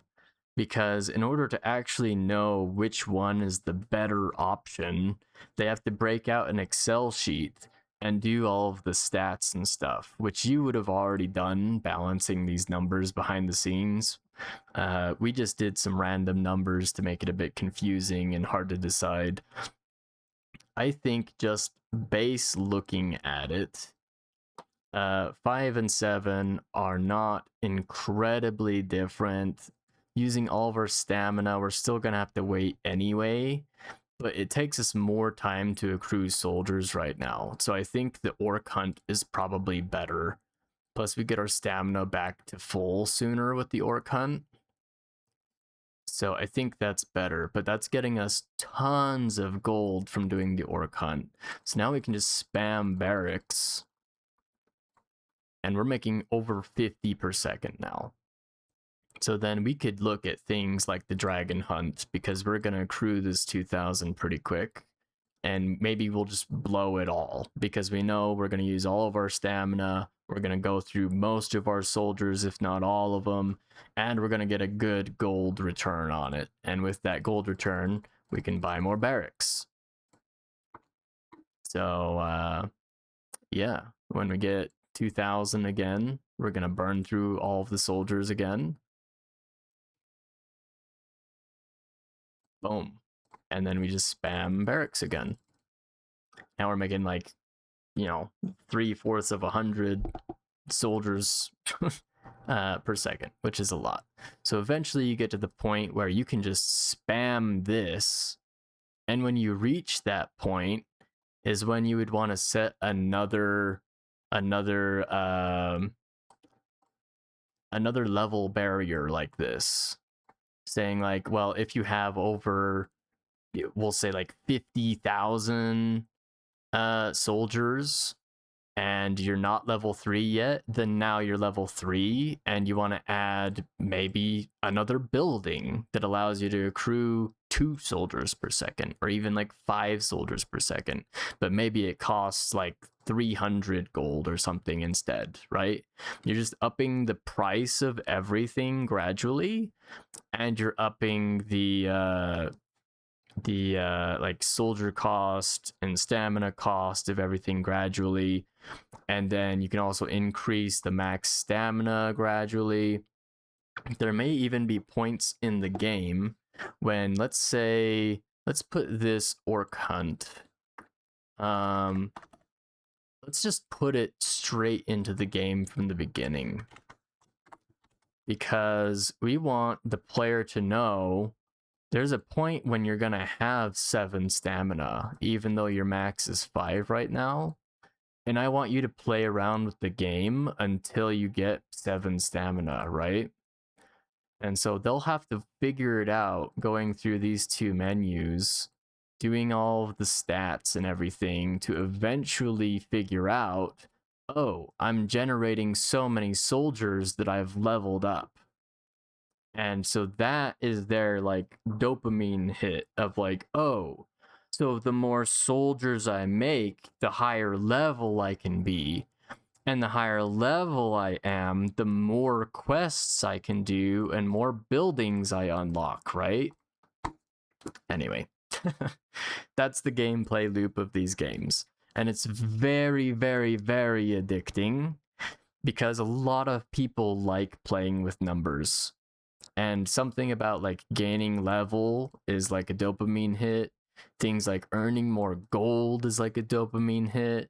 Sometimes soldiers can be like a dopamine hit, because like, imagine, like I said, the story of this is like your kingdom was demolished, you're the only survivor or whatever, so you're starting from nothing trying to rebuild your kingdom, right? Well, to them, they might like role play this and like really get into it and be like, yes, and the more soldiers I have, the like bigger my kingdom is, and the bigger my kingdom is, the more like people I can have in my kingdom to protect and all that stuff. And like for them, they can visualize what's going on just from all of these stats, right?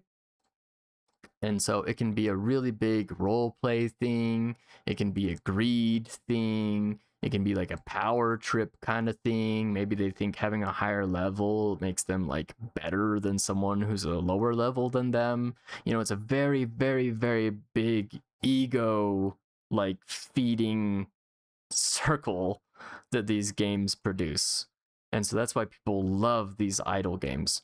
And it's also something that you don't need to pay a lot of attention to either. You can really grind the numbers when you want to, and when you don't want to, you can just sit here and accrue soldiers, which is benefiting you overall.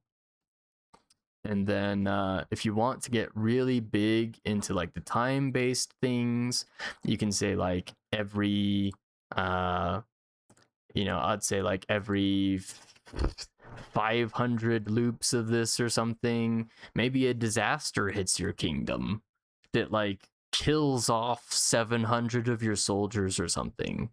So in order to have soldiers, you have to be producing enough soldiers per second to overcome that death of like 700 soldiers every like 50,000 seconds or whatever it is, you know?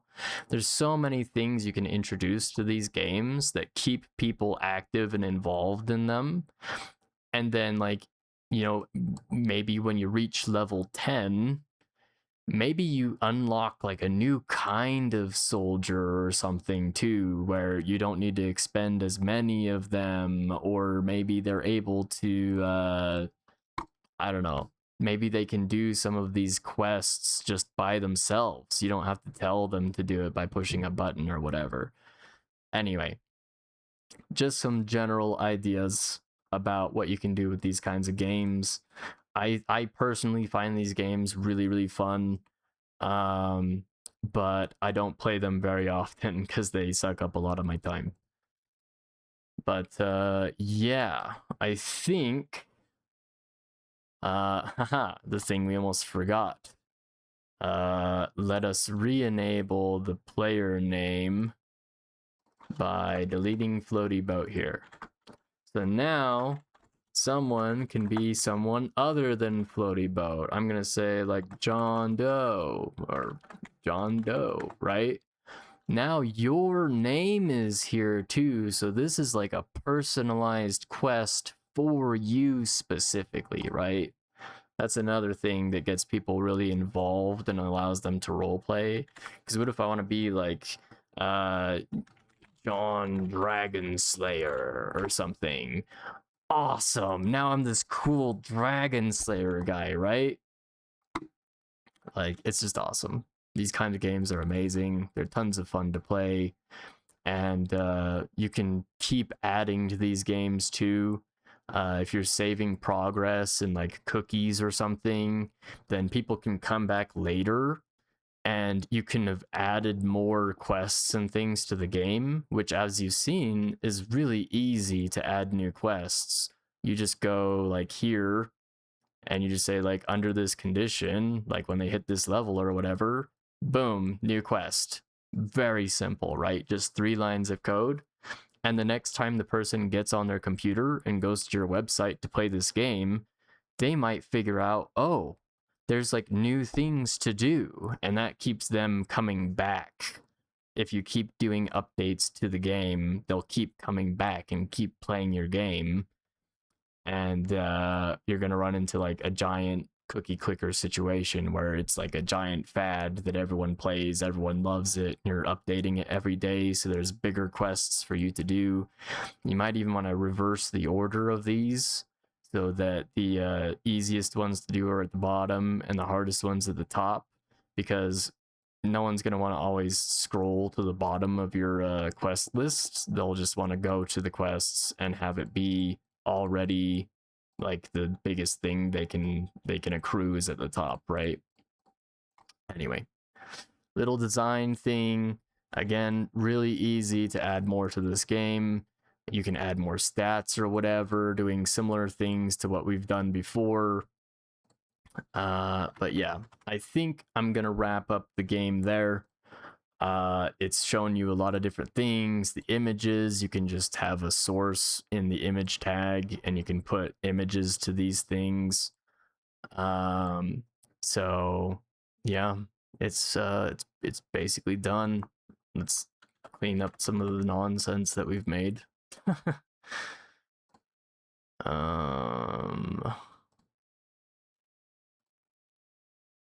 Yeah. Let's give the game a name. Why don't we? How about how does Kingdom Builder sound? Kingdom Kingdom Quest. Something like that, you know? Quest for New Kingdom. Let's do that. Quest for a New Kingdom.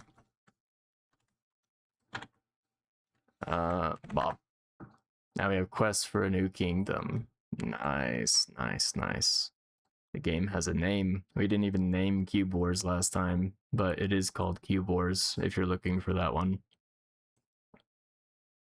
Dope. All right. Well, I think I'm going to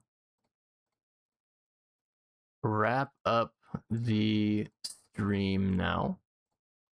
I've been streaming for 4 hours and 45 minutes. So again, about a 5-hour game. Very fun, very addictive. You could play this yourself forever because you can keep adding new quests. And yeah, I will be pushing these to the GitHub if you want to go reference it or copy it. That's cool. If you are straight up copying it though, make sure that you tell people where you got the code from. I'd really appreciate it. Follow me if you enjoy this content. I am trying to make affiliate and it would help me out a lot. I'm trying to think if there's anything else I need to say. No idea what I'm doing tomorrow, but I will very likely be streaming. I plan on streaming Monday to Friday. Will it be programming? I don't know. Will it be League of Legends? I don't know. I'm just really kind of burned out on League of Legends recently, and I've really been wanting to make games. I've been pretty creative about game design lately, and so I thought I'd come on and show people how to make them, kind of different sorts of games you can make. Like yesterday, we made Cube Wars using a canvas that updated regularly, and this one we just made with plain HTML. And then we added a little bit of a time thing in order to make it an idle game, right? So for the most part, this is just kind of a standard non-time based, like event-driven game. And I wanted to show you how to do that sort of game as well. I have made a poker game before that was event-driven like this. And I'm debating about remaking that for the stream. But that's entirely event driven. It has no time element to it whatsoever. So I might make something like that tomorrow if I feel like it. But yeah. Again, just want to thank everyone for coming. I always have fun working on games. It's what I studied to do pretty much my whole life. And yeah, I just thanks for coming. I will probably see you all tomorrow. Have a good morning, good afternoon, good night, wherever you are. And I will see you another time. Goodbye.